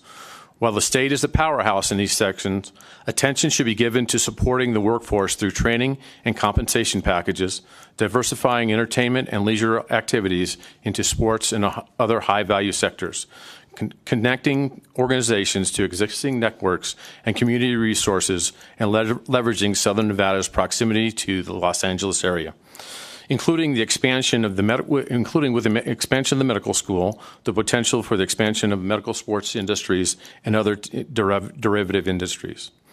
Based on this, our agency supports this growth and will allow this state to continue its upward trajectory and keying on the workforce in the sector as it further grows, diversifies, and helps build a more resilient Nevada. For these reasons, and among others that have been presented today, please consider passing the legislation to augment the growth of our state in this industry and further our tax base. Thank you. Thank you much. Go ahead, please. Good evening, Chairs Dondero Loop and Monroe Moreno, and members of the Joint Committee. It's nice to see you tonight. For the record, my name is Mary Beth Seawald. I'm the President and CEO of the Las Vegas Chamber of Commerce. The Vegas Chamber is in support of SB 509. This bill is the next important step in investing in our future and will help solidify our role as a global sports destination and will definitely benefit the entire state. For Las Vegas to maintain its position as the premier global destination for entertainment, we need to continue to invest in world-class infrastructure projects that will ensure we are staying ahead of our competitors. We will be setting new entertainment experiences and standards that will be unmatched anywhere else in the world. This bill will also spur economic development and much-needed diversification. First, by securing a Major League Baseball team with this new stadium, we will open access to a new market of sports fans that we previously had never tapped. Second, this new stadium will also provide new entertainment venue options, attracting new leisure travelers, both domestically and internationally, to Las Vegas. And equally as important, and maybe the most important reason that the Chamber supports the stadium, is jobs. Jobs, jobs, jobs, and good jobs. At the Vegas Chamber, we represent not only employers, but employees as well. This new stadium and team operations, as we heard before, are projected to create thousands of new jobs, and that will generate nearly $440 million in wages and salaries paid to local workers in our community over the next 30 years. The Chamber also believes that this project will replicate the success that we've seen with Allegiant Stadium, which was also supported by the state legislature as well. Another reason the Chamber supports this legislation is because the accountability measures created with the financing mechanisms and the fact that the Las Vegas Stadium Authority will have oversight of the stadium as it does with Allegiant Stadium. It is also important to note that the public financing structure does not require any new taxes, nor does it increase any existing taxes. It is for these reasons that the Vegas Chamber supports SB 509. Thank you so much for your support. Thank you so much. Go ahead, please. Good evening, Madam Chair, members of the committee. For the record, Andrew McCammon, the Executive Director of the Nevada Franchise Auto Dealers Association. Much of what I was going to say has already been covered, but it's important to note that we support this bill because this is a good economic development bill. And it's going to benefit not only Clark County, it's going to benefit the entire state. That's why as a statewide trade organization, we support it. There's a clock out front of this building, and on it there's some parts of Rotary, and one of them is, will it benefit all involved? And I think unequivocally this bill meets that prong, and it's yes. And frankly, for those reasons, members of the committee, that is why we support this bill. We are excited to see something as dynamic and as exciting to this on what is arguably the greatest road on planet Earth. Sorry to the Parisians and the Champs-Élysées, sorry for the New Yorkers, and Park Avenue, the Modernos in the Grand Via. Las Vegas Boulevard is this, and this is somehow going to make that iconic road that much better. And we encourage its support. Thank you for your time. Great job running this hearing so far, Madam Chair. So I'm out of here. Appreciate you. Thank you very much. All right. Thank you very much, Ms. Alvarez. Go ahead, please. Good evening, Chair, Madam Chair. My name is Fran Alvarez, and I am here today representing the Teamsters. The Teamsters are in construction, so they will help build the stadium. The Teamsters also do valet, so they will have jobs once it is built. The Teamsters also have warehousing, so they will have jobs. This stadium will have jobs for years to come. I urge you to support this bill. On another note, I would like to tell you, my husband is a Cub fan. Anybody who knows me knows my husband plans his day around games. He is not an A's fan, but he is excited for this team to come here so that he can go to games. Even though he doesn't like the A's, he will go because he loves baseball. And frankly, it'll get him out of the house. So thank you very much. I urge your support of 509. Thank you very much. All right, we are going to jump down to Las Vegas, and Chair Gibson, would you please go first? Thank you very much, Madam Chair. Jim Gibson, Chairman of the Clark County Board of County Commissioners. I want to especially thank all of you, the chairs, Dondero Loop and Monroe Moreno, and all of you for taking the time to take care of this. We've been working on this bill for considerable time. Senate Bill 509 has had input across the board from many, and many of you, in fact, have had conversation with those who have been working on it over the past couple of months.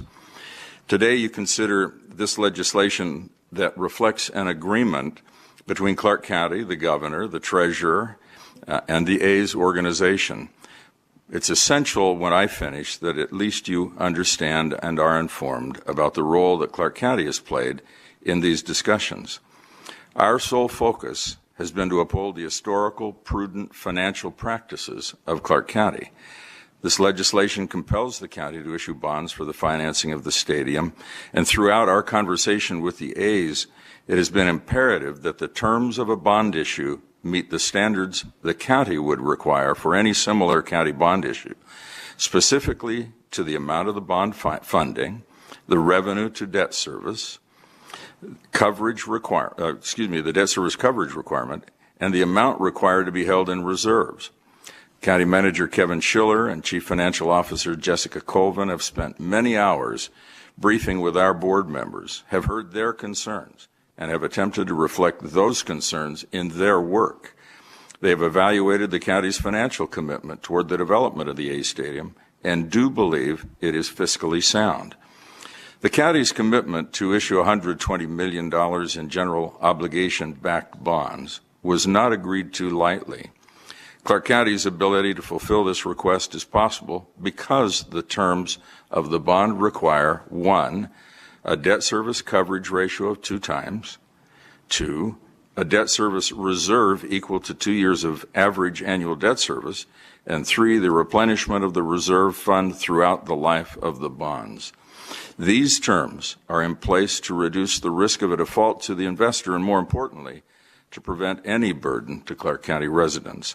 They are the very terms we began to talk about the first day we began to have discussions about a Clark County issued general obligation bond. Additionally, the county will provide up to $25 million toward the cost of infrastructure associated with the development of the site. Those are the kinds of things counties are very concerned about. In this community, this is especially important to us. This could include costs associated with utilities, roadway, pedestrian improvements, police, fire, or other requirements to identified in the other development agreement, which we believe is essential, and the paramount agreement for the county that will be negotiated between the A's and Clark County before any development begins. I think it's important to note that the structure of this agreement is for a timeline of 30 years, and while those of us who are here today will no longer be in our positions, elected, appointed, or otherwise, Clark County's financial contributions are intended to withstand a lot of unknowns throughout this time frame. And as it has been the subject of testimony, there are additional dollars we would not otherwise ever see because of the construction and the financing, the way it has been arranged, of the stadium. And while I'm not able to predict with any certainty a positive outcome, I am certain that what you have before you for consideration is the best version of an agreement to bring the A's to Clark County with the protected support of the public financing. Now, I serve as the chairman of the Las Vegas Convention and Visitors Authority Board, as well as the Board of County Commissioners. And I can certify to you that both of these institutions recognize that serving and protecting our residents is the most critical component of our work at Clark County. But we also recognize that a continued investment, smartly done, in the hospitality industry, which is the economic engine of Southern Nevada, will only strengthen the economy we have here in Southern Nevada and ultimately the economy of this great state. I believe the structure of this agreement does protect our constituents, both those who are housed and those who are not. Through this agreement, the financial commitment to help address homelessness is something we should be proud of, and it should serve as a model for public-private partnerships going forward. I think it's important to say right here that there is nothing about the economics that are a part of Clark County and the financial condition it is in to suggest that our county is experiencing any kind of a structural deficit. To the contrary, Clark County is strong as it has always been, probably today stronger than it has ever been. There is, in fact, a child welfare program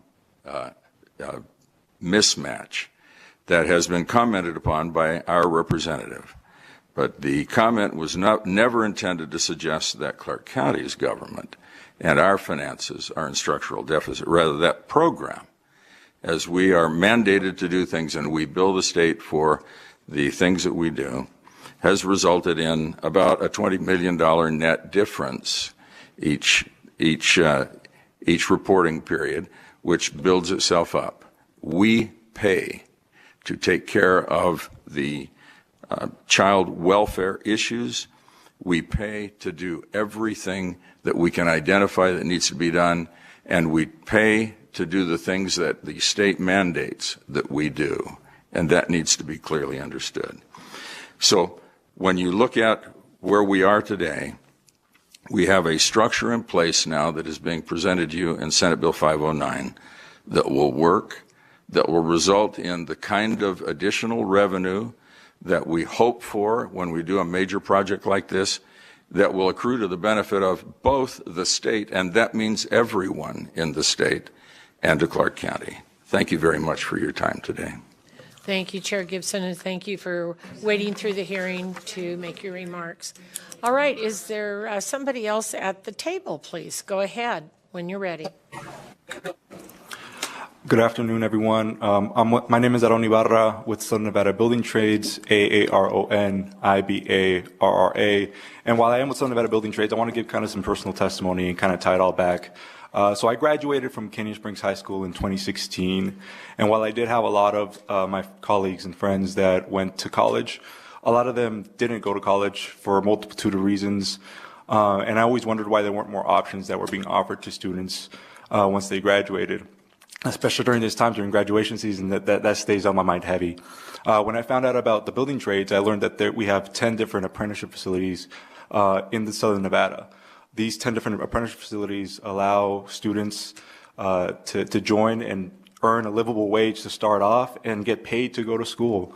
When I found that you could get paid $20, get your education paid, I wondered why these opportunities weren't more available.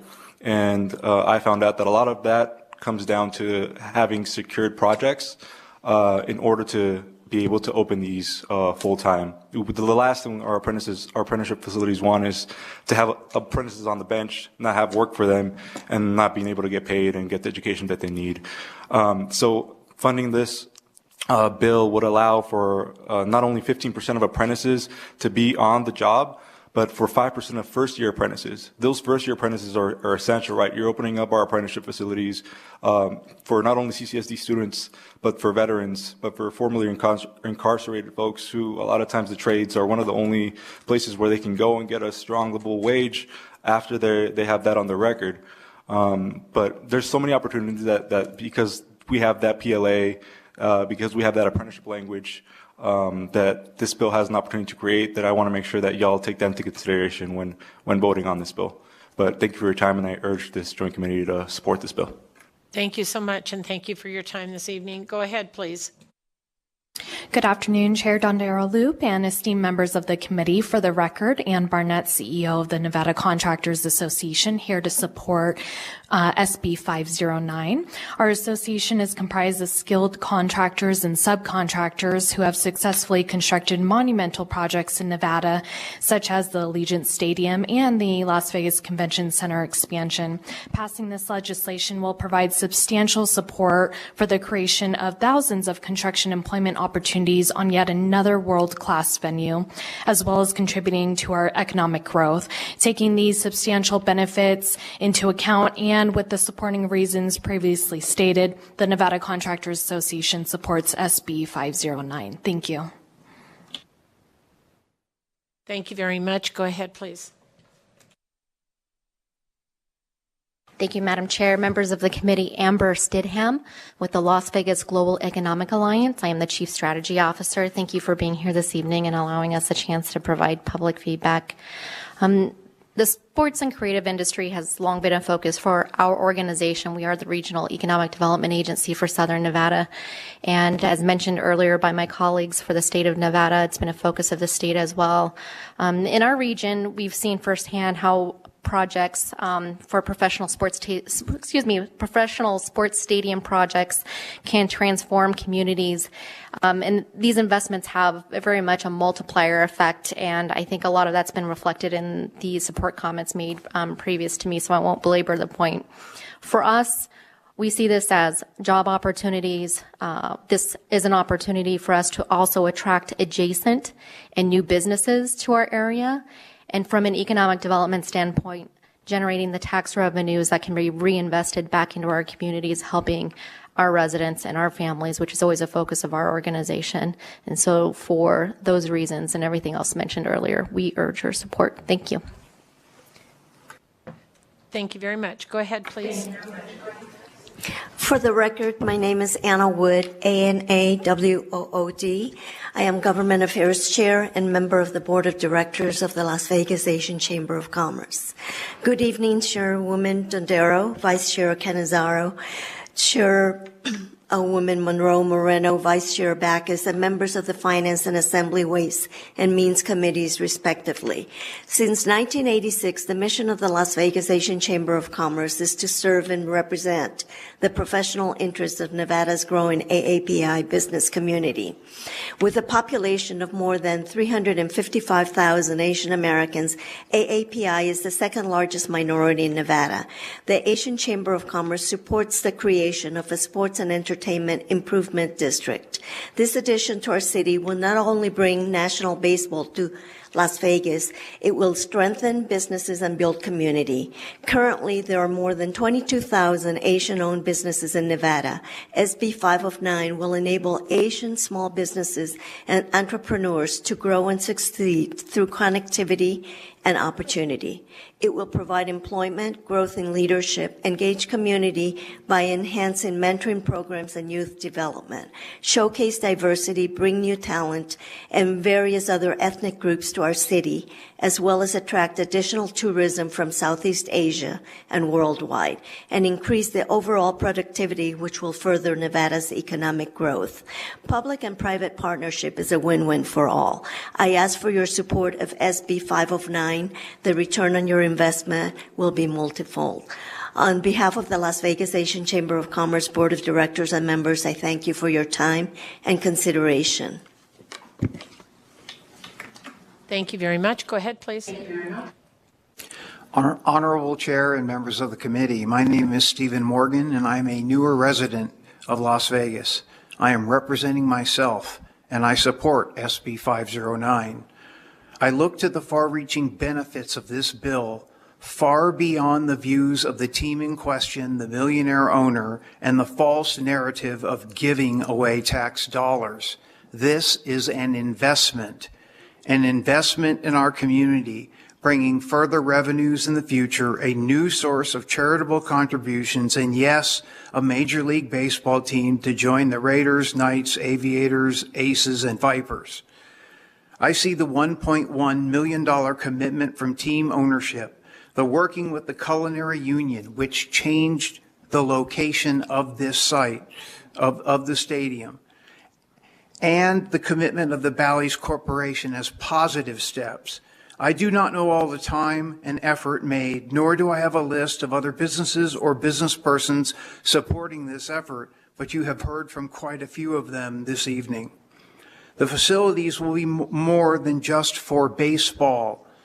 Another venue to hold events is not a bad thing, but rather an expansion of possibilities. With the future of the bullet train from Southern California and the subterranean slant subway system being put into place to aid in the movement of people, I see Las Vegas being even more of a destination than it is today. I am a fan of baseball. In my younger years, when I could afford to go to A's games, I did. The record didn't matter because I'm not only a fan of the team, but a fan of the game. I shall be a season ticket holder. I understand there may be an opportunity to be on a citizens committee of some sort. I'm not quite sure of that. I wholeheartedly volunteer for such a committee to put my time and effort into this because I've always felt it's very easy to complain, but one must become involved in one's community to make it successful. I would work hard and commit to that. Therefore, I ask for your support of SB 509. Thank you. Thank you very much. Please go ahead. Madam Chair, Marilyn Dondero-Lu, Vice Chair Marilyn Monroe Moreno, committee members, for the record, my name is Alfonso Lopez. I represent the sheet metal and air rail transportation workers, and we are here in full support of this bill. Thank you very much. Thank you very much. Go ahead, please. Anyone else? Okay, then we will go to the phone lines. BPS, when you're ready. Thank you, Chair. If you would like to speak in support of SB 509, please press *9 now or raise your hand in the Zoom client to take your place in the queue.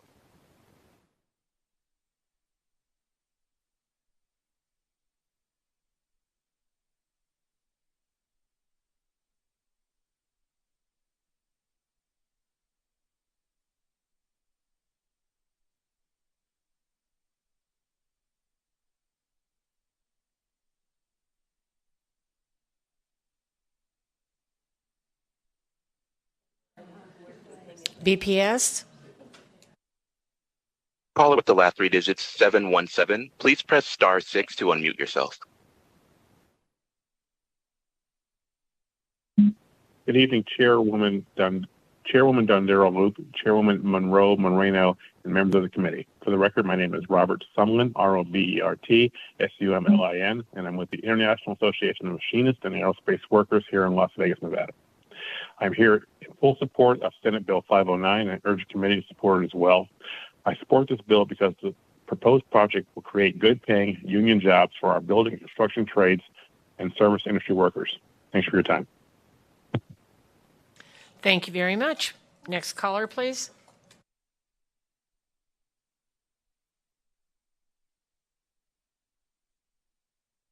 Good evening, chairpersons. My name is Beverly Williams. I'm with the Southern Nevada Central Labor Council. I am in full support of SB 509. Thank you for your time. Thank you very much. Next caller. Good afternoon, Madam Chair and members of the committee. For the record, my name is Russ James, Russjames. I'm with the Nevada AFL-CIO and a longtime member of the Painters and Allied Trades. And yes, I'm in full support of Senate Bill 509. Urge the committee to support it as well. Thank you. Thank you very much. Next caller, please.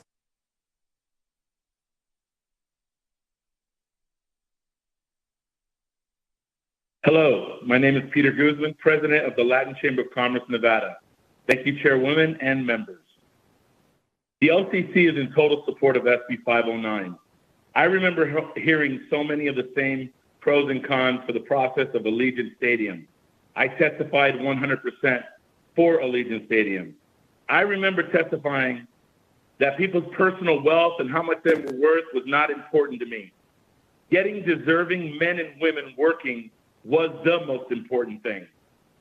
And the LCC members feel the same way.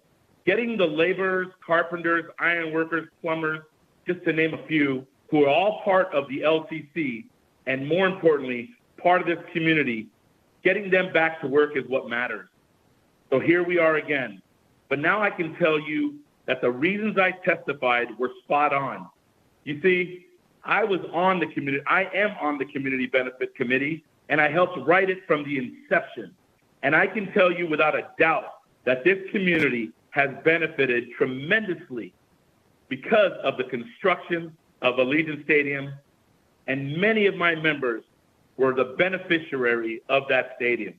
I will also say, we often talk about diversifying our economy. Well, here is what we have. We are on the verge of being the greatest sports town in the world. I said it then that if we build it, we would get the Super Bowl. And here we are. Now we're getting the Stanley Cup. It's on its way. We also have Formula One. So now I say it again. Let's get this stadium under construction.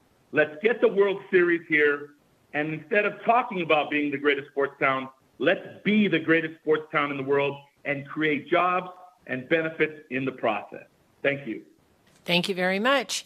And at any point, callers, if you want to say me too, you are welcome to do that. Next caller, please.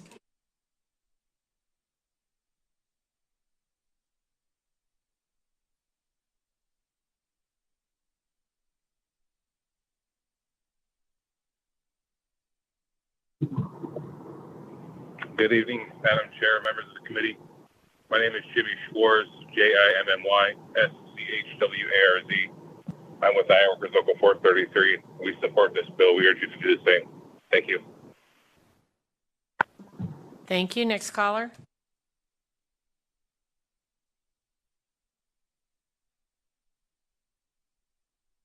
Good evening, Madam Chair, members of the committee. My name is Dion Klug, DIONNEKLUG. I'm with the United Food and Commercial Workers Union Local 711 in Las Vegas, and we urge you to support this bill. Thank you. Thank you. Next caller.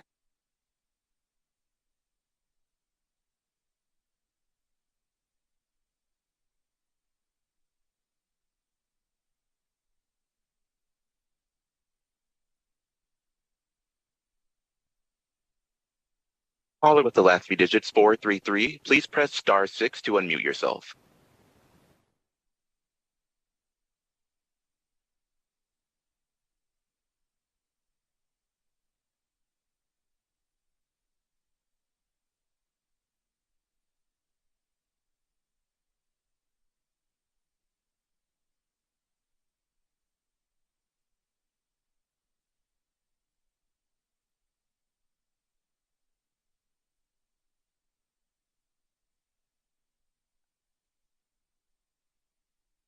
Aloha, Chair and members. This is Mitchell Beckel on behalf of the 30,000 members of the District Council of Ironworkers. We're in full support. Me too. Thanks. Thanks. You got an A+. Next caller, please.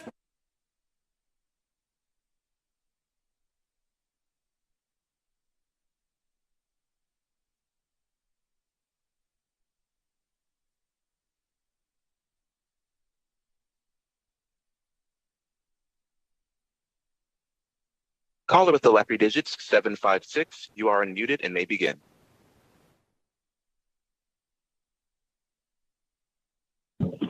Thank you, Madam President and committee members. For the record, my name is Catherine Francisco, President of Nevada AAPI Chamber of Commerce. The Chamber expresses our enthusiastic support for the move of the A's to the vibrant city of Las Vegas, recognizing the tremendous economic impact it can bring to the region and the AANHPI community. Las Vegas has long been recognized as a global destination, attracting millions of visitors from around the world with its unique blend of entertainment, hospitality, and diverse cultural offerings. Las Vegas has become a city of opportunity and economic growth. The addition of professional baseball to the city's repertoire will undoubtedly enhance its appeal and further contribute to its economic prosperity. The Chamber understands the significance of economic opportunities and the positive effects they have on our communities. By bringing professional baseball to Las Vegas, we anticipate a surge in tourism, job creation, and business growth. This will provide numerous benefits, including increased employment opportunities, entrepreneurial endeavors, and the fostering of small businesses.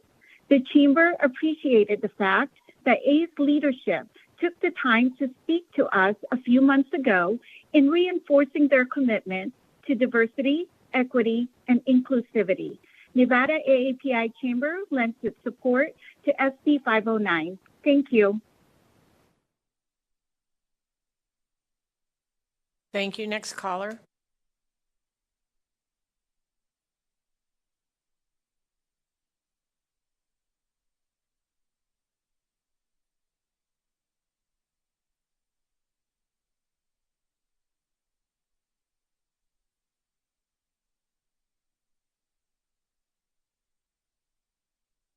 Caller with the last three digits, 172. You are unmuted and may begin. Good evening, Madam and Senate Committee, Madam Chair and Senate Committee. My name is Andrea Kelly. I am the president of the Humboldt County Support Staff Organization. I am here this evening in opposition of SB 509. I strongly oppose delivering $380 million in public funds to a California billionaire. Yes. Are you in opposition? I am. They told me to speak, so. Yeah, we are in support. They muted me. Correct. They unmuted me and told me to speak. So All right, go ahead, please. thank you. I am here this evening in opposition of SB 509. I strongly oppose delivering $380 million in public funds to a California billionaire to build a stadium for the Oakland A's in Las Vegas. I ask legislatures to instead prioritize funding public education in time for 20. Educators are leaving their profession in search of a living wage. Professionals are being replaced with long and short-term subs, some with little to no educational background. I received a call from a parent last week saying that her 10-year-old daughter had to teach a math lesson to her fourth grade classmates because the sub did not know how to explain the lesson. We demand that you put those funds toward keeping the professional educators in the classrooms.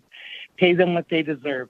Make the children of Nevada your priority. I'd also like to add, with those funds in time for 20, we can ensure that we keep the best of the best educators and recruit the best educators for Nevada. Thank you. Thank you very much. And we are in support. So next caller, please.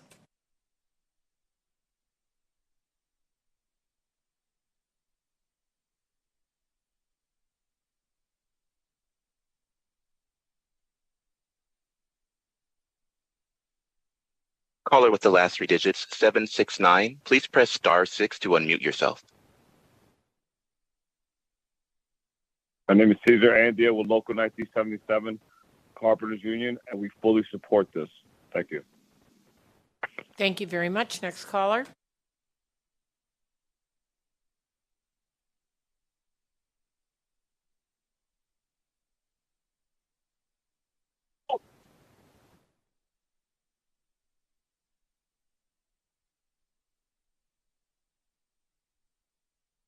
Caller with the last three digits, 889. You are unmuted and may begin. Good evening, Chairwoman Dondera Loop and Chairwoman Monroe Moreno and members of the committee. For the record, my name is Gabe Christensen.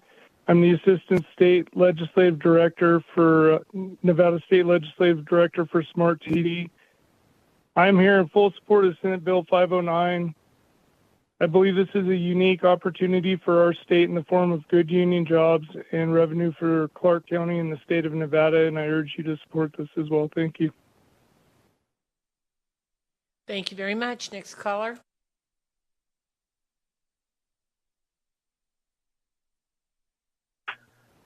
Yeah, this is Brandon Morris, representing Carpenters 1977, local in Las Vegas. We are in support of this. Appreciate it. Thank you.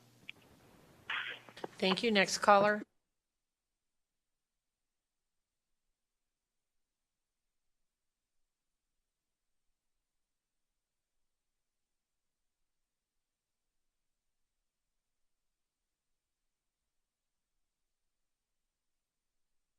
Caller with the last three digits, 653. Please press *6 to unmute yourself.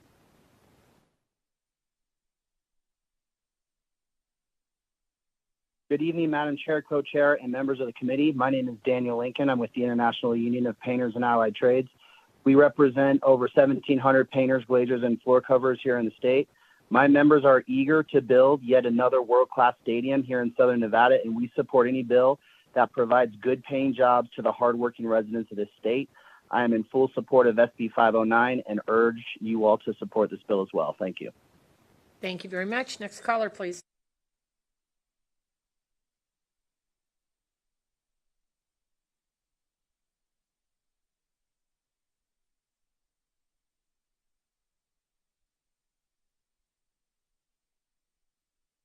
Caller with the last three digits, 175. You are unmuted and may begin.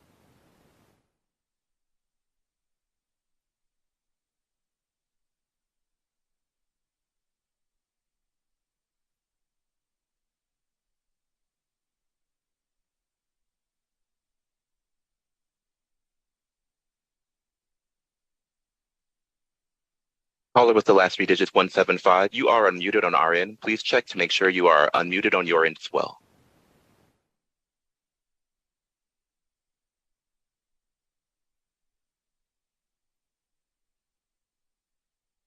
Hello, my name is Eric Gherkin. I'm with American Federation of Government Employees in Reno, Nevada.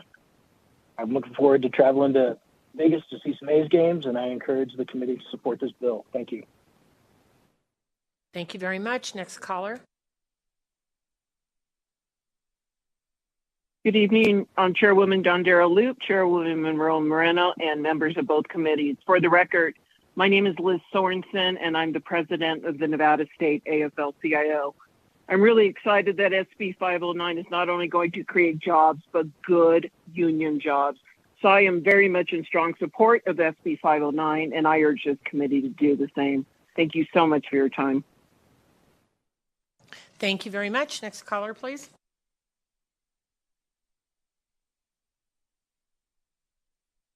Good evening. For the record, my name is Phil James. I am the president of the International Alliance of Theatrical Stage Employees, Las Vegas, or Local 720 in Las Vegas. Local 720 supports SB 509 because the stadium project will provide good-paying union jobs during the construction and for many years thereafter. Because of that, I urge you to, on the committee, everybody on the committee, to support this bill as well. Thank you very much for your time. Thank you very much. Next caller, please.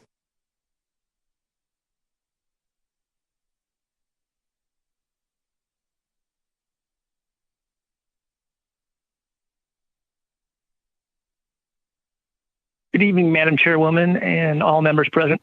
My name is Marvin Philber, last name spelled Philliber. I'm representing myself. I urge you to pass SB 509.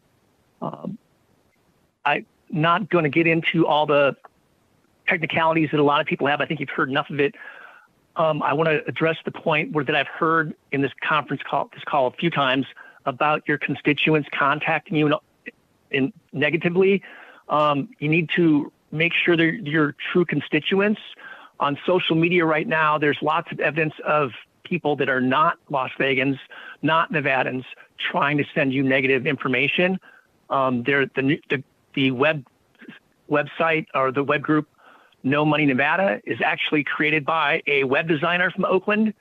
There is also a blog poster on Reddit that is getting a lot of people that got a lot of people to dial in tonight and may be speaking against this. And a lot of these people are not Nevadans. So please take that into consideration. I am for it. On the funny side, I grew up in Minnesota when they had the North Stars, but I'm still happy that the Stars lost tonight. Go Golden Knights. And thank you for your time. Thank you very much. Next caller, please.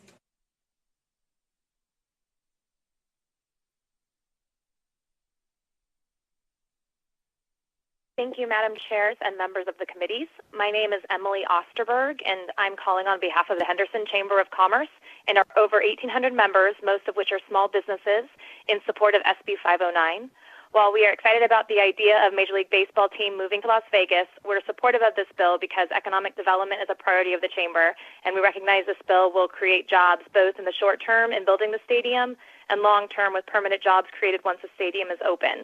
And for these reasons and those previously mentioned, we are in support of SB 509. Thank you. Thank you very much. Next caller, please.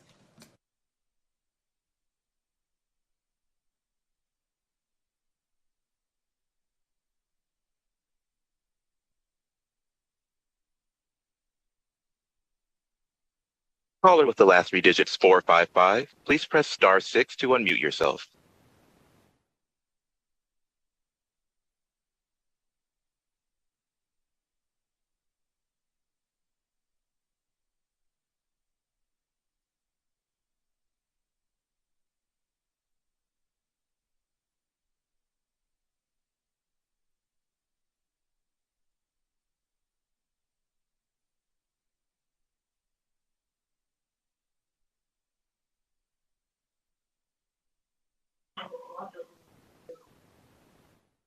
Hello? Yes, we're here. Yes, hello, my name is Kyle Patterson, and I'm a member of Southwest Mountain States Regional Council of Carpenters, and we are in favor of this 509. We would consider this right here a home run. It does meet the Mendoza standards. Thank you. Thank you for calling. Next caller, please.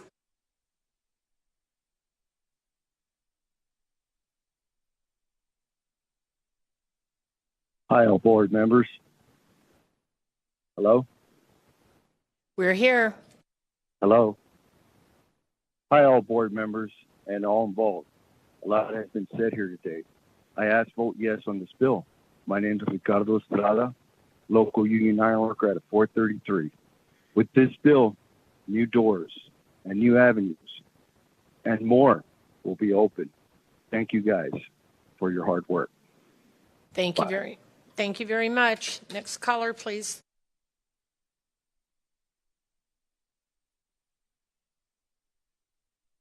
My name is Anthony Sarabia, SARAB is a Bravo IA. I support this bill. Me too. Perfect. Thank you. Next caller, please.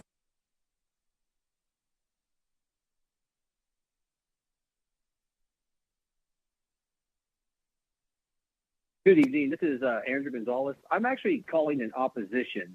Should I speak now or should I wait? You should wait, sir. We are in support. We will be in opposition shortly. Okay, I can wait if you want to put me back in queue. If you have recently joined us and would like to provide support testimony for SB 509, please press star 9 now to take your place in the queue.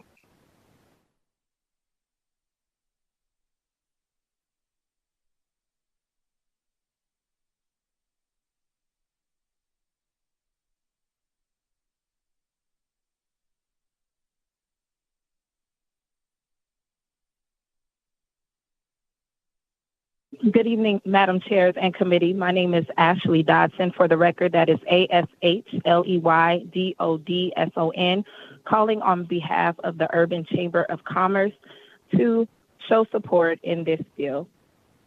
We urge you to support the bill. Thank you. Thank you very much. Next caller, please.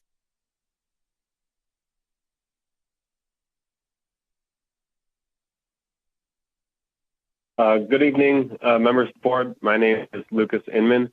I'm a member of 1977, local with the Carpenters.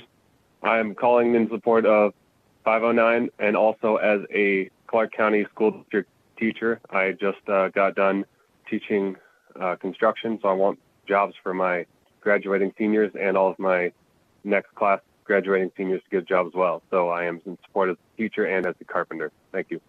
Thank you very much, and thank you for being a teacher. Next caller, please.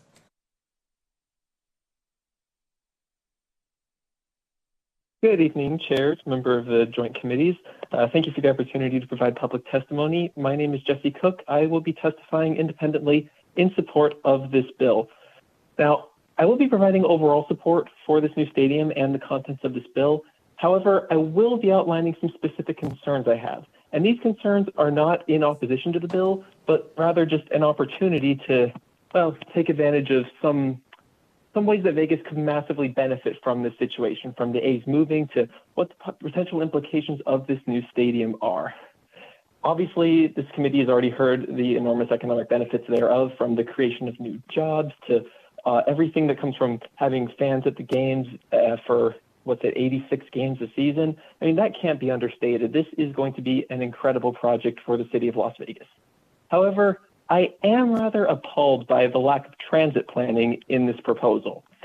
Everything to do with transportation has been entirely auto-centric. The creation of new parking structures adjacent to the stadium, and all that's in its immediate walkshed is hotels, not commercial or residential or mixed-use buildings or affordable housing. I feel that the stadium could massively benefit from being in a properly urban environment and not simulated urbanism like you'd see on the Las Vegas Strip. Stadiums thrive when they are in these urban environments. Just look at some of the newest projects around the country. City Park in St. Louis being the best example I can think of, especially with the new redevelopment project going around Allianz Field in St. Paul, Minnesota. Overall, Las Vegas could benefit from a great deal of rapid transit, and at the present moment, there exists absolutely nothing. There's only one bus line that runs down the Strip called the Deuce, and it spends more time sitting in traffic than actually moving. I would be far more in support of this project if it included provisions such as temporary bus-only lanes for game days, because Running game day buses like we do for the Golden Knights games for all of our other sports teams, that will never be enough so long as it is always slower and less convenient than driving. But if we prioritize driving to the extent that we have, then our city is just going to continue to fall into disrepair. We're going to continue to build sprawling and financially unsustainable auto infrastructure. Thank you very much. Thank you very much. All right, BPS, any additional callers? That concludes callers in support at this time. Thank you very much. Is there anyone here in Carson City in opposition? Please come forward. It's your time.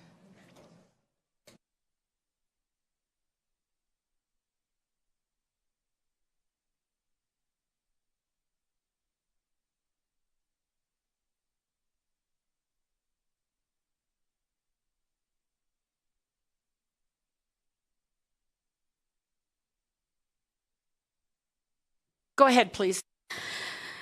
Good evening, Chairwoman and members of the committee. For the record, my name is Annette Magnus, and I'm the Executive Director of Battleborn Progress, here today in opposition of SB 509. We have been very consistent on this issue over the years, and by the way, I am a born and raised Las Vegan, and both my legislators sit in this committee. I have joked as I come to the end of my time with Battleborn Progress that this has been like the Eras Tour of all of the worst ideas I've seen in this building. But this specific walk down memory lane might just be the worst for me. I was here in 2016 when Allegiant Stadium was rammed through in a very similar fashion during a special session. Somehow, though, reading this bill, we have managed to get an even worse deal than that one. This deal will leave taxpayers on the hook because, as you heard, there is no new revenue to back these bonds. I don't care how anyone tries to spin this. The A's are averaging about 8,000 people each game. That's almost equivalent to what the Aviators are getting per game right now. Not to mention the lack of transportation plan, just as we saw with Allegiant. I also know for a fact that Clark County has not officially approved anything on this project, and the $25 million in infrastructure commitment was not approved by the commission. This plan will take away from other road projects which are desperately needed in Las Vegas right now. We have been here before. I have seen this my entire life in this state. We went through this with Allegiant, and I hate to break it to you all, but the Raiders are still a losing team, and so is UNLV. We went through with Faraday Futures, who promised investments and jobs. That was a disaster. Tesla, where we gave away way too much, and we continue to do so. We discussed it last session with innovation zones, and we saw how that scam played out. And now we are here yet again talking about giving the Oakland A's more public tax dollars on yet another stadium. I have to ask, when are we going to learn? This bill is just another example, and let me say, like I did in 2016, if this team wants a stadium, their billionaire owner can build it with his own money and not use our public dollars like he promised to do over and over to the city of Oakland. I also would like to know where the A's management is tonight and why they are not here, since we are discussing Nevadans giving them this handout. I feel like the least they could do is actually show up and answer our questions. I could go on and on about how the studies I've researched since the last stadium passed, that stadiums are bad economics. The conversations I've had with elected officials in Oakland and all of the shady things this team has done leading up to this moment in their community. So much of this bill is troubling, not to mention the books being closed to the public yet again, but we're being told we own it. I know what the Nevada way actually means. It means this legislature rams a bad policy through on a holiday, despite opposition from their constituents and groups like ours. Over my 20 years in this work, the one thing I have learned is that when a deal is baked like this one is, it doesn't matter what we say or how much we beg. You're going to do it anyways. I will continue to ask this body, when will we give the same energy to talking about what Nevadans actually are desperate for, as you do in giving handouts to rich people? My dad always taught me, if something seems too good to be true, it probably is. This bill is like putting lipstick on a pig of bad deals, bad baseball teams, and this owner should not be trusted. I would ask you to oppose this bill, but I see the writing on the wall already, and it's beyond disappointing to me. I will end by saying go Knights go. Not only are they an actual winning team, going now to the Stanley Cup again, but they somehow managed to play in a privately funded facility. Imagine that. I urge you to vote no on this scam. Thank you very much. Next, please. Hi, Alexander Marks with the Nevada State Education Association opposing Senate Bill 509. This hearing's about the A's, but let's talk about the whys. Why is this a priority? Why can't a billionaire do this on his own if it's so innovative? And as we've heard tonight, why can't we simply fund a 20% raise from the state level for our educators in Nevada? 2 weeks ago, nearly 1,000 educators rallied and supported outside of this legislature to say it's a rainy day in Nevada schools. We rank 48th in education, even behind Mississippi, and everyone knows we have the largest class sizes in the country. The crisis of our vacancies has reached a tipping point. In the last 2 years, Nevada will lose more than 15% of our teaching workforce. We also have serious problems with vacancies in classified positions, meaning we are short people who make our schools run. Nevada's severe educator shortage threatens the basic function of our school system. This bill would give away $380 million in public funds to a billionaire to build a stadium in Las Vegas. Yet Nevada was the only state in the country to receive 3 Fs in education funding in the 2022 Making the Grade report released by the Education Law Center.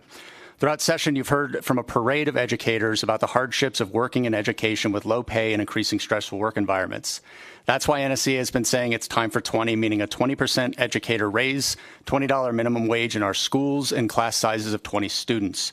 Resources are available in Nevada right now, and Nevada has the choice to adequately fund our schools or instead give tax dollars to California billionaires.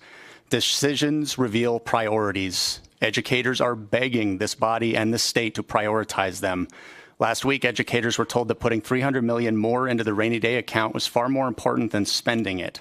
Now we're hearing from folks saying, quote, no more than $380 million, like we're getting some sort of deal with not very much investment. Nevada seems to want the A's, but that's why we get all the F's. Thank you. Thank you very much. Next caller, please.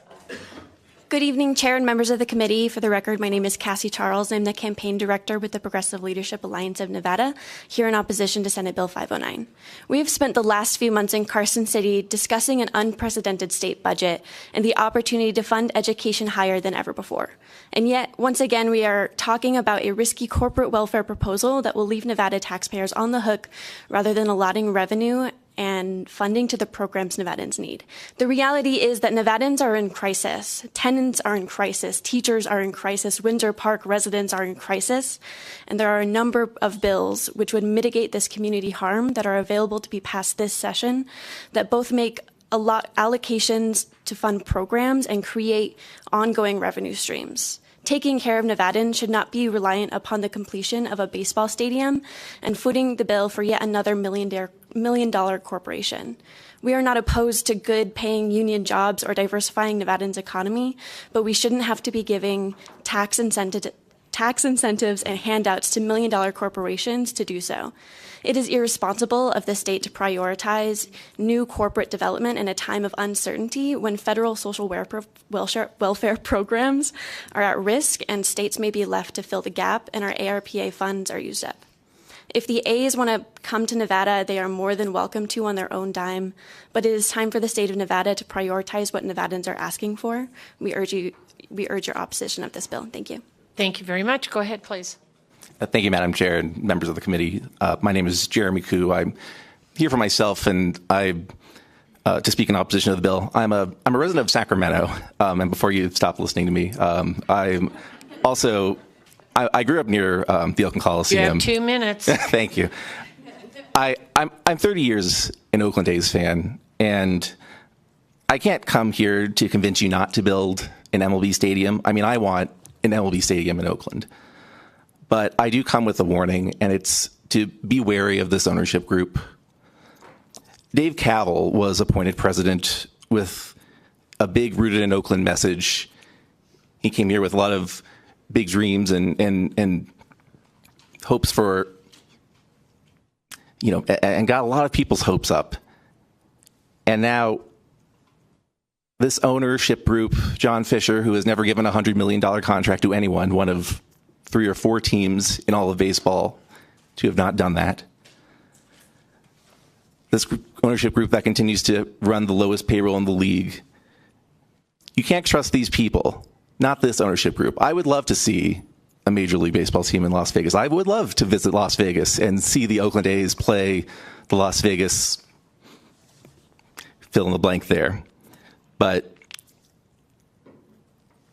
if it's going to be this ownership group, you need to hold them down to everything. Absolutely everything, because you can't trust these people. As long as we're doing sports scores, the A's beat the Braves 7-2 tonight to snap an 11-game losing streak. They are now 11-45. I urge a no vote on this bill. Thank you. Thank you very much. Go ahead, please. Thank you, Chair and members of the committee. My name is Eric Jang, ERICJNG. I'm the acting executive director of One API Nevada.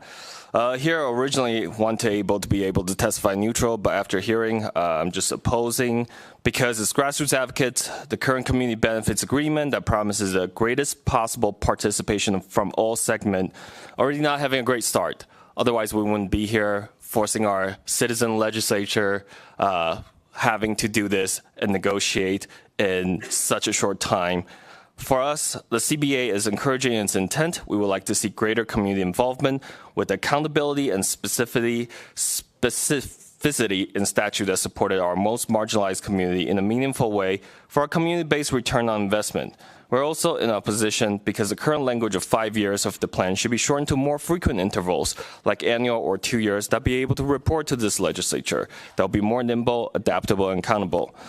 Still, this is a hard decision for our state legislature, so thank you so much for your consideration. I urge you to oppose in its current iteration. Thank you. Thank you very much. And with that, we will go to Las Vegas. Is there anyone there in opposition? Please come forward.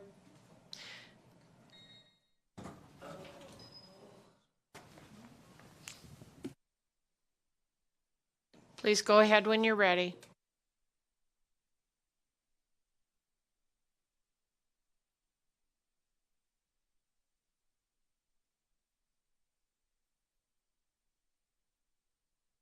Good evening. My name is Terry Schuman, S-H-U-M-A-N, and I am here to speak against AB 509. One thing y'all need to understand is that I have followed the Kansas City, now Oakland A's, since the age of 6.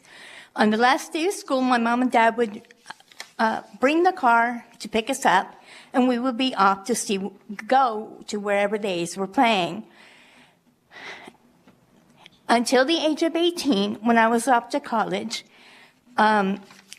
we continued to do this. It was one building family time that was so important to me. At the age of 32, I left Miami once again to move to Oakland. I just wanted to see the A's play ball. I ended up with field level first row tickets straight across from third base. I thought I had died and gone to heaven. So why am I here today to speak against this move? I agree with Senator Neal when she said it best. How can we be talking about a stadium when we all have heard it's a rainy day in Nevada? It's time for 20 now. There is only one more week before the session is up, and we need to get this settled. It's only 2 more months before our school starts again, and we are so shorthanded in our educators. We need help now. Please, fund time for 20. As I lay down to sleep tonight, my prayer to God is going to be that until this thing with time for 20 is settled, that y'all toss and turn in your beds long enough to set our priorities straight. Our educators need help, and only help can come from you. It's time for 20. And then we can talk about a stadium. Thank you. Thank you very much. Next person, please. Thank you. Go ahead. Hi. Good evening, Madam Chairman and committee members. My name is Jeff Wald. That's W-A-L-D. And I have lived here in Southern Nevada for about 5.5 years. Prior to that, I lived in Fremont, California for about a dozen years, one of a number of cities in Alameda County where the A's were looking at moving. I was at a city council meeting in Fremont, California when then owner Lou Wolf and his son presented a stadium plan for a stadium that was to be called Cisco Field. They were actually looking at two different sites. So what we've been seeing here over the last couple of months here in Las Vegas is deja vu all over again for me. Now, I've been here, before, and I do have some concerns about the stadium. But having said that, I am, a baseball fan. And I'm actually looking forward to going to Las Vegas ballpark on Wednesday to watch the Aviators. So I'm not opposed to a baseball stadium. I think that a baseball stadium here in southern Nevada would be a good thing. I am concerned about the level of public commitment to the stadium. And I do believe, as other people have said, that the current ownership of the A's, as well as other owners in Major League Baseball, should pay for the stadium. It's been done before. Look what happened in San Francisco, for example. That was a privately funded stadium, and it's a beautiful facility. So once again, like I said, just the other thing that I would also like to say is that, like I said, I know an awful lot of people in California and in Alameda County who are current and former elected officials, business and community leaders. Have any of you spoken to any of those people to get a little bit of understanding about what we're going through here? I think it would be a wise idea to do so. And if anybody's interested in talking with any of those people, I would be more than happy to help facilitate introductions so that you can get a better understanding. I realize that we're running short on time, so with that, I just wanted to say I would just hope that you reconsider the bill. Thank you very much. Next person at the table, please. Hello, for the record, my name is Sean Navarro, and I'm here because I strongly oppose SB 509. They say the definition of insanity is trying the same thing over and over again but expecting different results. This type of scam of having the people front the cost and the billionaires reap all the benefits has been tried again and again, and it is a failed policy. The Oakland A's ownership has a long history of mistreating its fans and the community of Oakland. Seeing how the A's management has repeatedly lied and mistreated the good people of Oakland, why will we suddenly trust them to have the best interests in the Nevadans at heart? Why will we trust this billionaire owner who's eyeing our public funds like a wolf eyes a chicken coop? I keep hearing, well, this is a home run. Well, this is a home run. Great. Why do you need our money then? Why should people pay for a team when they're not going to be able to afford tickets to the game? If this is such a great deal, John Fisher can take some of his $2.1 billion and pay for it themselves. When someone in Nevada is short on their rents, they have to take out a high-interest payday loan. Why would billionaires suddenly get all this free money? What frustrates me so much about this bill is think of all the bills that have been killed this session or not received a fair hearing. Bills that dealt with the urgent, real problems that face Nevadans. Things like rising costs of housing, lack of decent health care, protecting our water and our vulnerable workers. We are repeatedly told to wait on these issues. But this stadium scam is giving a quick and timely hearing. And lastly, for every legislator who votes for this bill, I hope you remember this vote every time you see a family that's out on the street because they can't afford rent. Every time you drive by a rundown school, every time you read about a Nevadan who dies because they have a lack of health insurance. Remember this vote, and you decided it was more important to give an 11-45 baseball team $500 million than to help your constituents who desperately need your help. We, the people of Nevada, are begging our legislators to find the courage and stand for your constituents. And I promise you, we will remember how you voted on this issue. And if you can't do the job and defend your constituents, we will find the people who will do that job. Thank you very much. Next person, please. Hi, my name is David Gomez. I'm the president of Nevada Peace Alliance. I'm also a former senator candidate for District 2. You know, looking at some of these things, I live in that area, and I understand my area better than anyone else, unless you live there. And when I look at people like Dina Neal, who spoke to truth, I know her father, Joe, would be very proud of her by speaking to these matters. We do need to look at things where we need to take care of ourselves first. And these people are right. They can take care of their own bill and their own stadium or whatever they want to do. There are agreements with Tropicana. But nevertheless, when I'm looking at things in a dilapidated area, when I see councilmen and commissioners and everybody else making excuses why they cannot uplift their area, why they cannot do the things they need to do to protect people. You know, I know some of the senators have worked in consumer protection. And I know that because they're supposed to protect the consumer. But obviously, your constituents, when you're looking at them, they're just another number, another person, and another anything else. Listening to all those people that were in favor, it just sounds like collusion. That to my own belief system. You know, all of them are talking about they represent 30,000, 40,000, 18,000, 15,000. Why haven't your emails been flooded with that many emails? Why haven't you been sent all those emails by those people that know how to reach out to their members and say, hey, we need you to send this in support of? But yet they don't. They just want to come up here and say, I represent, I support, I am in favor of. And that's sad that you cannot prove with facts that they really do support that many people. And those people really are in favor of that measure. I'm tired of paying bonds for the schools district, and I sure in the heck don't want to pay another one. Thank you. Next person, please. Yes, my name is Ed Uhling, Uhling.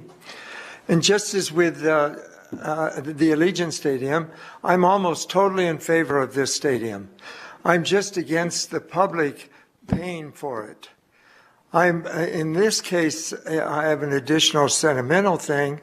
I'm sorry to hear that the Tropicana is going to be torn down because I was taken by my family as a teenager on opening night of this Tropicana, where we explored every niche and corner of that hotel, which cost the unbelievable sum at that time of $15 million. We just couldn't believe it. That's like saying today that a hotel could cost $15 billion. Here we go again, just like every day since 2016 in Nevada and Clark County. The people now pay for the toys of the resorts as they and other insiders get all the benefits. This started in 2016 when the hotels formed a cartel and wrangled $750 million in public monies, and that doesn't count the $800 million for the construction of the Tropicana interchange that the public's paying for, in order to build a $1.2 billion stadium for $2 billion. Since then, the owner of the Raiders has increased his net worth more than $1 billion, and the resorts, particularly MGM, the primary beneficiary of Allegiant Stadium, have raked off countless hundreds of millions of dollars. And I'm not including here the millions which the resort spent in 2016 influencing the legislature to approve this misuse of public funds. Neither of these two parties, the Raiders owner or the resort cartel, has contributed one dime to reduce the $750 million that they were gifted by the public. But it gets worse.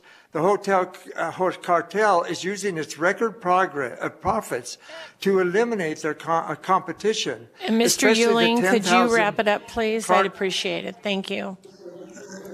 Especially the 10,000 Clark County residents who open their homes to receive tourists. This is caused by manipulation by the cartel of room rates, and they want to eliminate the competition. And that just shouldn't be taking place. We should be helping the public. Thank you, Mr. Uhling. Hundreds of millions of dollars that flow into the community. Thank you for being here this evening. Next person, please, at the table. Okay, we're done in Las Vegas. We will go to the phone lines. And please, phone lines, remember that if you want to say me too, you can. Go ahead, BPS, when you're ready. Thank you, Chair. If you would like to speak in opposition to SB 509, please press star 9 now to take your place in the queue.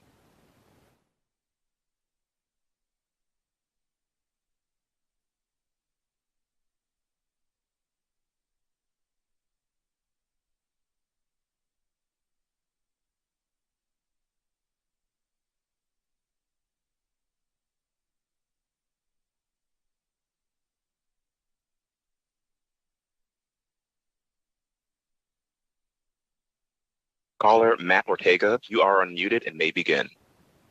Yes, hello. Members of the Assembly and State Senate, thank you for letting me speak. I created the website KnowNevadaMoney.com. I am a Bay Area-based A's fan. My website was raised earlier. I wanted to say that I created the website as a warning to you about this ownership group who has, as other people have said, mistreated A's fans, who deliberately imploded the team, refused to invest in it, and also has given during these stadium negotiations in Oakland. Sir, would you please speak to the bill, Senate Bill 509?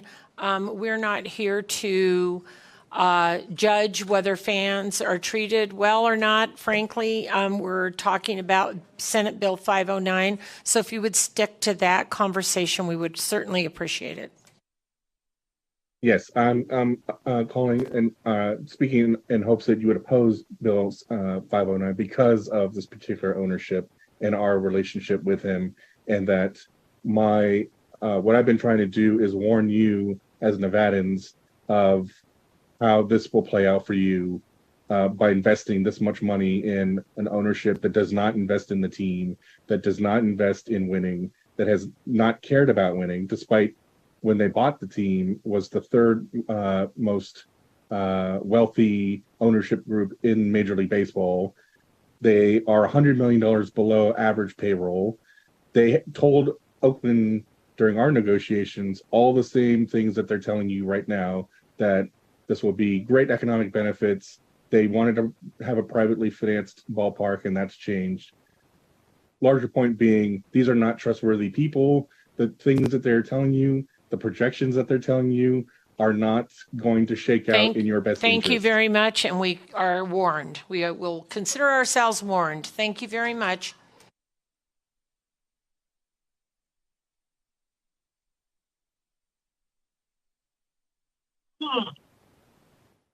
Cyrus Hojadi, thank you so much for having me here. First of all, I'd like to echo the previous comments. Excellent work.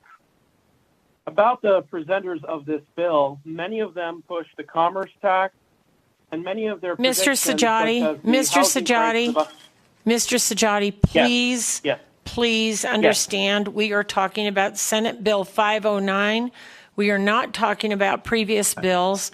And so if you want to say me too and agree with the previous person, that's great. We would really appreciate it. Sure. My apologies, just past predictions. I believe that investing in something like transportation, especially mass transit to the airport, would have a far greater economic output, because the Tesla tunnels are an upgrade, but they're not enough. So we are talking about Senate Bill 509. Thank you very much, Mr. Sajati. We understand that you are in opposition. So BPS, next caller, please.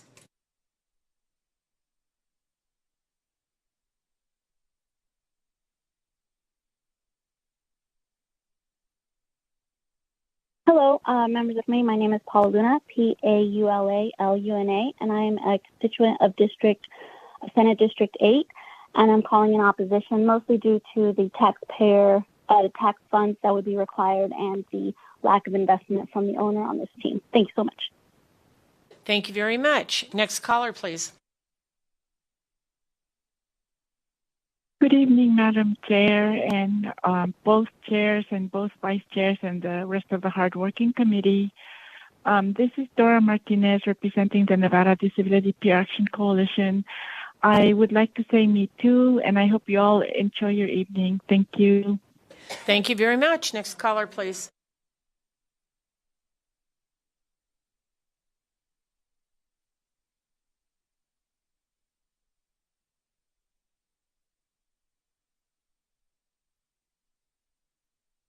Caller with the last three digits, 847, please press *6 to unmute yourself. Good evening. My name is Lisa Lynn Chapman, and I'm here testifying on my own behalf.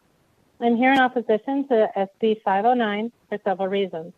First, I believe the use of public funding for building stadiums is a poor use of taxpayers' funds and rarely benefits the community as a whole. This isn't my own opinion. In fact, in surveys In a survey of American Economics Association members found that 85% agreed that state and local governments should eliminate subsidies for professional sports franchises. Also, almost all empirical studies find that there's little to no tangible impacts of sport teams and facilities on local economic activity. And the venue subsidies far exceed any economic benefits. While studies show that there are important intangible benefits to hosting sports teams, these benefits don't necessarily spill over to all of the community. The positive intangible benefits do not justify the costs included in the disamenities, including associated crime, congestion, and the level of subsidies. Additionally, stadiums are bad for the environment. Congested roads, delays in traffic, and additional miles translates to over $7 million in social costs. Specifically regarding this deal, John Fisher, the owner, has a history of dealing in poor faith with the city of Oakland. As part of the Waterfront Park District, the A's negotiated a community benefits plan in which the project would deliver over $450 million in affordable housing, environmental remediation, and infrastructure improvements and jobs for locals.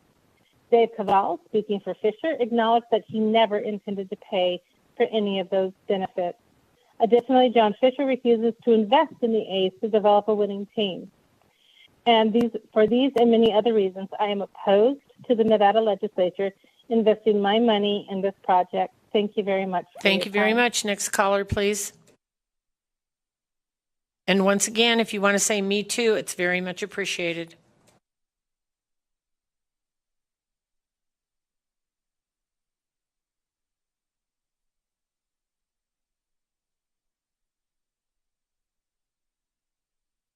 Caller with the last three digits, 238. Please press *6 to unmute yourself.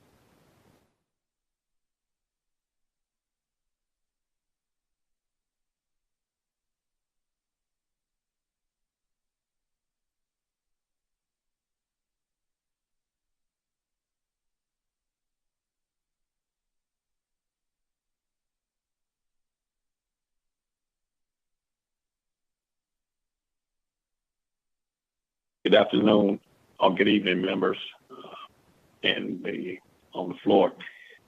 My name is Antario Brown, Antario Brown, calling on behalf of Leo Henderson, Leo Henderson, Leo for Nevada campaign.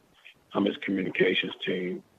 Mr. Henderson's concern is that with this bill, SB 509, being processed through the Senate without proper vetting, we're rushing something in that we should not be participating.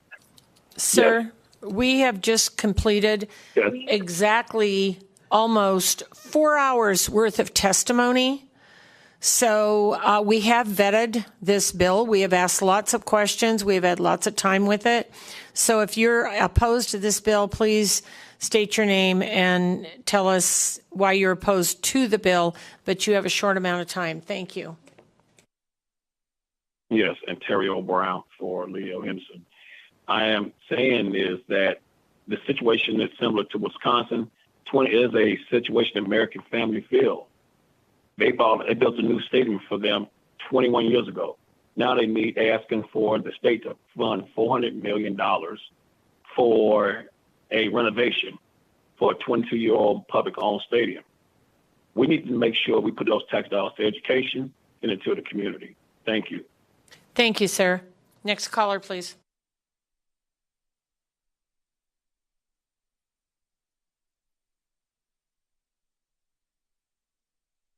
Good evening, Madam Chair and members of this committee. For the record, my name is Stephen Horner, Horner. I'm a proud resident of Assembly District 8 and Senate District 11. I'm speaking as an individual. I am a huge baseball fan, but believe in the people, students, teachers, and support professionals of Nevada even more. If Mr. Fisher wants to build a stadium, he should do it without public money. No billionaire should use public money to build anything, especially a stadium that will house a team that has, since being purchased by Mr. Fisher, has not shown any desire to win. This is a scam so Mr. Fisher can continue to collect profit sharing from the Major League Baseball. Please vote no on 509 and put Nevada's people and students above Mr. Fisher's profits. Thank you. Thank you. Next caller, please.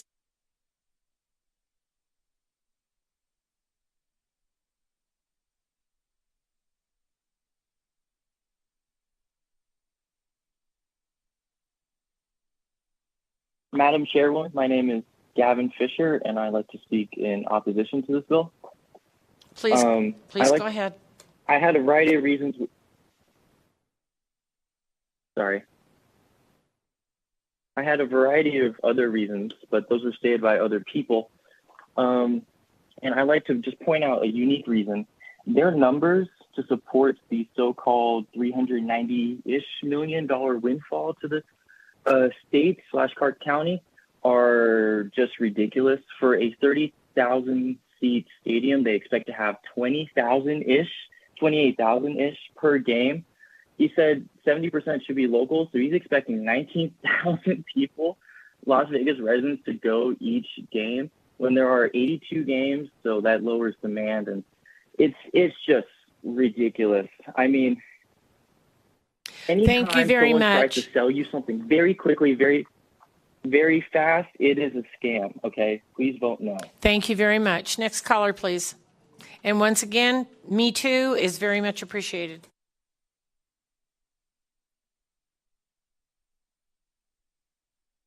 Hello.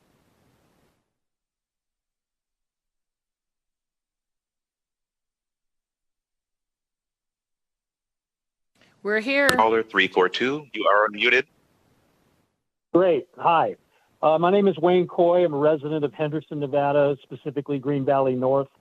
And I'm here to say that I've been watching this thing since the beginning as someone who moved here from the Bay Area with knowledge of the people that are trying to get this bill passed, that they're carpetbaggers, that this is a billionaire who's only in a hurry because his welfare check from Major League Baseball is in jeopardy. I'm making my point. My point is, you need to understand we're not calling people names in this classroom, so please talk appropriately.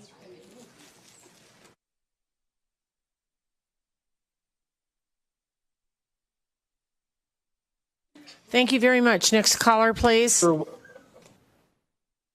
Hello? Go ahead, please. Good evening, Chair and members of the committee. My name is Maria Teresa Lieberman Barraga. That's MARIA-TERESALIEBERMANN-PARRAGA, representing myself in very strong opposition to SB 509.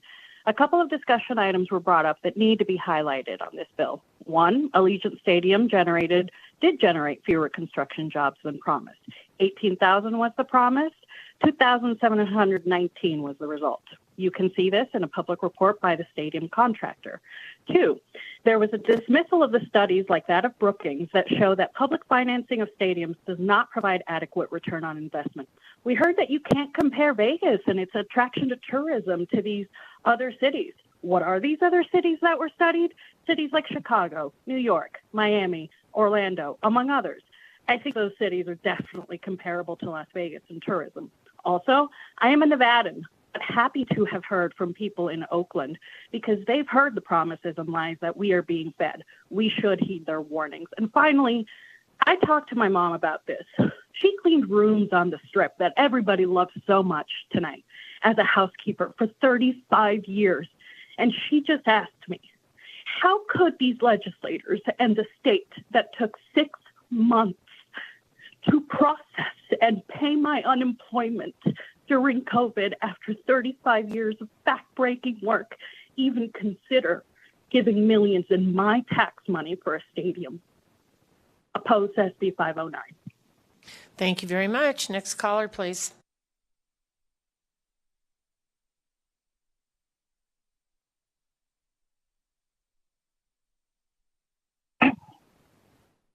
Good evening. My name is Elizabeth Cadigan, and I'm calling in opposition of SB 509. As a lifelong Nevadan, past student, and current educator within Nevada's public school system, I was appalled to learn about SB 509. I've spent numerous hours of session alongside my colleagues explaining why we can no longer ignore the numerous studies and reports that have indicated how badly we need to address Nevada's education crisis. At the beginning of today's meeting, Mr. Keith Keffer indicated that the changes we've seen in the growth of professional sport teams in Nevada was on account of people taking action driven by change. If we expect to see growth and change within our education system, we need to be willing to take action. Imagine what our education system would look like today if we put half the excitement, attention, and effort we have given over the past decade towards wooing all of the sports teams and other large corporations we have seen come to our state. While the allure of bringing yet another professional team to Southern Nevada is enticing, it seems financially irresponsible on account of the condition of our other pillars of our community, particularly our education system. Ultimately, passing this bill would indicate that our priorities are misaligned. When your roof is caving in and you also need a new car, you don't go out and buy a brand new Mustang and then tack a tarp over the roof and call it good. Properly funding our education system will not only create sustainable jobs for our current workforce, it will also be an investment in our future workforce, our students. If you truly want to invest in Nevada's future, investing in our education system is the realistic and most impactful bet through and through. Thank you. Thank you very much. Next caller, please.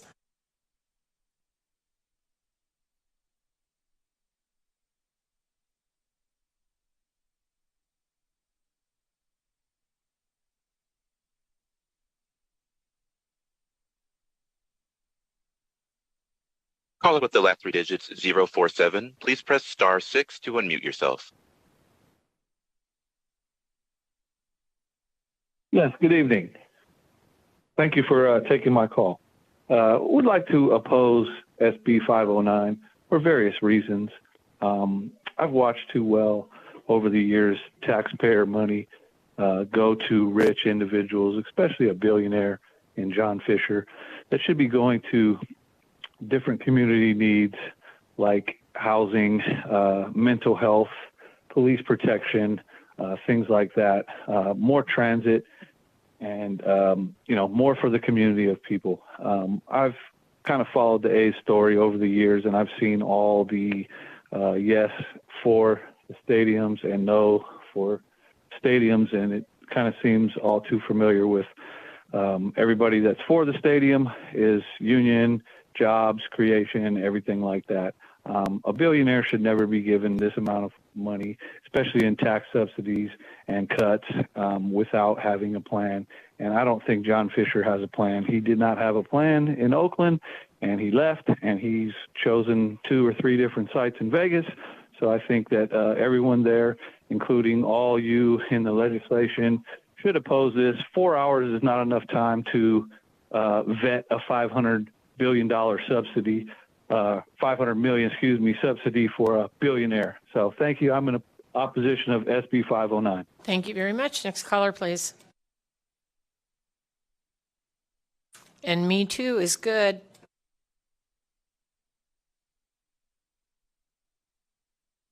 Hello. My name is Vicki Cardell. I'm a teacher in Clark County. I'm in Senate District 18 and Assembly District 4. I have nothing against sports. I think the Golden Knights have been an amazing addition to Las Vegas, but this team is not the answer. Asking the people of this state to fund a stadium for a billionaire is not the answer. Other major league teams have built stadiums without public funding, so why can't the A's? There are ways to bring a homegrown baseball team to Las Vegas, ways that will not cost the people of Nevada so much, and not allowing the residents of Nevada an opportunity to vote on this is also a problem. After being told last Friday that we need to put money away for public education more than putting money into public education, this hearing is insulting. You need to take a hard look at where you're headed. You're about to fall headfirst into a critical shortage of educators in this state. Actions like this stadium do not help us trust you. Many educators believe you prioritize everything but public education here.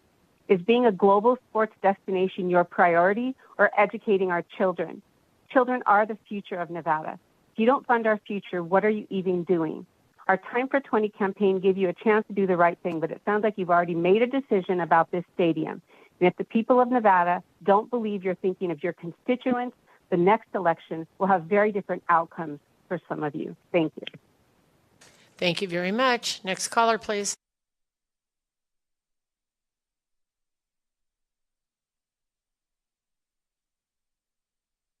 Good evening, chairwomen and members of the committee. My name is Maggie Babb, and I am a second grade teacher in the Washoe County School District. I am speaking in opposition of SB 509 and the sales pitch that we just heard. All through the session, educators have been telling their stories and painting a picture of the crisis that our education system is facing right now. I know that you've all heard us, and a special shout out to Senator Neal for showing just how deeply you have heard us. Our education system is in crisis now. Let me repeat that. We are in crisis now, and I acknowledge that this session we have seen more of a push towards funding for public education than years prior. We've also been told that upwards of $2 billion must be kept in a reserve fund. For the legislature to then turn around and negotiate hundreds of millions of dollars to a billionaire for a baseball stadium is irresponsible and detestable. There should be no public money going towards a stadium while our education system is facing the challenges we are and have been from being so deeply underfunded. Simply put, this action would be a betrayal of the public trust. This session, you have an opportunity to show your priorities to the state, and educators of Nevada are watching. Thank you for allowing the time for me to speak with you today. Thank you very much. Next caller, please. Am I unmuted? Hello, my name is Christina Quattrone. I was born and raised here. I'm listening to all of you talk. Like you're from here and you know what's going on from the ground up. And you do not, and you never have. We screwed up so bad with unemployment that Dieter is demanding money back from unemployed people. The state is broke, and we want to make money on this to benefit these men who will profit exponentially after exploiting our politics. $5 million to the homeless? I'm sorry, is that the true reason that billionaire welfare seeker John Fisher wants to leave Oakland is because he doesn't want to pay into housing for the homeless? Dina Titus, you are my representative, and I want you one. That man, Jeremy Aguero, lied to you earlier. He knows the exact number, and it's $0. He just wants it in paradise because it's an unincorporated city. That's all. That's all this is. So you guys can sit here also, and you can say that you tried, but it still went through. You're not of our interest at all. That's why he rejected that $1 offer from Red Rock. That was a joke offer. That was a come and get it. But of course he denied because he wants it on the strip. My pappy moved here from Italy and worked at Tropicana until the day he died. My mom and dad as well, and I know that's a joke to you, right, Assemblyman Howard Watts? Tropicana is the A's of the strip. You just belittled my family with that comment, every Nevadan. And I resent our county officials if this goes through, and I beg every Nevadan to pay attention to who voted yes and vote against them next. It's the only way we have any voice. I am a student. These teachers were my teachers. You are ruining us. Thank you. Thank you very much. Next caller, please.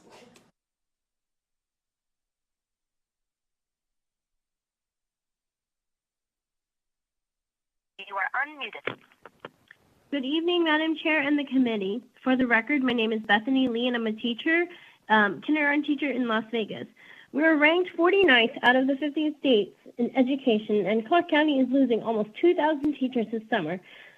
All over the state have been protesting for more funding to help overcrowded classrooms and understaffed schools. We're trying to rush this bill to give over $395 million in tax credits to an out-of-state billionaire to build a stadium for a team no one wants. If this bill passed, it shows that we hold no value in our education system. Expert polls, analysts, and reporters all say that this stadium is a bad deal for Nevada, and yet we continue to entertain John Fisher's scheme to get our money. Have any one of you seen an article that contends that this is a good deal for Nevada? No, that's because it isn't a good deal. The owner hasn't been seen or tried to drum up support for this move at all. Why? Because he knows that no one supports it. Did you notice how none of the presenters showed the level of public support for this move? Shouldn't the most important thing be, do Nevadans want this? Polls all show massive opposition, even though its opinions are 79 to 21 against. If we pass this bill to give him over $395 million in tax credits and continue to deny Nevada education the funding it desperately needs, what sort of message are we sending to our teachers and children? Please vote no on SB 509. Thank you very much. Next caller, please. Thank you very much. Next.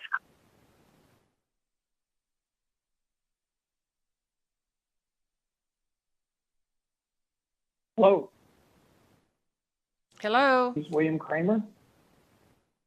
Hello, my name is William Kramer, and I'm speaking in opposition of SB 509, primarily because the A's do not have a good history of respecting their agreements with the cities that they've come from, as they've left Kansas City and now they want to leave Oakland. But basically, it's a no. And I do want to say, Madam Chairman, that you do seem to go with you can say Me Too's a lot easier with the opposition than you do for the pros. Thank you very much. Thank you very much, sir. Next caller, please.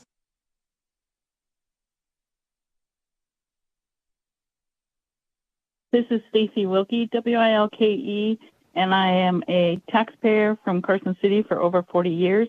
And in light of the time, I would just like to say, please refer to my email and Me Too in opposition. Thank you very much. Next caller, please.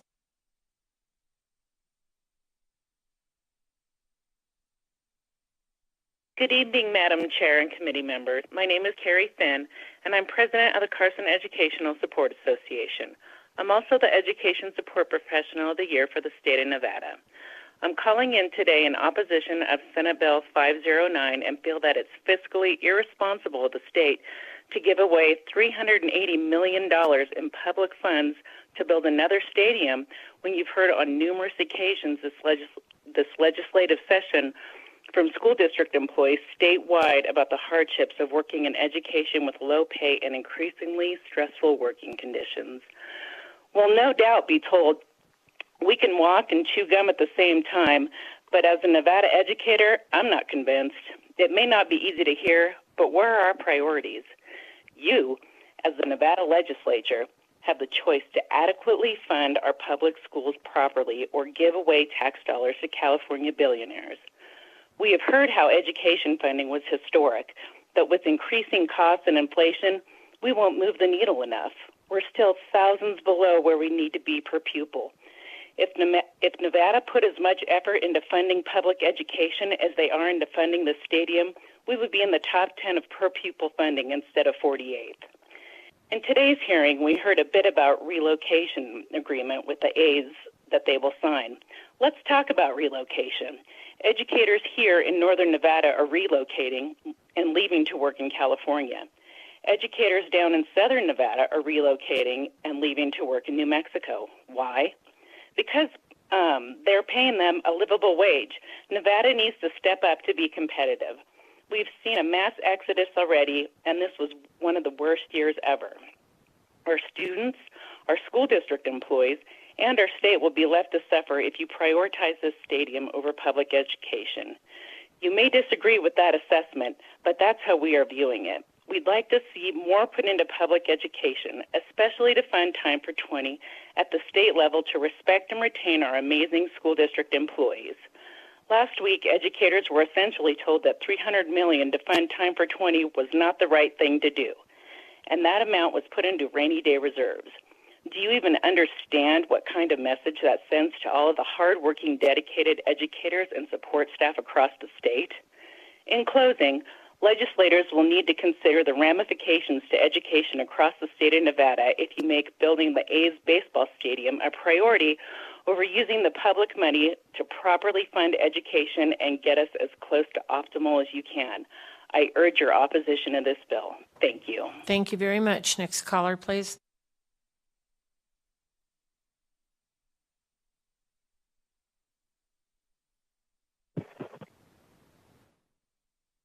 Hello, my name is DJ Rachis, R-A-C-I-S, and I've been a resident of Reno, Nevada for the last 11 years. Chicago. I love Nevada, but I don't like any tax credits I'll call it taxes, being utilized toward a guys just literally, even though it was privately funded, I believe, $150 million to build a baseball stadium already. The whole movie. Why does Las Vegas need a? You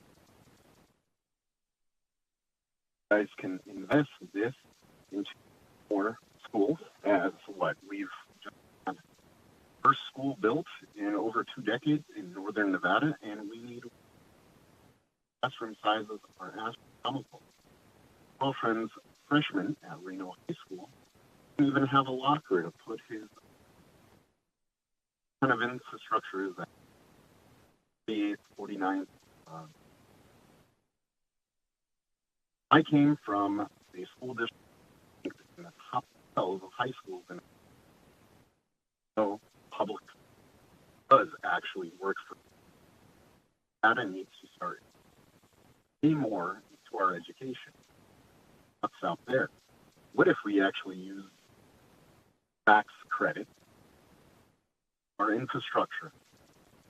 Stone Bridge in Reno, tumbling, roads, potholes everywhere. Basically, are you guys going to reimburse me for paying for auto repairs? No. Be giving money.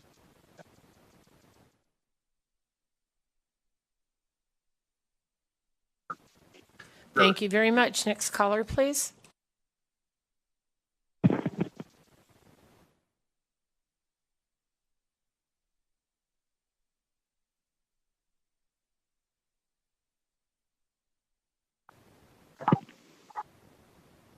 Hi, my name is Emily Abrego, for the record as a 4th grade student. At CCSD, I do not support this bill. I was in a classroom with 35 plus students, and it was hard for my teacher and myself to have a quality education. Please fund my classroom before you fund this stadium that I probably won't even be able to attend because of ticket prices. I am the future of Nevada. Thank you. And thank you for staying up and joining us this evening. Next caller, please.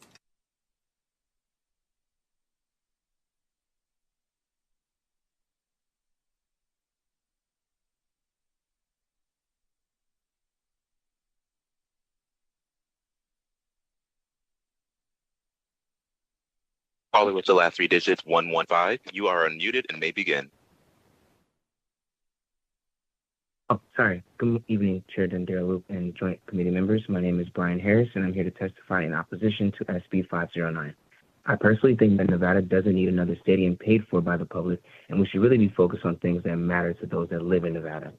To emphasize how much the A's and their current ownership don't care about Nevadans or their current home of Oakland, I would like to read a quote that was stated by Dave Gavall, president of the Oakland A's.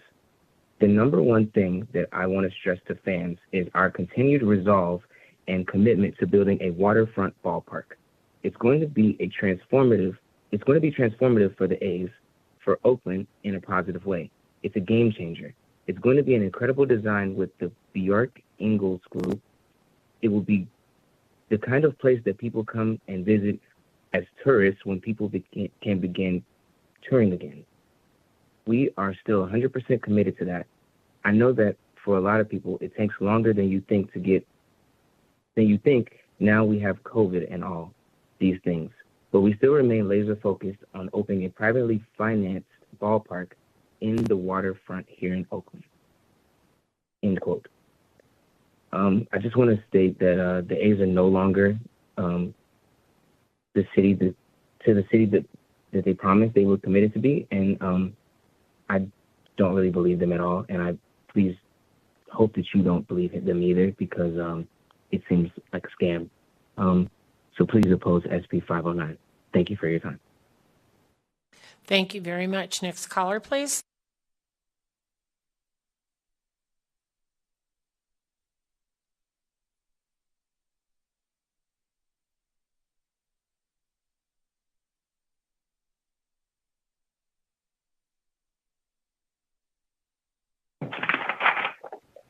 Hi, my name is Emma Abrego. I am 8 years old, and I and a second grader at CCSD, I do not support this bill. You are taking money from my classroom to fund a stadium that will not help me or my teachers. Thank you.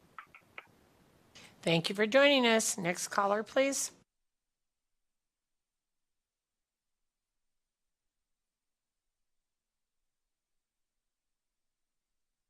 Hello, thank you, members of the legislature. My name is Gerard Baroya, resident of Clark County. Speaking on behalf of myself, I want to say my opposition for SB 509.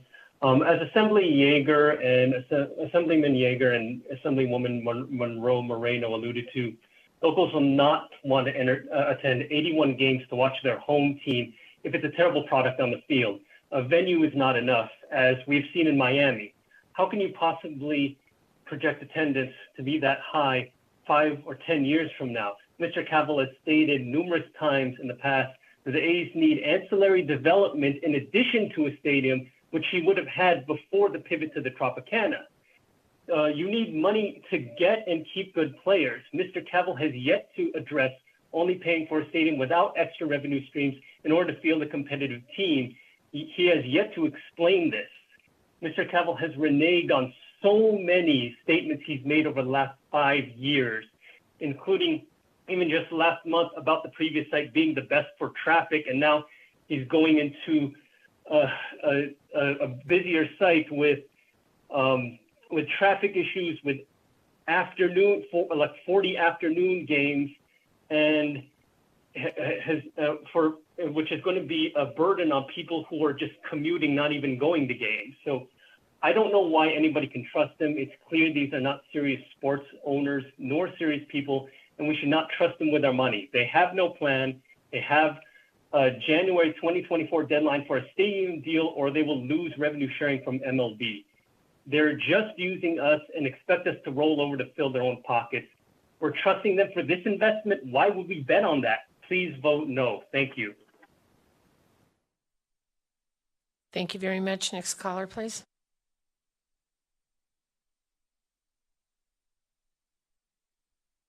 Good evening. My name is Andrew M. Gonzalez. I'm a local business owner in Las Vegas, and I'm calling in opposition of SB 509. Can you guys hear me okay? Yes, we can. Okay. I just want to start by basically saying that, no deal is better than a bad deal, right? And this is a bad deal for Las Vegas. The Oakland A's are a failing franchise, and we are a successful, growing city. So we don't need them. They need us. And any deal that we create should reflect that, right? So why would we loan them money to bring their failing business here? Like, if I asked you guys to buy my failing business, how much would you offer me?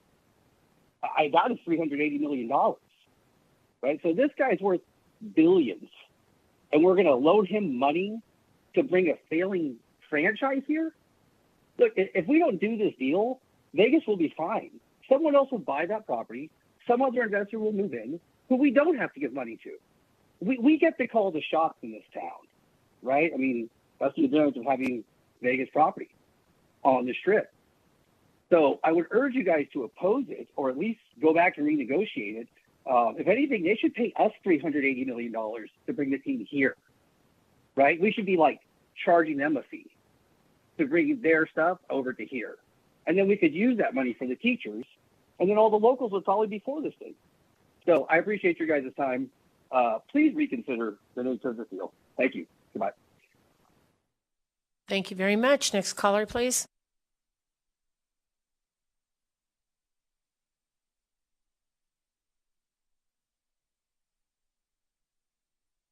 Hello? Yes, we're here. Okay, I'm sorry. There's a little bit of a delay. I apologize. I am calling in opposition. My name is Sky Nomalies, SKYNOMALIES. And I'm calling in opposition for pretty much all of the same reasons that all of the previous people in opposition have called in for.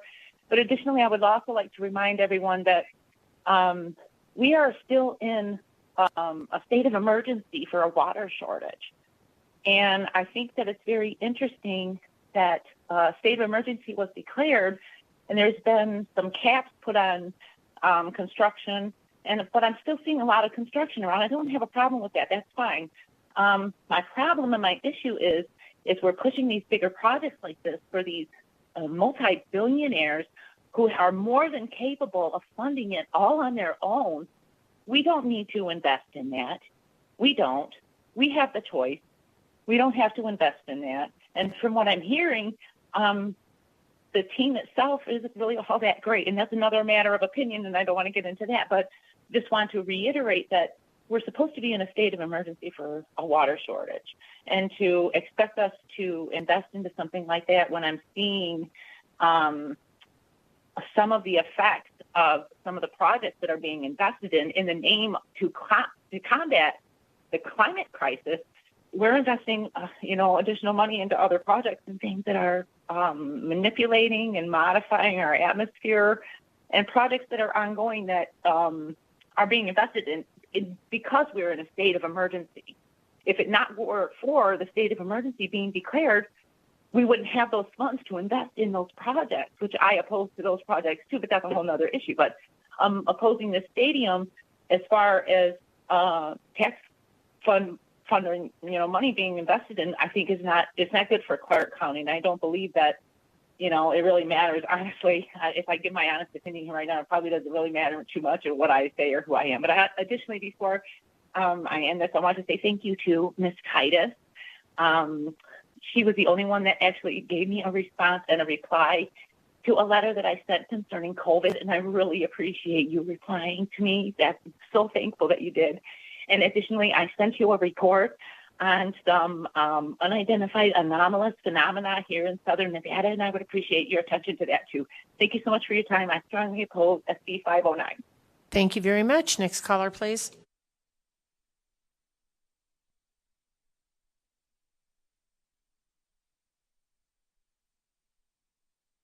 Hello, can you hear me?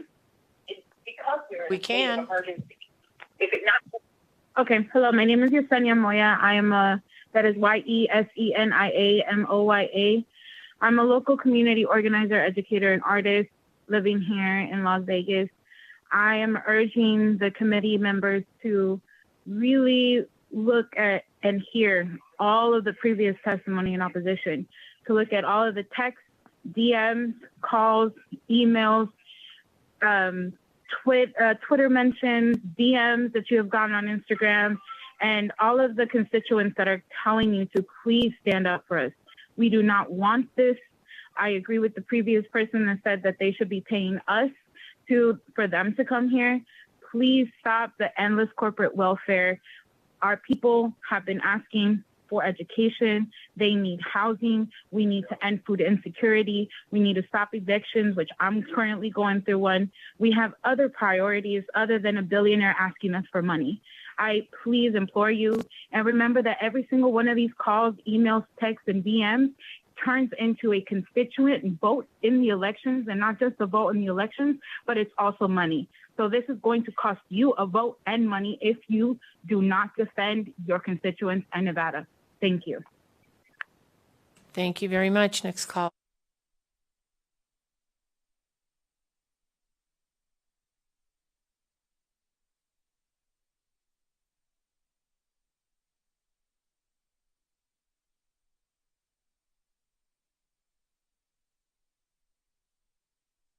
Caller with the last three digits, 600. Please press *6 to unmute yourself.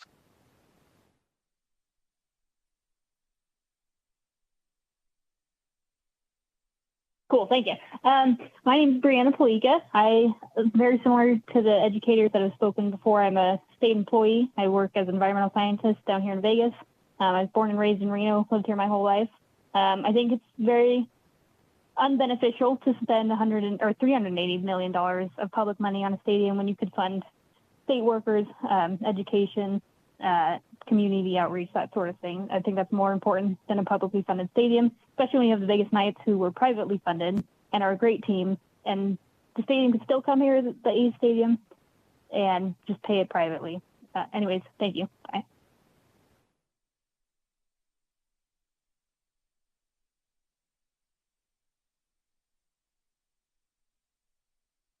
Thank you, Chair Dondero, members of the Finance and Ways and Means Committee.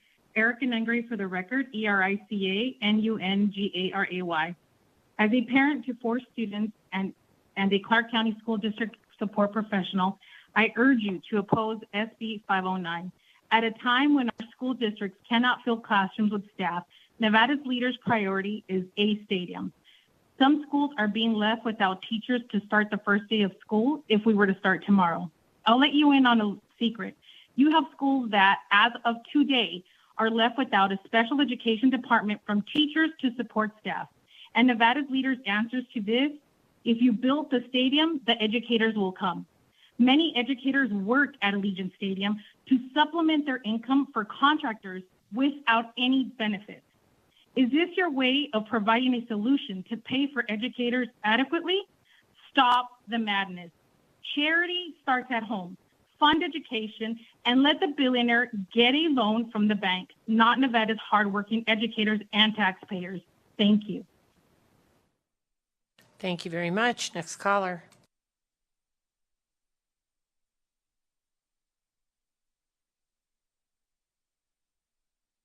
Yes, my name is John Johnson. For the record, I'm a North Las Vegas resident. Good afternoon, committee chairwoman, and the rest of the committee members. I wanted to talk in opposition of Senate bill, and kind of like the first presenter had said, I've done this before. I was there in Carson City in opposition of the stadium, and now I'm in opposition of this stadium. And one of the things that I wanted to ask or state is, I've heard a lot of people saying that the stadium was successful. Well, I work in the community. I am an advisor for Councilman Isaac Barone in the city of North Las Vegas, and we deal with nonprofits on a daily basis that don't have the resources to, do some of their missions. We have a nonprofit, that we're trying to raise money for to bring in an air conditioner. There's so many, resources. I know I was listening to a committee hearing where Senator, I was on the tip of my tongue, but I'm sorry, she was asking for money for the snack board. So the snack board, she was the chair years ago. I was out here years ago when she was the chair, and, it's supposed to help low-income zip codes, but the problem is it's never funded. She came and presented a bill and only asked for, $500,000, to fund a project that Commissioner McCurdy wanted, because McCurdy sits on a snack board. See, I keep following the bill. It still hasn't came up for a vote in the Finance Committee. But yeah, you guys want to take a vote to fund this millionaire, and like everybody keeps saying, yes, I did oppose the Raiders, but the Raiders and the Oakland A's are 2 separate organizations. Like the other person said, this is a failing team. He doesn't even invest in his players. At least can y'all go back and renegotiate, and can he commit to spending money on quality players? Just because you have a good stadium don't mean people are going to come watch a bum team. Thank you very much. The benefit for the Raiders. Thank you very much for your testimony this evening. Next caller, please.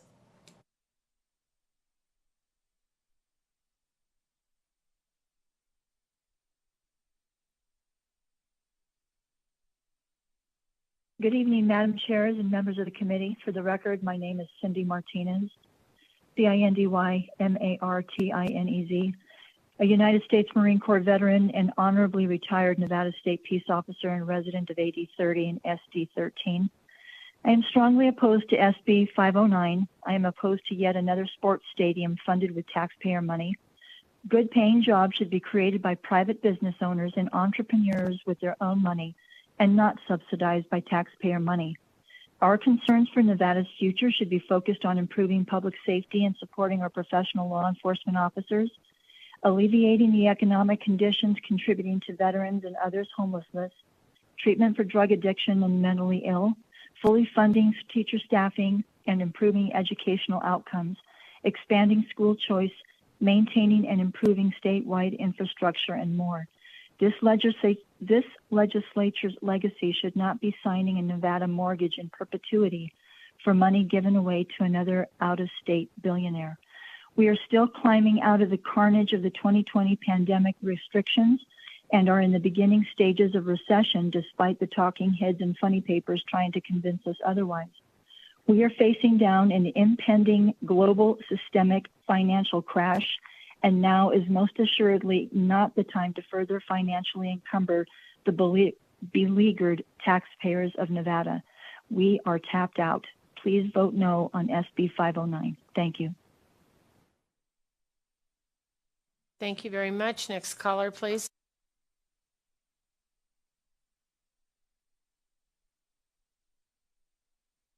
Good evening. I hope that my signal is well. I won't ask you to confirm that.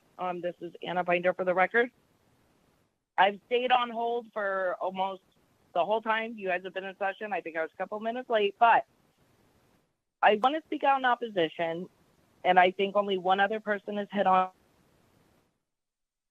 but no one has hit on the fact that the adults in our community that are affected by the lack of adequate funding to the educational opportunities is a direct result to the life outcomes. And it is by no coincidence that the school to prison percentage in Nevada is equal to the students that do not graduate high school in Clark County School District. This morning, Melanie Scheibel said on Twitter, paraphrasing, that today you're in session in the revered democratic process we were elected to undertake. The constituents are speaking loud and clear. But until I can go a day in this community without walking past a homeless person asleep on the sidewalk, even out here in Henderson, or not have to show up at a school to show friendship and love to a child in need, is a day that I can say, let's fund it with taxpayer money.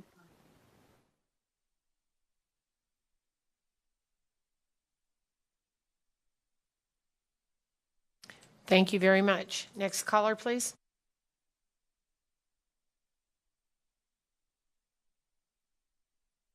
Hello, my name is Janet Carter, Carter. Thank you to the chair, to the members of the committee, for both committees, for being so patient to listen to all of us for so long. It is appreciated. My reasons for opposing SB 509 have nothing to do with the fact that the A's are a lousy team. I've been a Cubs fan for 35 years. I've been a fan of lousy teams, and I will continue to be. That's not the issue. The issue is all about the money. It's not about baseball. It's about the money. I'd love to see A's come here in my hometown team, but I'm not gonna support the money. I can't support the money. I think if the legislature can find somewhere close to $400 million, that education is certainly a great place to start. And another place to start, which has been mentioned by several people here, is some of the abysmal public transportation that we have in areas of our state, particularly in southern Nevada. A little bit of money could help make that much more livable for folks to have better transportation. As it is, it's going to be even more of a nightmare when this stadium opens. So thank you very much for your time, and basically dittoed everything everybody has said. Thank you very much. Next caller, please.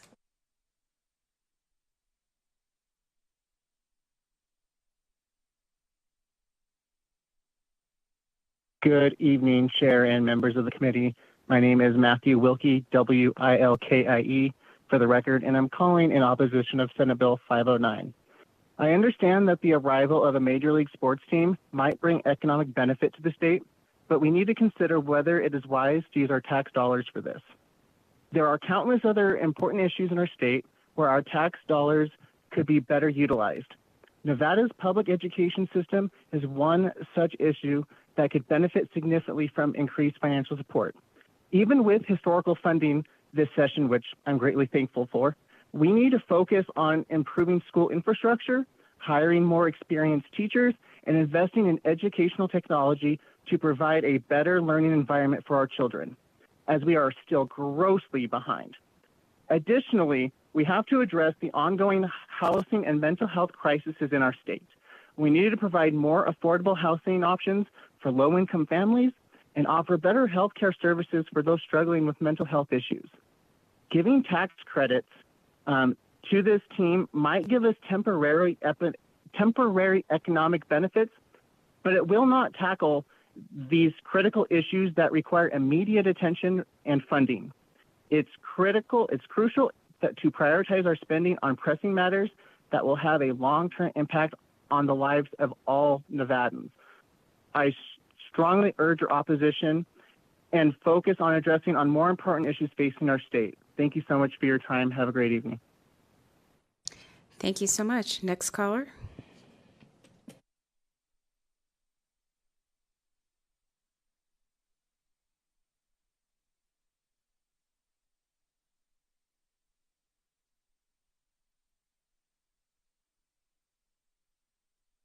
Hello? Go ahead.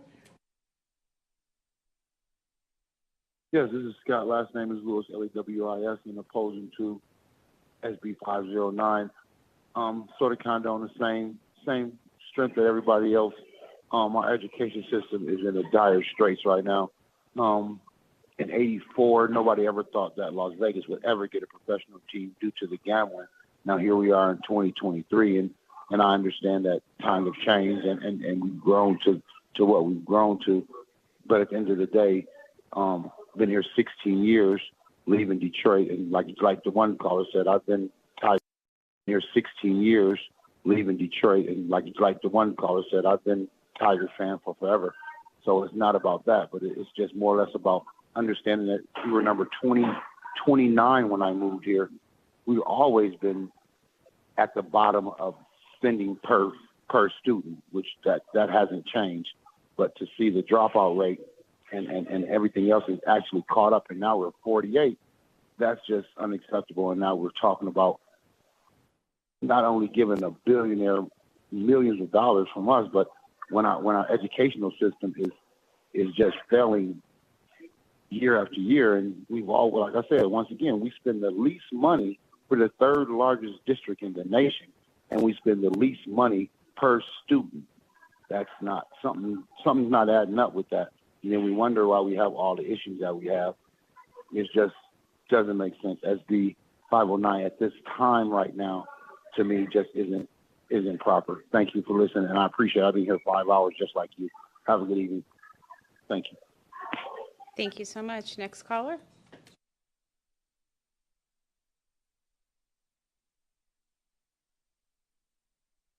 Hello, my name is Adrian Lowry. I'm a resident of Nevada. I oppose this bill because we're facing several crises in this state that need immediate funding. I believe these need to be that these needs are more pressing and will have a great economic impact on our state. Right now, our education system is on a precarious cliff. As more teachers leave the field, more pressure is placed on the remaining teachers to do more with less. They may seem like superheroes, but there are very real limits to what these people can do and what they can take. Same goes for support staff. We also have a housing affordability crisis that is placing many of our neighbors on the street to suffer from homelessness. Not only is that an abominable thing to do for us to do to our neighbors, it also has many financial implications. When someone experiences homelessness, they are more likely than to experience violence, drug addiction, and mental illness. It costs much more money to address these problems after they affect the person's life than it costs to address the causes of homelessness and prevent homelessness in the first place. We need to get our priorities straight. In discussing this bill, we're only looking at one side of the ledger. We're ignoring the price we will pay if we continue to ignore the many crises facing our state. This is why I oppose the bill. Thank you.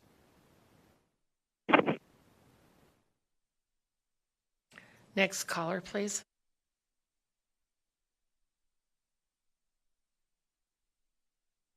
Hello, my name is Gabriel Hernandez, and I am calling in opposition of SB 509. This is a bad deal for Nevada, and this deal was made within a month, and it's sloppy. This is all smoke and mirrors, and they don't have an actual plan because Oakland called their bluff. Nevada, you guys hold yourself to a high standard, and I appreciate that. Give this money to the future of Nevada. Focus on them. Your schools deserve this more than the stadium scam.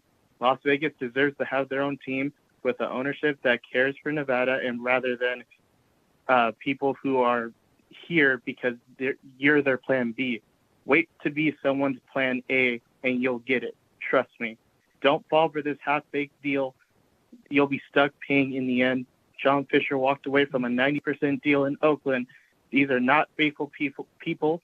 They are greedy, and you've been warned, Nevada. Listen to your people. Thank you. Thank you very much. Next caller, please.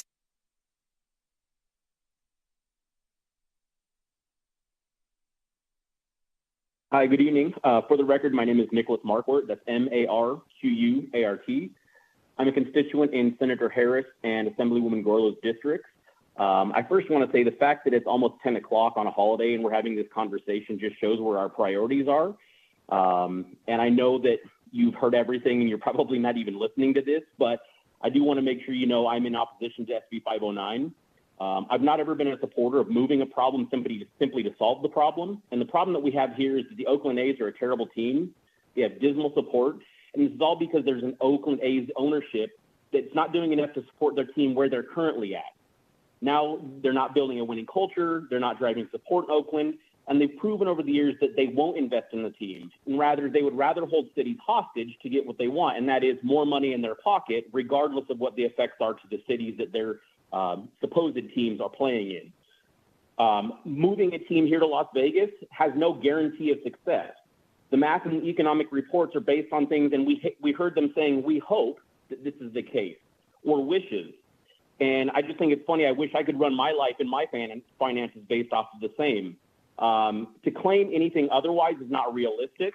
And we've already seen that moving a poor-performing team doesn't change anything. And for that, all we have to do is look west across the I-15 over at Allegiant Stadium for evidence of that. The other part of this is what does happen in 20 years when the A's want something new? Are they going to start holding the city hostage at that point to say that we want something new, we want more, until they get those demands? And then we also hear people comparing them to the Golden Knights, and the difference really couldn't be greater, and that is that we didn't pay for T-Mobile. The ownership of the Golden Knights wanted to win. They came to our city in a time that we needed them, and importantly, they were really good. They weren't a bad team. The A's counter each of these points, and for this reason, I ask you to vote no on SB 509. Thank you very much. Next caller, please.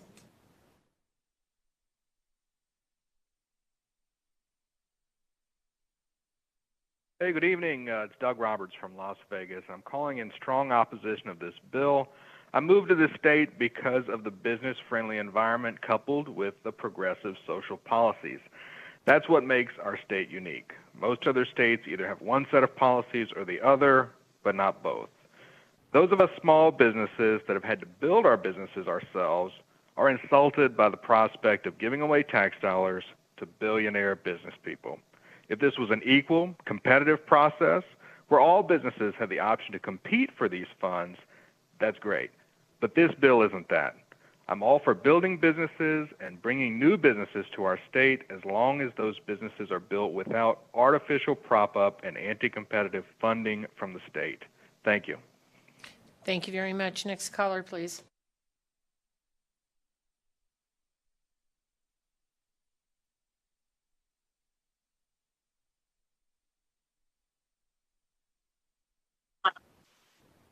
Hi, I am Cameron Rahim Kong, a 10th grader and a YouTuber under the name CamSpam.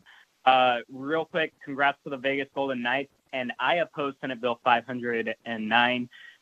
The lack of public transportation around the stadium concerns me. It looks to be a car-oriented facility with little to no regard for the public transportation. This money could be used for better opportunities. We could use this money, like many people said, for education, also for public transportation. I cannot stress enough, in Vegas, the public transportation is extremely terrible. I also don't want to let a toxic ownership group into Las Vegas that has done nothing but failed the Oakland community. John Fisher has turned his back on these hardworking people in Oakland. They are one of the worst teams in baseball right now, and they don't know how to run the team. I know that a lot of these Vegas baseball fans should know about the Las Vegas Aviators and Jonah Bride. He's probably going to be gone by the end of the season. I don't know how the A's can improve in Las Vegas, and I don't think they will. They will just bring a toxic environment to Las Vegas, especially while Dave Kaval and John Fisher Thank are you very much, swimming but we're in their not money. going to not going to call out names. Thank you very much. This is about the bill, not. Okay. Thank Matt you. Ortega, you're the GOAT. Subscribe to Cam Spam. Thank you very much for your time. Thank you very much. Next caller, please.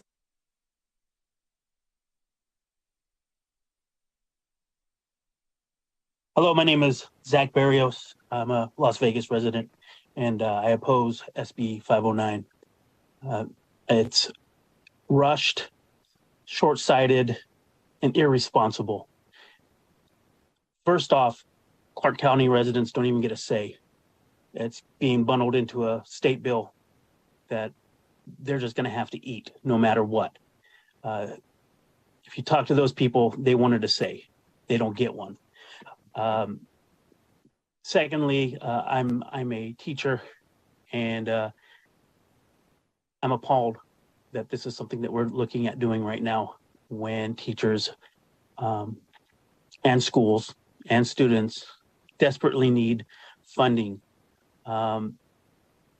Teachers need raises, kids need books, they need computers, they need teachers. Furthermore, this is a team and a group that have shown that they can't get a job done. They don't appear to have any loyalty. They appear to be very dishonest. And I wouldn't want Nevada or Las Vegas to have to deal with the fallout from them not holding their word. And it seems to be something that they're very good at, which is backing out of a deal. I don't want anything to do with them, and I hope you won't either. And I think it sets a bad precedent to rush this bill through this process on a weekday or on a short weekend with on a holiday. It's late. We wanted to spend time with our family and friends, and thank you very much. To do something like this is duplicitous. Thank you very much. We work 7 days a week if need be. That is our last caller in opposition, and so we will go to neutral here in Carson City. Is there anyone in neutral here in Carson City? Is there anyone in neutral in Las Vegas? Is there anyone in neutral on the phone lines? BPS, when you're ready. Thank you, Chair. If you would like to offer neutral testimony to SB 509, please press star 9 now or raise your hand in the Zoom client to take your place in the queue.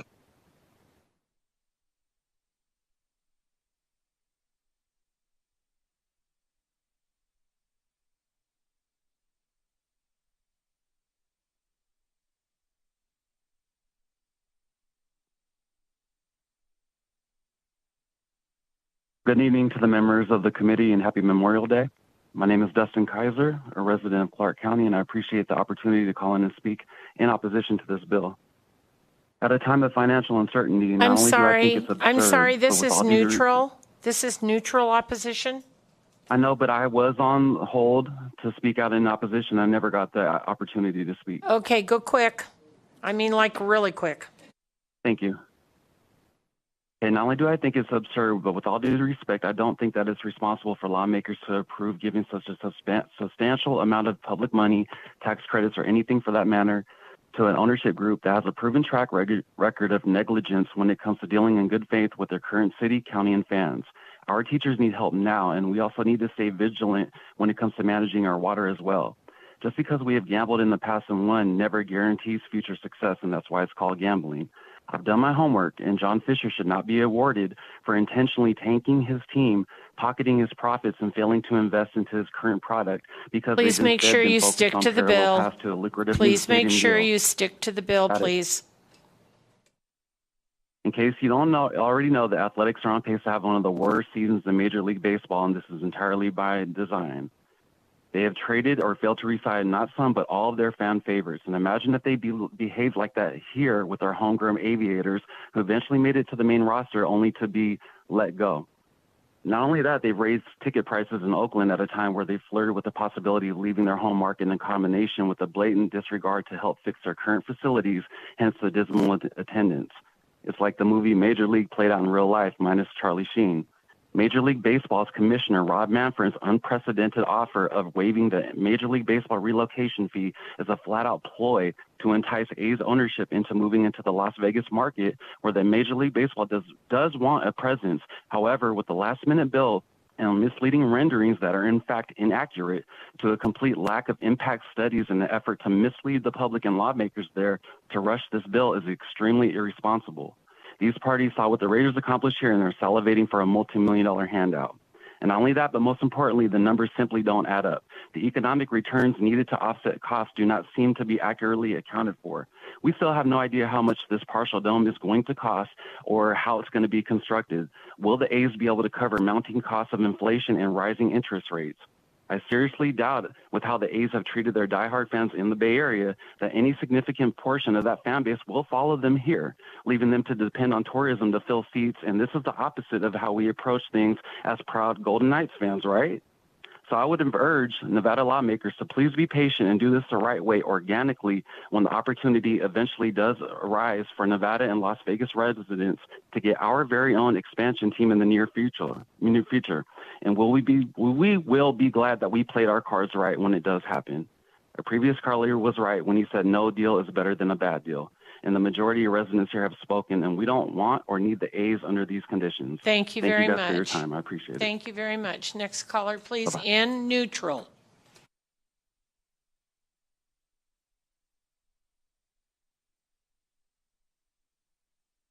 Good evening, members of the committee.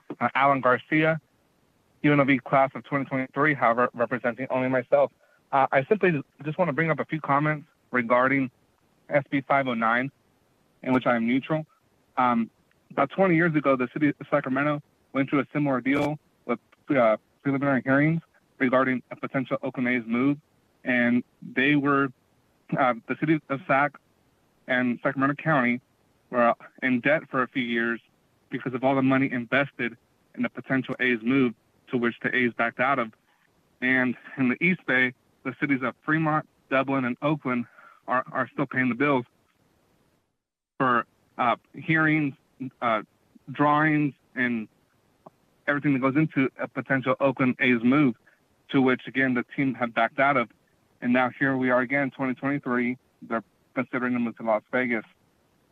I would consider all you members to consider those cities, consider what happened in those cities at those times, and consider the financial impact of and how much it could possibly hurt Clark County and the state of Nevada. And again, at a time when the funds can be issued to a variety of other concerns, of which, as a Vegas resident, I do have many, I would really consider giving the citizens of Clark County a vote, and at least let them decide if they want the Oakland A's here or not. Thank you very much. Next caller, please.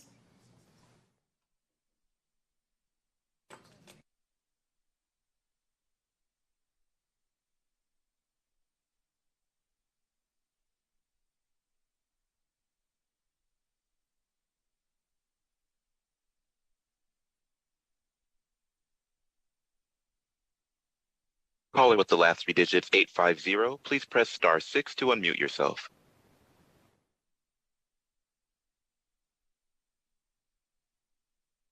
Hello, Lucas and Boden, INBODEN, North Las Vegas resident, calling. With the presentation that was presented, they had union members making in the $60,000 range up to almost $80,000. Pretty good pay, and obviously union members and their representatives wanted to push that. The problem is the middle there. They showed the sustained jobs, and that included their staff. Obviously, they're going to make more than the average, but the average came out to $54,000. Average in Nevada right now, 2020 census, 65,000, and it's gone down since 2007 overall, even adjusted for inflation. This is the problem with Nevada. We keep pushing for things that are bringing income levels down, affecting education, we're 44th in healthcare access. There's other needs for this money. Please reconsider. Thank you very much. Next caller, please. Neutral.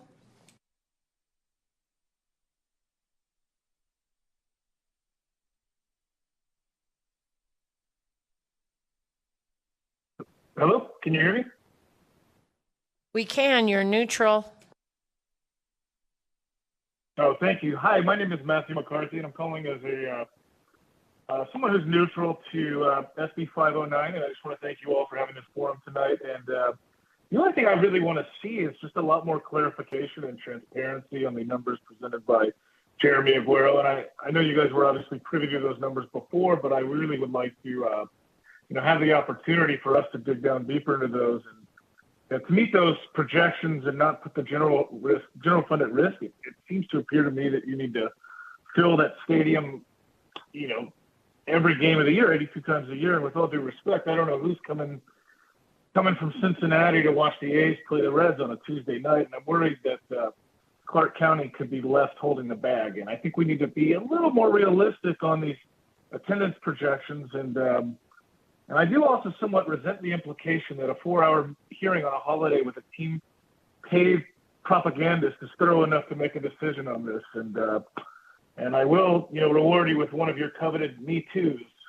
here at the end of my call. Thank you. Bye. Thank you very much. Next caller, please.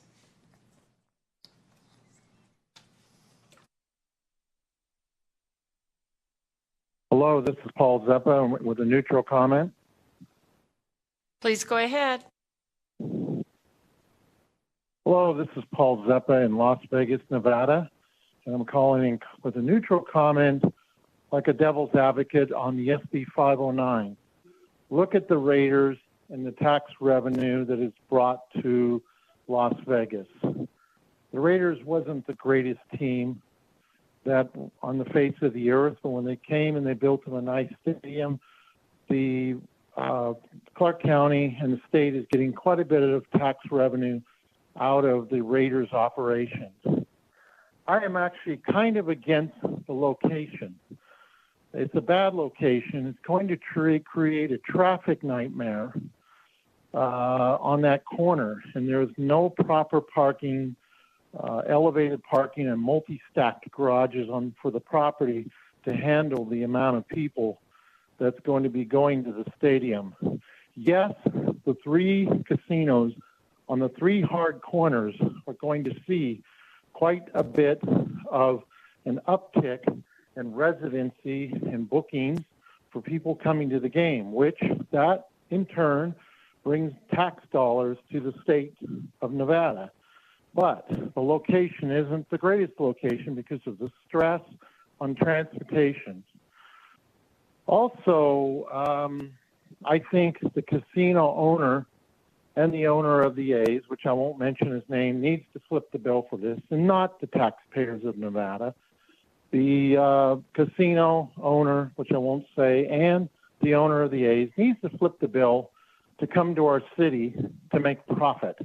Of course, they're going to bring good tax revenue to the state of Nevada, but they need to pick up the tab for that. Another big thing that bothers me is if the residents of Clark County and Nevada are going to help flip the bill for the stadium, have discounted tickets. Look what a Raiders ticket costs for a man and his wife and his children to go to a ball game.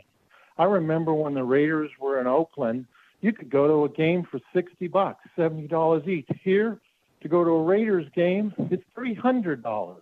If we allow the A's to come to this property location for 5 years, they should have a system in place allowing discount ticket prices for Clark County residents and for residents of the state of Nevada. They should be giving discount tickets for a period of time. Thank you very much, sir. Thank Okay, you for bye-bye. your comments. Next caller in neutral, please.